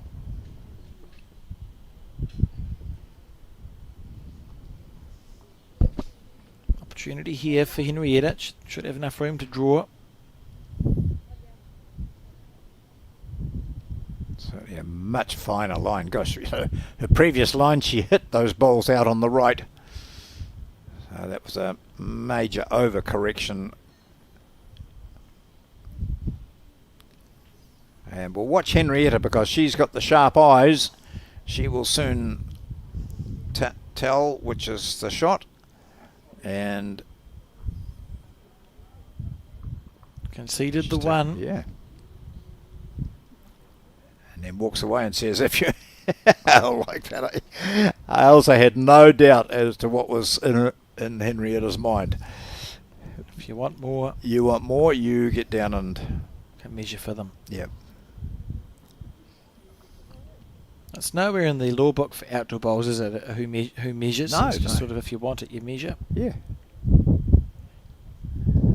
And often it's not the person who is claiming the shot who measures. Others. Well, it's good now. I'm getting that. People are saying, I'll get down for you, John. You go, thanks. Yeah, thanks, mate. Right. 2 it is. Worth a measure. 12-2 the score. Henrietta needing this game to qualify. Ailsa can't qualify and is 9 shots away. So effectively Henrietta would need to defeat Ailsa 19-8 from this point on to win this match. Yep. That's the mathematics has to score twice as often as Ailsa from here till the end of the game. Doable. So we've had this exact same conversation every game, John. When you get to this point, it's still a salvageable game because there's 9 shots to score, so that's anywhere between 3 and 7 ends of scoring that Ailsa still has to do to win this match. So 12-2 is you can peg back a 12-2 deficit. Yep. It becomes a lot more challenging when your opposition is on 17, 18, 19, 20.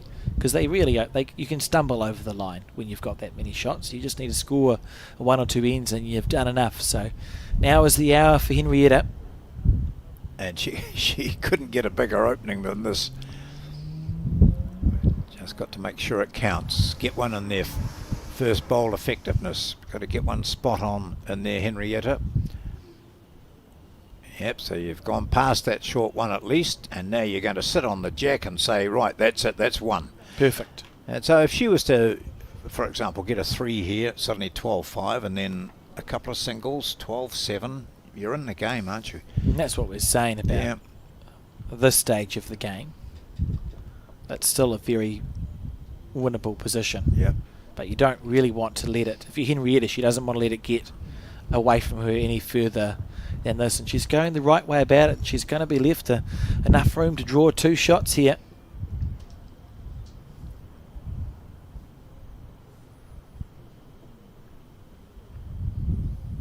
Out nice and smooth. Quite a bit wider than her previous one though, but it's still, if the weight's good, it's going to come in close enough. Yep, so that was a nice correction she made, wasn't it? Look, gosh. Good bowls. With the green. And the list you read off earlier, John, of players that Henrietta has defeated, her 3 wins have been wins against very experienced opponents. Well, Kirsty Hill and Claire Hendra. And Reen Bellis. Yeah. I mean, literally 2 of those are Open national title holders, and Kirsty is probably unlucky not to have one. She's defeated all 3 in a game of singles.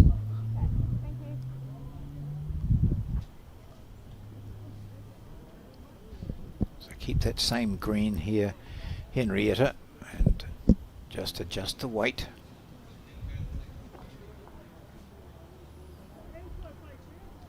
Pretty good to there. run it out.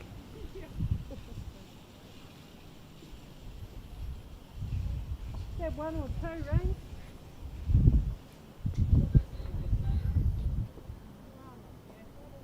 Must be close. So we're measuring for second shot here, aren't Yeah, we? yeah.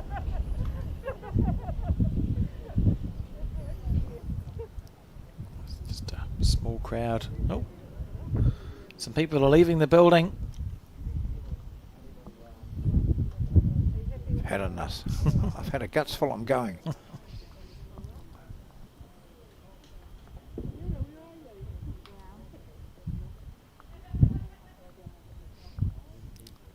Ailsa follows her bowl. Of course, she has to be here before her bowl stops. Well, she hasn't quite. Oh, she just realised. I don't think she realised that she had the another bowl to come. No malice in it. That's quite nice. A nice line here for Henrietta. She's played 3 pretty good bowls, and she knows that if she can just get around that last bowl of Ailsa, she'll get another shot. Oh, okay. Why go round it when you can go under it and get the same result? Maybe not. Butte, wait. 1, and Ailsa will be saying, you do the measuring. Here we go. Wren couldn't really split them.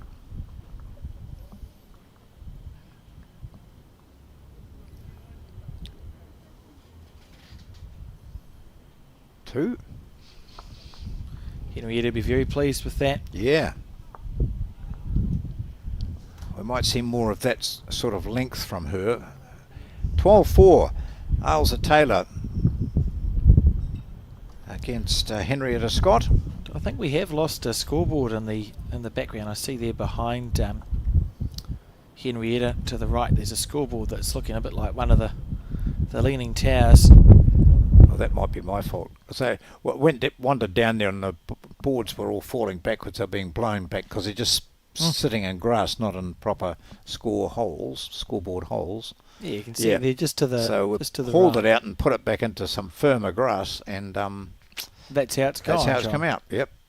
I reckon someone's leaned against that. Stick to Yeah. commentating with us in the commentary booth. I say us as if there's more than one of me. Slightly concerning. At 4-12 the score regardless, and Henrietta be very pleased with that. And now looking to do the same thing again. You want to get close with your first bowl, put that pressure on right from the start.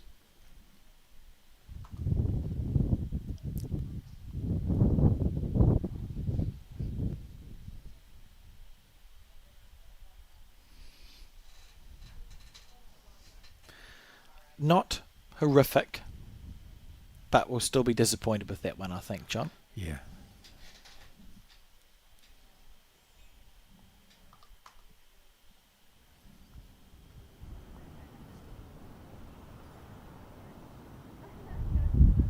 That's good.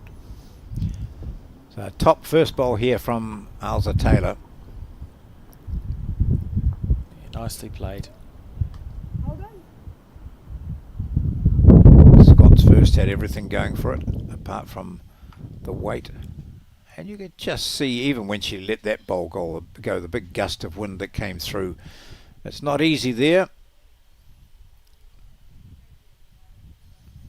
Just falling that smidgen short.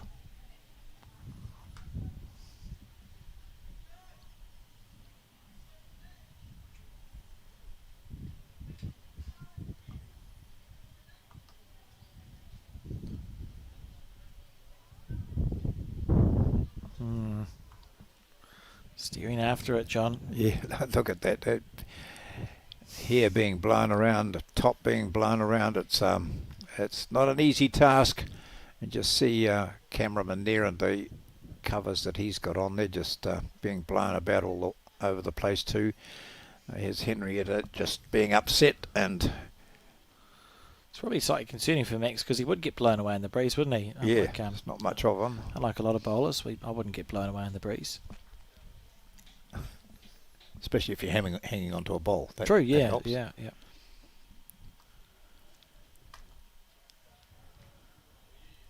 All right, looking to make it 2. I think the good thing about this sort of end, looking quite scattered, and we've emphasised that it's not easy out there, that there'll be bowlers watching this saying, I never thought that I'd be good enough to play in the national singles, but I might give them a go. Oh, honestly, it's... And you should, yeah. Here we go, Henrietta 100%. on target now to sit the bowl out. The shot bowl, not quite. Lovely effort. It's a brave bowl to play. You don't get it right. It's... I think she's just annoyed with what's been happening. Look at those 3 short bowls of hers.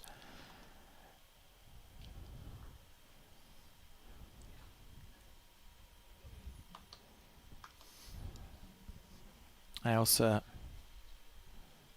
watching this one very Oh, carefully. oh. Oh, it was such good weight. Oh, But narrow. Not enough. A single there, we think. Yeah, will be 1, 13-4.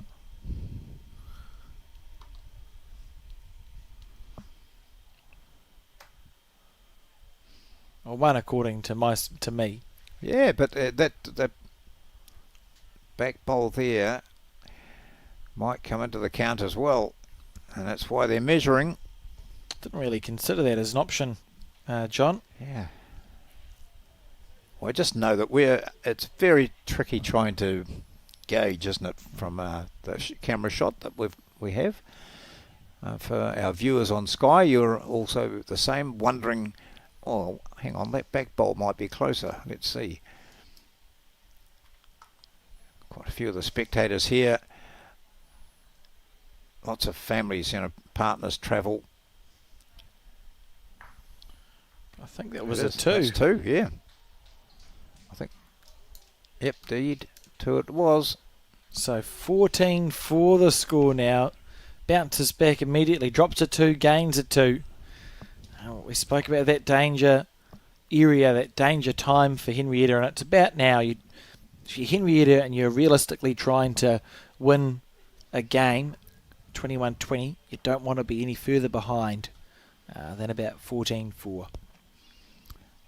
I think Scott might have disappeared again. Into the clubhouse.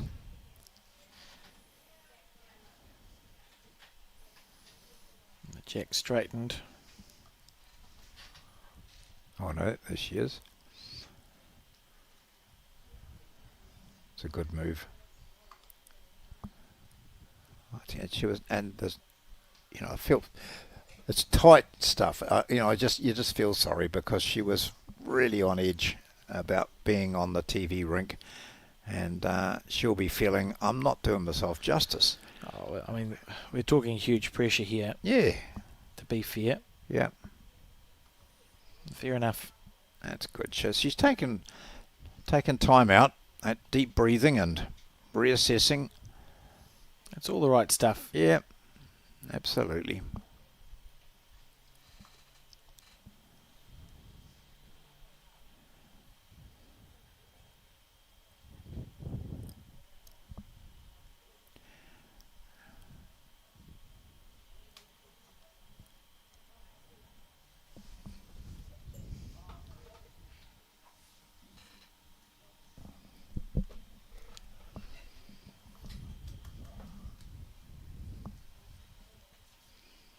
Elsa just gets it up there to the jack area, and that's been a key element. She hasn't played much that's been short.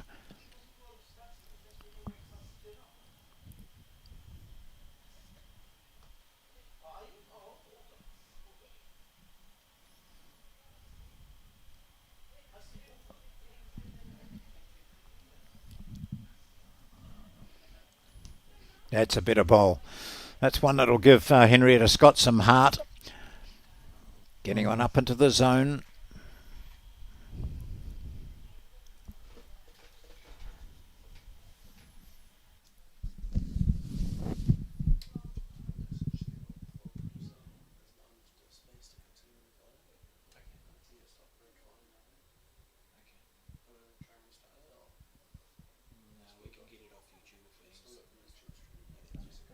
Henrietta just taking the time, the deep breathing, going through the pre-bowl routine. Yeah, all the right stuff in these situations. Yeah, that's a good line too. Well, lovely, but the weight actually was about right, wasn't it? It would have counted. That's right.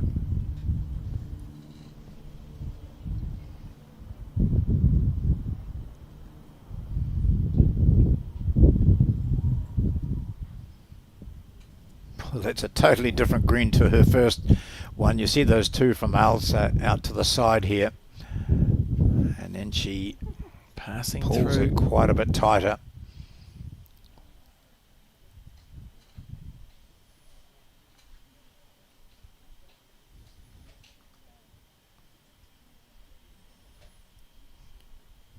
This is the right line, John. Yeah. Brings it in nicely. Oh, what a lovely bowl from Yeah. Henrietta Scott. That's Yeah, brilliant absolutely. stuff. Exactly what was required. And when. It may even be a 3 if she's moved the jack to the right as we see it just far wonder, enough. Yes, yeah.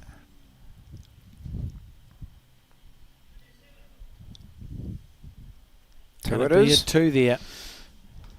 That'll give her some heart, really, because they were two fine bowls that she played there under pressure, and it's not just the scoreboard pressure, it's the fact that she feels as though she's struggling and she's not reaching her potential, and she's got her friends out there and people will be watching and saying, oh, we see you play so much better than this. So it's just a TV pressure, and in a situation now where winning this will keep her in contention for further honours in this game, in this competition.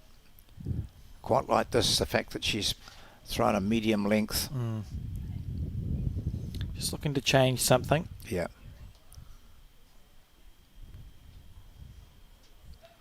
It's a lovely last bowl, and now it's about trying to keep that momentum. You go, I've just played two really good shots. See if I can start this end off with a good bowl that I can work from. And she's close here, willing it on. Yeah. That's good stuff from Henrietta. Well played.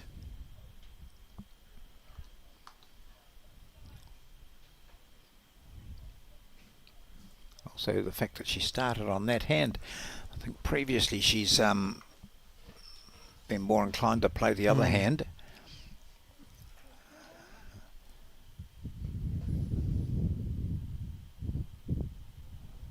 No changes needed, eh? She could just play that same bowl again. That's another shot. Easily said.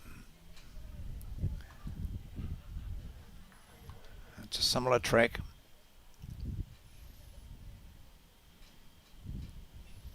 Close here. Yeah.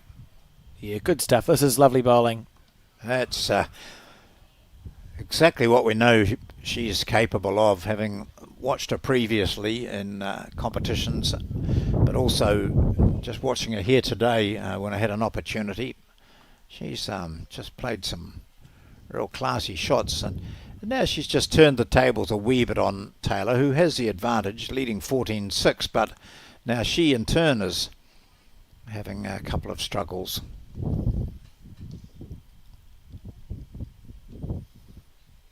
Just asking some questions of Reen Bellis. I think for Henrietta it's just rinse and repeat. You've played two good bowls. See if you can make it three. Yeah. And maybe just wait until Ailsa shows her hand. She won't want to be short. She'd like to match that bowl that's over the head, which she's done perfectly well. Yeah, this is a perfect end of bowls here from Henrietta Scott. Great. So because Ailsa was playing the backhand, the danger was the movement of the jack back to her own bowl. Henrietta Scott has been up and matched that one.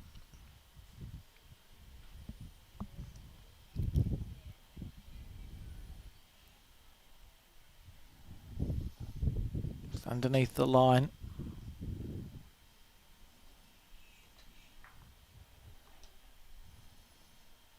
And Henrietta opting to stay on the backhand because she's played it 3 times already and played it well. Yep.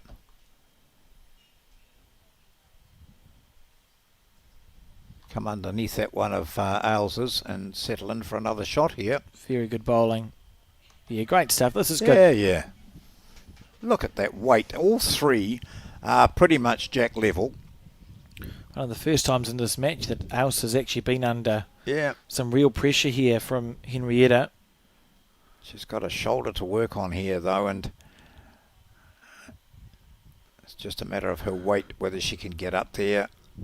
A slide off her own. No, she can't, and so that's a very impressive last end for Henrietta Scott, who happily walks up and keeps the jack and the mat, having scored a 3. Or was it a 4? I thought it was a 3. Yeah, yeah. Just can't quite see Ren. Is that coming back now with... Look at this end from Henrietta. She went bang, bang. Yep. Perfectly placed bowls. Very impressed. And they've misdelivered the... No, yes, misdelivered the jack. Just, no, she says it's okay. It's fine, John. Yeah. So inbounds. We'll just find out whether that was a full count.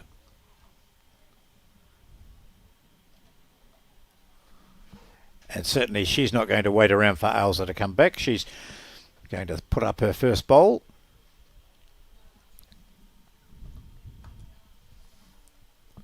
Longer end than what she would have liked, Henrietta, but feels more in the zone now. That's a nicer first bowl. I mean, I know it's longer than what she wanted, John, but closer as a first one. And the players we've lost both players again. Yep. Beautiful day here at the Browns Bay Bowling Club. Oh. So there we have Tessa Farley, sister of Chelsea, with the hat. And a dog, which I've only tripped over a couple of times getting in the door. No, I lie. No, it's there, and it's just it's a very friendly little mutt. Can we take it home? Yeah. Look at him. Just happy to be here. There was a French Bulldog here before that I watched splay itself out. We've got some cold tiles in front of us in the commentary booth, and obviously the French Bulldog was thinking, well, I've had enough of this. Splayed itself out on the tiles to cool down. This dog under a little less pressure. Enjoying the day here at Browns Bay Bowling Club. And I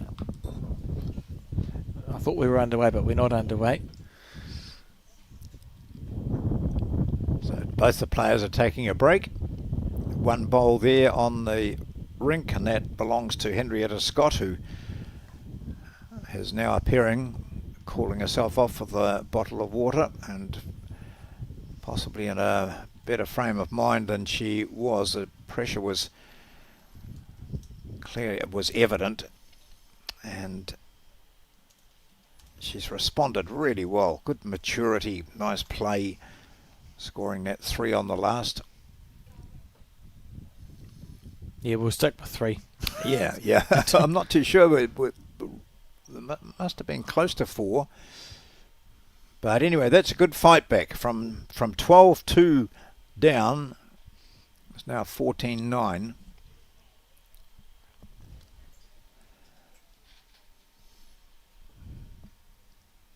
Look at this. Oh, just passing through. Out of our camera frame.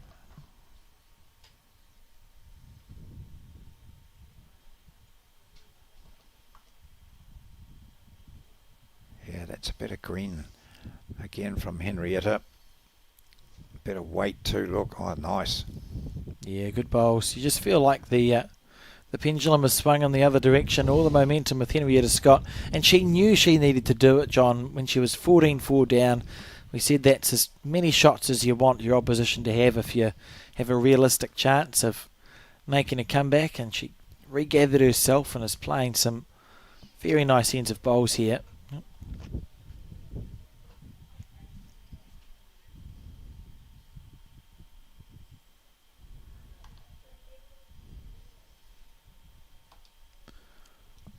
Holding at least one.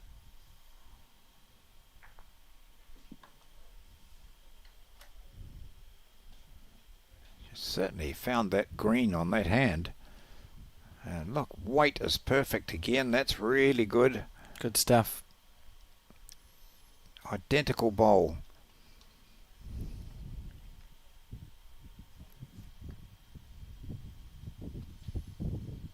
Decisions here. Opting for her backhand. She's got 2 bowls left to play. Just trying to draw the shot.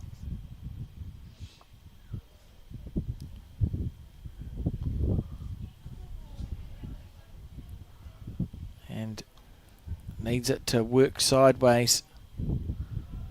Oh, great weight. So she'll make the adjustment and look to sit on those 2 bowls of her opponents. That would give her the shot, as we see a rogue bowl coming into play.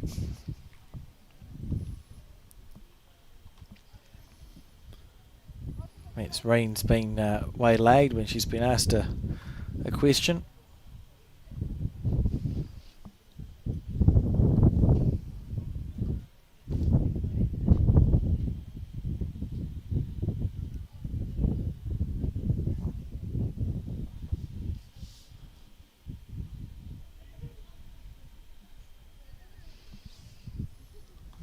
So we're just looking at the board down there, and we see it's 15-9. We thought it was 14-9. However, That's a great bowl from Henrietta. After this last team, we'll see if we can get a close up on the board to inspect what the players have been doing. In my defence, yesterday, John, we had a scoreboard challenge, and it turned out that it actually wasn't our fault at all. Yeah. So here's Alza on the run, seeking to move the jack back. She might get a feather off a bowl here and get the luck out of it, and she does. She does. Oh, she's killed it. Well, that's a big save for her. What did I just witness? Yeah. Well, she had one earlier, didn't she, where she had a bit of a wick and a lick, and she gets another one here. That short of being able to get the shot, couldn't have gone any better. Right, so there we go. So on the 11th end, it was a 2 to get Ailsa to 15, and then it was a 3 on the last 12 one. Then, so she had a 2 on the 9th. We must have just... no, 2 on the 9th made a 12. 3 on the 8th. 3 on the 8th gave her 11. Okay, so we had a 2 there. I still find a way to blame the players. And look at this. Yeah. Again, John, this is the run shot that Ailsa played on the backhand. How many? A little wick off the front one. 1, 2, 3 onto the jack. Killed it. And the end is replayed. Interesting decision to not take the bowls back, do you think? Yeah. Mind you, coming in this direction, she also played quite well last time, so I think she's just feeling a bit more confident. Neither here nor there. Yeah. And there you go. That's the reason why she decided to play in this direction. Oh, entirely fair. That's a great shot from Henrietta. Yeah. 15-9 then it is.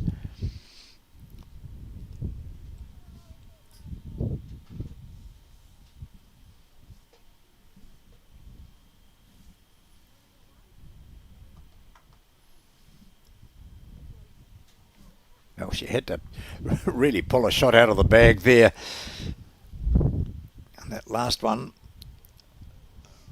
feather, slide. It was 2 feathers. What you like, and 2 feathers and then onto the jack. Yeah. If you got the right weight, you're in the area. And the thing is, it doesn't tend to affect the opponent much, because you're just used to that sort of thing happening, aren't you? You can be holding 3 and thinking, oh gosh, this is going really good, but in the back of your mind always is the fact that they've got 1 to play, so you don't build your hopes up too much. Yeah, I think psychologically you're always be prepared for the Yep. the worst case scenario. Don't let it affect you.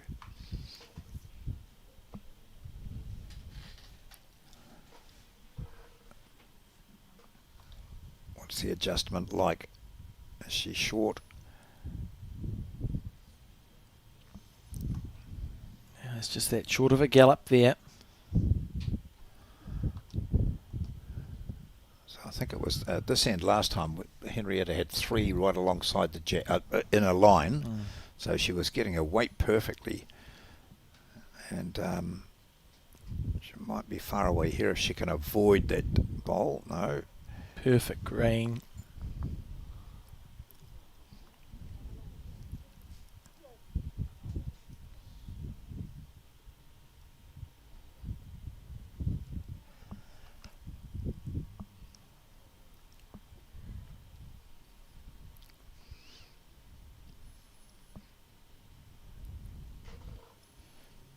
Just asking it to do a bit too much. Elsa Taylor, she started well, 3-0 after 2. Then there was that mini fight back from her opponent. Oh, this is not the green she wanted here. She might just push her opponents up here. Lucky there. Maybe second shot. Yeah, it's a good miss. No, it's she's counted for second. She would have been thinking, I'd be surprised if she wasn't slightly concerned. Yep. There we go, just a nice panning shot of the action as the players continue to compete here in the 2025 Summerset National Singles and Pairs.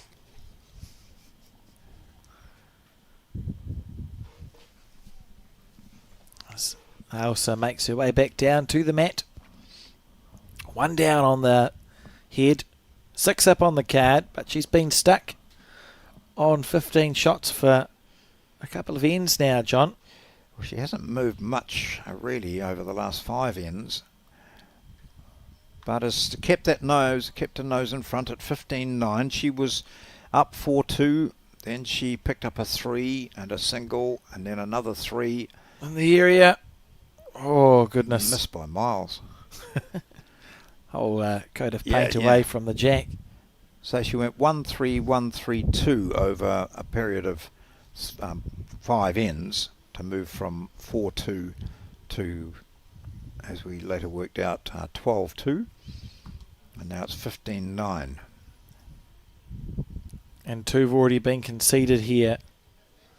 Henrietta measuring for the 3rd shot. And executing this comeback very well. And it's a 2 to Henrietta Scott. 11-15 the score. 10 shots to go for Henrietta. 6 shots to go for Ailsa.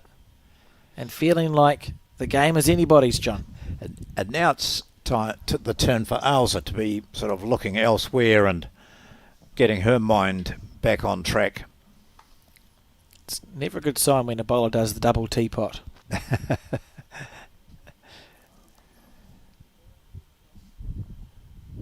Great game to finish with this one. As we said earlier, John, 2 games tomorrow. The last 32 and 16 of the Open Men's Pairs. Looking forward to those. And for our viewers who are thinking, well, where can I find the results for this event? Well, the answer to that question is on Poulson Aotearoa, which is our events management system. You can literally, you could Google it, or you could go to the Bowls New Zealand website where there are links, or you could go to the Bowls New Zealand Facebook page, or you could check your emails if you're a participant, because you'll have links coming through there, or ask someone who knows, or go to your club. The results are everywhere, and they are coming through. There are 20 venues, and that's a beautiful bowl from Isn't that good? That's a great shot. Yep. So the double teapot worked. Got her back on track. Whatever so does, when would does we likely to find out who's in our televised game tomorrow? It'll be. Oh, we won't know until tomorrow morning. No, it'll be. Well, tomorrow morning. We'll have an idea this evening. Yeah. I would say have your dinner first, and then check out Poulson Aotearoa. The system is that all the results sent in, and invariably you get it where there's one or two sections where there's a 3-hour game and a 3-hour game and they finish at 6:30 or 6:45. It's an interesting shot selection there from Henrietta, looking for just a bowl by itself. I'm not sure that was required. My answer to the question, John, is after dinner sometime we'll know the post-section draw. It'll be emailed out. The qualifiers are emailed out to all the participants, and then the post-section draw is created once we've ascertained that everyone who we think is qualified has qualified. Always an exciting hour or two in the chart room. I don't think we should see an aggressive bowl here.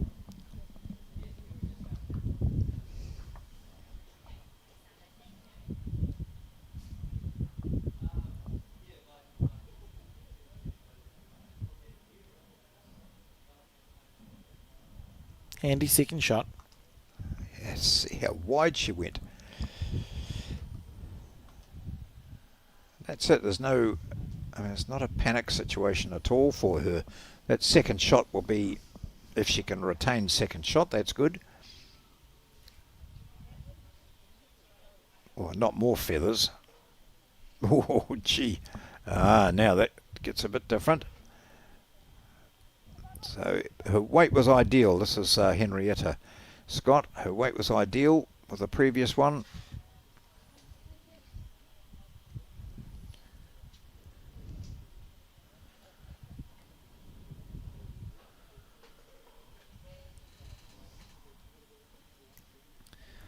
Good line, John. Yep.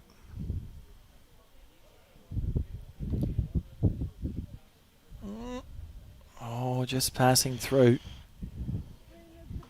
But I know her thinking is to hit the shot bowl, and that will give the jack momentum back to her own bowl. Her bowl that's directly on the line near the tee could come into play. That's what she was hoping for.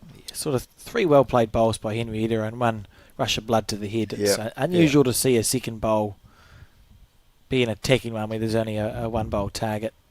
But look, if she'd hit it, we'd be saying how good to see someone being aggressive from the start. Got Mark O'Connor has been playing with Mark Cameron in the Open men's pairs. I'm not sure if they had a win. They definitely played. I think I understand we should ask Mark O'Connor about his toucher in one of the games yesterday, because as he said, I hadn't had a toucher all day and they were holding a couple of shots and Mark pulled out a toucher which just happened to take the jack back to their opponents. So from a position of being 2 up, they dropped to 3 and lost the game. So it's just one of those games, eh? No, I'll take that back. Don't ask Mark about his toucher. Mark O'Connor drew the best kill I've ever seen. I think maybe this time last year when we had these singles and pairs at Burnside and Christchurch, he was leading for Mark Cameron and he played this draw bowl and it picked up the jack square and just ran with the jack for like 1.5 meters and drew it just out of bounds, and it was a kill. Oh. And that was the end of that. They had to replay the end, and it may be the closest they got to scoring on that game, I think. So Ailsa, I don't think he plays all that much anyway, does he, Mark? He's great. Both busy blokes. Right, here's an opening for Scott if she wants to claw back.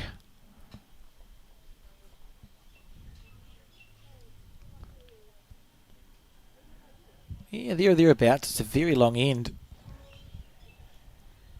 Score 16 shots to 11. Change of hands? Oh no, she's continuing with the forehand. It's very narrow.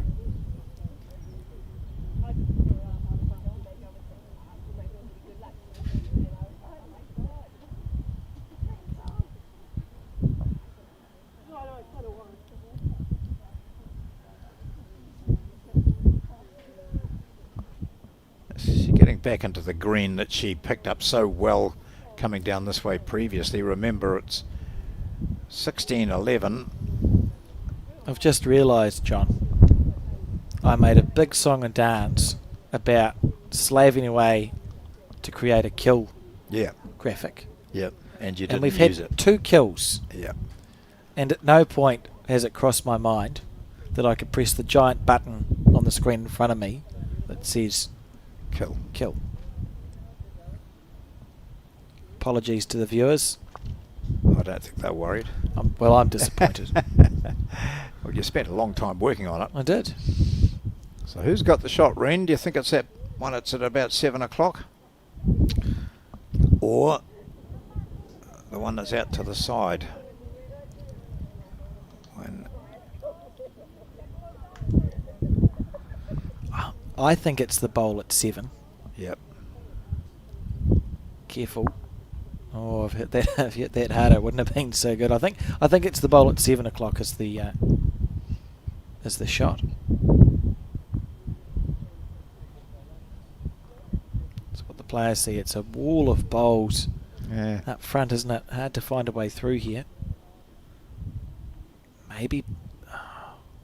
Probably still play on the forehand, I think, and just give your bowler a bit of room to breathe.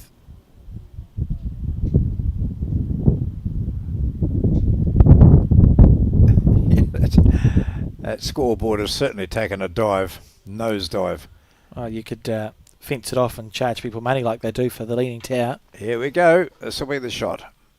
No, it won't. What? That had brakes on it. Surely it did. Yeah, it looked like it was It going to stopped be in. dead.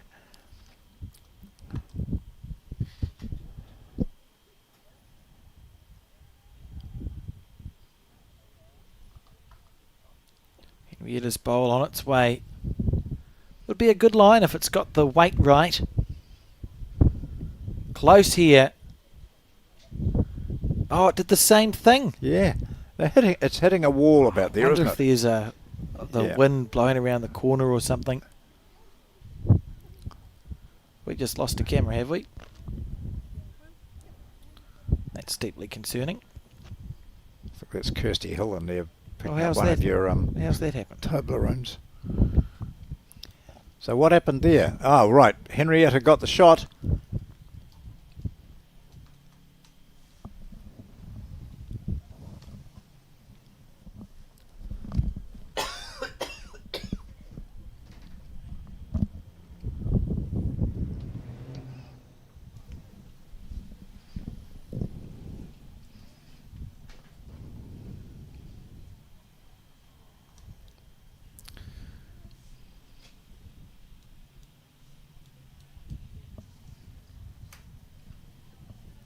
First bowl coming down. Ah, nice view of it from this high camera, which we're testing just in case it did get blown over.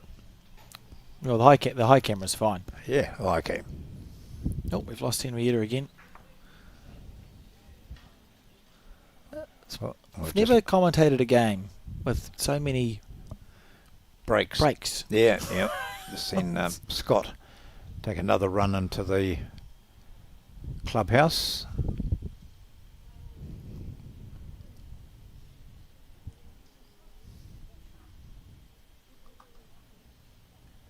Yeah, it's become quite difficult out there, no doubt. It has been throughout the day, but it's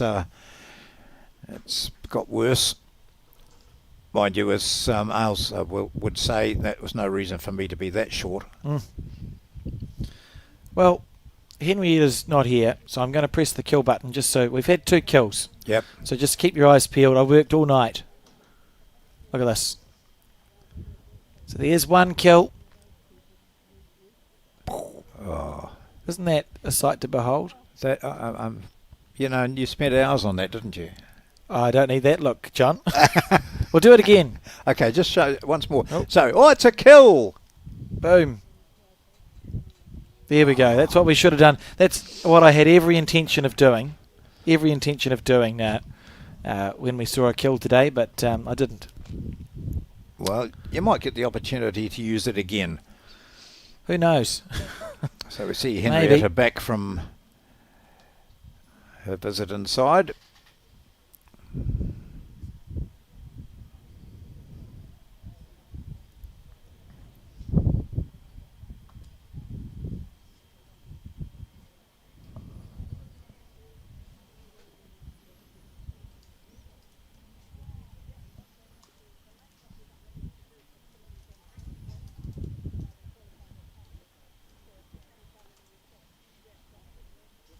Which hand is Ailsa going to play? She's going to play her forehand.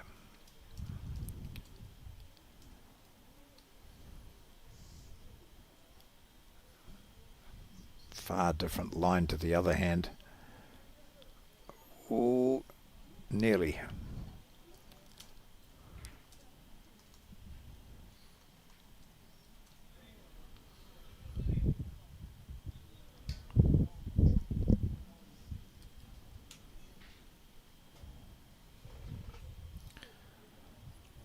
Three bowls.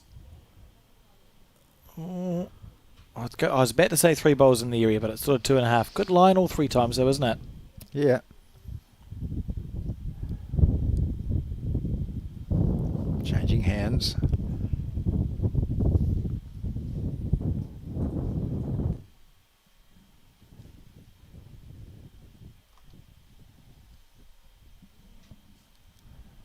Phew.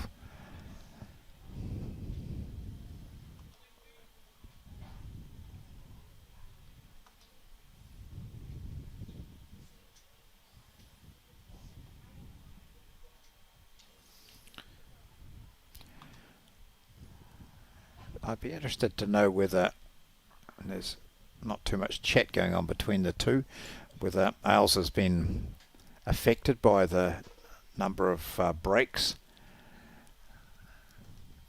She's an experienced player, and I don't think she'd say it did. No. It's been a fascinating clash this game.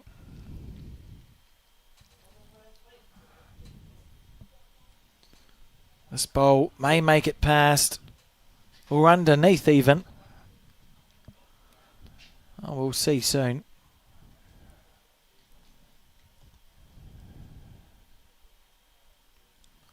Pretty scattered, John. Oh, yeah. I think, what are they doing here? Ailsa goes up and picks up a couple of, or one short one, and then kicks the other bowls down. The mat is, and the jack is in the hand, or are in the hands of Scott, who puts it down. Ailsa goes to the board to maybe put up a single.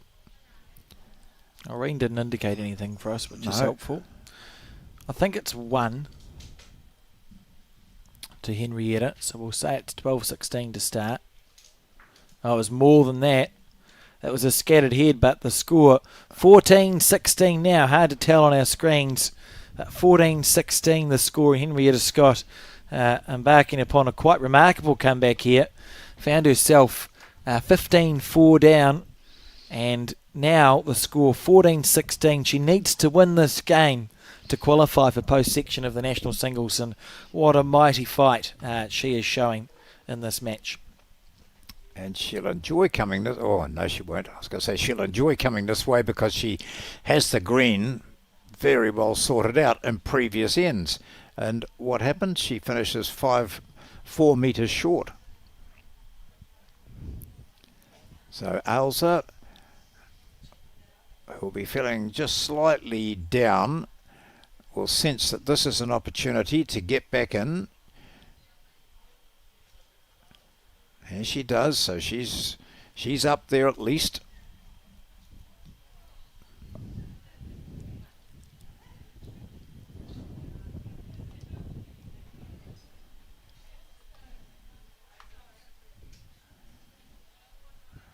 Has she got any weight this time? I think it's an improvement. Nah, not much. Not much of one. Maybe it's that adrenaline rush of scoring a 3 to get up to your 14 shots right with it, or 2, sorry, to get right within Kui. And then you think, oh, I'm back with a chance, and play 2 short bowls right in the line too on the backhand side. Very short bowls too. They're not just short, are they?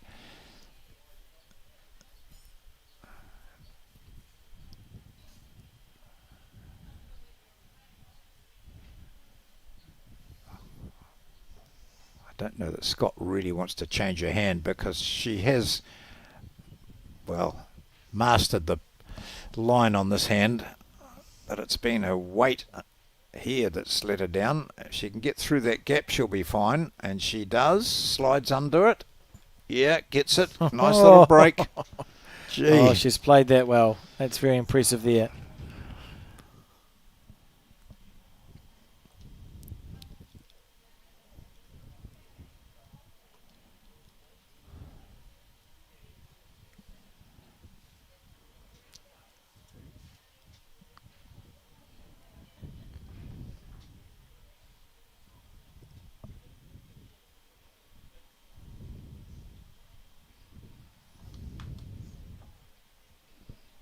Looking for that same gap.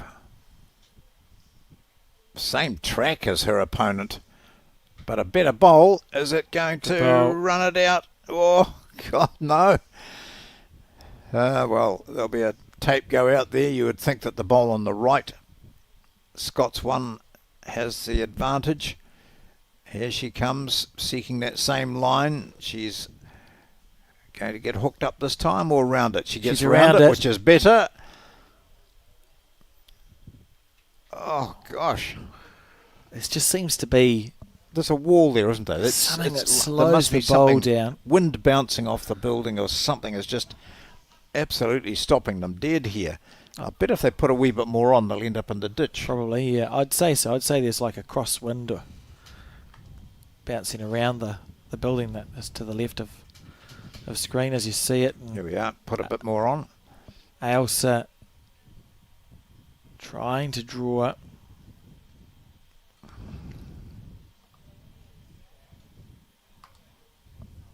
Two. Hard to tell again. It's another one of those scattered heads. I mean, there's not much to... The commentary is pretty much, oh, well, they try to draw closer than the other person. So the one that was past the jack was the shot, which we didn't really see much of. And now when you're measuring that one way out to the left, it shows how far short the others are.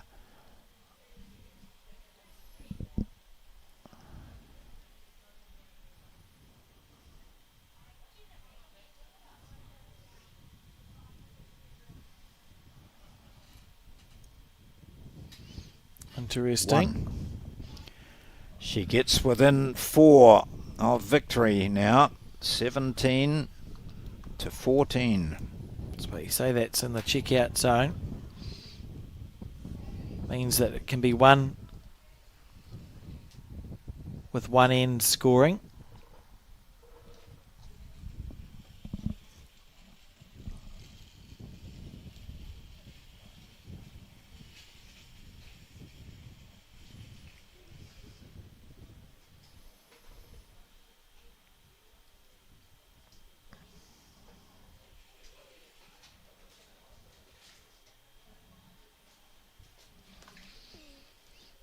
Right, we're getting towards very much the pointy end of this game. It's our third match for the day. Already today we've seen the defending champion, Leanne Poulson, get through in her match against Barbara McGregor of United and Nelson. That was 22 to 8, I think, the score there. Then we had Kirsty Hill against Reen Ballas, and Kirsty was pretty much in control of that throughout, winning 21-8. And now we see this match, which looked to be heading the way of Ailsa Taylor, well and truly, when she was up by 13 to 2. But there's been something of a fight back from Henrietta Scott, and now the score is, as you see, 17 to 14. So for Taylor, it doesn't really matter whether she wins or not, because she has dropped 3 games already, which means she's out of contention for post-section play. But for Scott, she's had 3 wins and 2 losses, so a win here would certainly push her through into that qualifying situation. Yeah, and you can't underestimate the pressure on Henrietta. That's a great bowl from Ailsa. Henrietta, one of the up-and-coming young bowlers, has been in the Bowls New Zealand development system and played in a lot of those events. So there has to be a pressure. She wouldn't have played many Open National Championships. There's an expectation that we will see these young players come through and qualify in these events. She's on television, on Sky Sport, Yeah. playing a game that she needs to win to qualify. I don't think you can underestimate how stressful that could be. I wouldn't want to do it. No, and I'm sure the coaches, selectors such as Sharon Sims, Good bowl. will be saying, all right, so what did you learn from this? And there'll be heaps to learn from this performance. The fact that you can be so far down and yet fight your way back into a situation where you could in fact win it.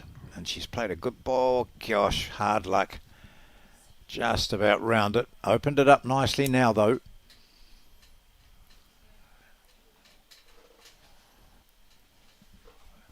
So that's 3 shots to Ailsa Taylor. This will be 4. And that would be game if things don't change. It's holding the win. Yeah. But there's no doubt that last bowl of Henrietta Scott was bang on target.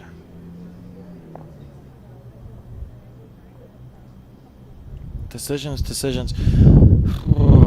an interesting one here because there is a 2.5, or there's maybe a 2-foot target. You could drive that if you Henrietta. If you miss, you find a gap, you've dropped a 4 to lose. Yeah. Or you're drawing to cut it down to a 2, and then you're 19-14 down. And I think the way her last one, where it was heading, it was going to be spot on. So let's just repeat that shot. She's had at least one drive and it was not very successful. Here she goes. Is this the last bowl of this game, or is she able to swing it in here and cut one out? She cannot do that, and that will be a 4 to Ailsa Taylor, and she goes out with a 4 on the last end. So the fight back was impressive from Henrietta Scott, but I don't think it's been enough. And as they wander up to the far end, it is a shake of the hands, and Ailsa Taylor has put an end to Henrietta Scott's hopes of qualifying for post-section play in the Summerset National Singles here today. A score of 21-14. But the story of the game really was Taylor started well. Scott was clearly very nervous, and but eventually, even though it was 12-2 down, she regained her composure and she was able to score on several of the latter ends, picking up a 2 to go to 12-4, then a 2 and a 3 and a 2 to be 15-11, and then at 16-14 down, she still had a chance, but the experience of Ailsa Taylor prevailed, and it is Taylor who has taken the win to add to her victories against Simone Stewart and Claire Hendra. But for Taylor, it's the previous 3 losses puts her out, and now Henrietta Scott, who'd beaten Kirsty Hill, Claire Hendra and Reen Ballas, has now lost and has lost her 3 games, so she is out of contention. We'll just talk about what we've got coming up tomorrow, John, and how that can work. So it's 2 games of men's pairs that we've got, the last 32 and the last 16. Of course, we don't know who that's going to be because the post section hasn't been played yet, and they'll still be playing bowls all over Auckland in an endeavour to find out who is going to qualify for that. The defending champions in that event, Gary Lawson and Tony Grantham, they, last time I checked, were well on course to qualify, and who would bet against them to manage a three-peat there?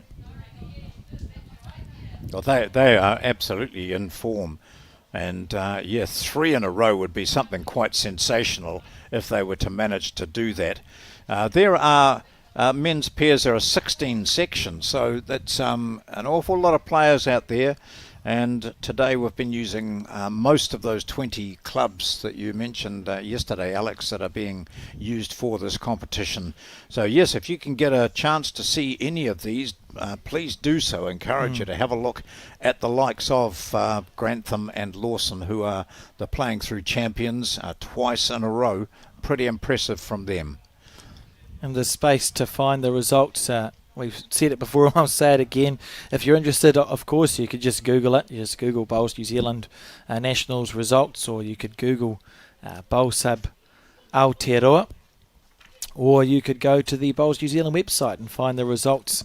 That way they are there, and we're working through getting those results in. It'll take longer than you might think, because all you need is a game to run that's 3 hours, and you get that sort of one game that's just taking all the time in the world to push through. I know, and we've got some outstanding games coming up for you. We have a look at those past singles winners, and some of those have been really put under the cosh here over this particular week. Leanne Poulson has gone through quite nicely, winning enough games here, but we see there Reen Bellis, who is a national title holder, but she came back and said, I don't know what was happening out there today. We see Leanne Poulson to the far right there. She will still be in top contender when it comes to post-section play in this. And also going through and being contenders will be Selena Goddard, who's won this title twice. An outstanding form and a Commonwealth Games medalist, of course, and an absolutely stunning representative for New Zealand. Taylor Bruce, who lost a match this morning, but she, as a former world champion, will be one of those also that we're looking forward to. And others who've won this before, such as Debbie White, who's in the contest and looking very impressive at the moment. So we've got a lot of games, really good games coming up in the women's singles for you. And when we have a look at the finals, we'll be showing you the final of this on the 5th. That's Sunday. That'll be the Women's Open Singles Final. Who knows? It could be none of those names I've just mentioned to you.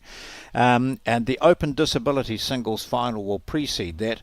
And then we'll have that Open Men's Pairs Final. So I think the men's pairs with Lawson and Grantham winning the last 2 years. We know Andrew Kelly's not about these days, but certainly, previous winners like Lance Pascoe, Jamie Hill, Ray Martin, names that jump up at you all the time and are likely to feature. The dog won't be there, but will certainly be around over the next 5 days with plenty more from these Summerset National Singles and Pairs Championships here. I wouldn't mind it if the dog was there, John. It's always nice to have that very friends that are visiting at the headquarters, and has been a pleasure to bring this broadcast to you live on Sky Sport. I just remind people too that always you can go into that Bowls New Zealand website. It's a pretty easy path to follow. If you just get in there and you see national championships and click on that, you'll find the pathway to individuals who you want to follow or you want to check up on the scores. You can go to the sections if you know the section of the person or team that's playing, and then from there you can just find out what their next game might be. You'll see the draw for the men's pairs post section coming up later on tonight, and of course all those results from the previous days as well. So it's all there, all available for you from the Summerset National Singles and Pairs Championships. You can find all that information on the Bowls New Zealand website, and of course our coverage will continue tomorrow here on Sky.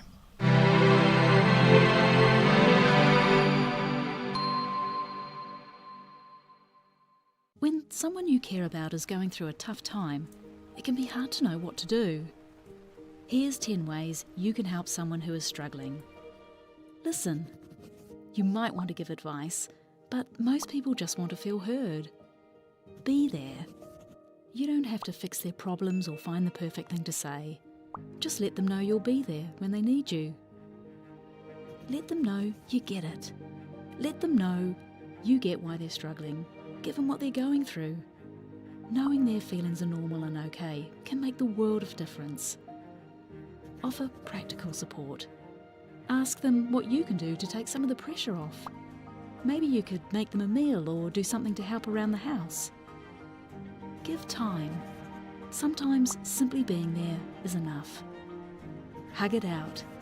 When appropriate, a hug can bring so much comfort. Talk it out. Offer to be their sounding board and kōrero with them about what they're going through. Remind them how much they matter. Let them know how much you and others care and how important they are. Remind them of their strength. They might not feel strong right now, so remind them of the strength you know they have. Help find them support. Offer to help them find the right services and support they need. For more information and to try an online therapy course, go to justathought.co.nz.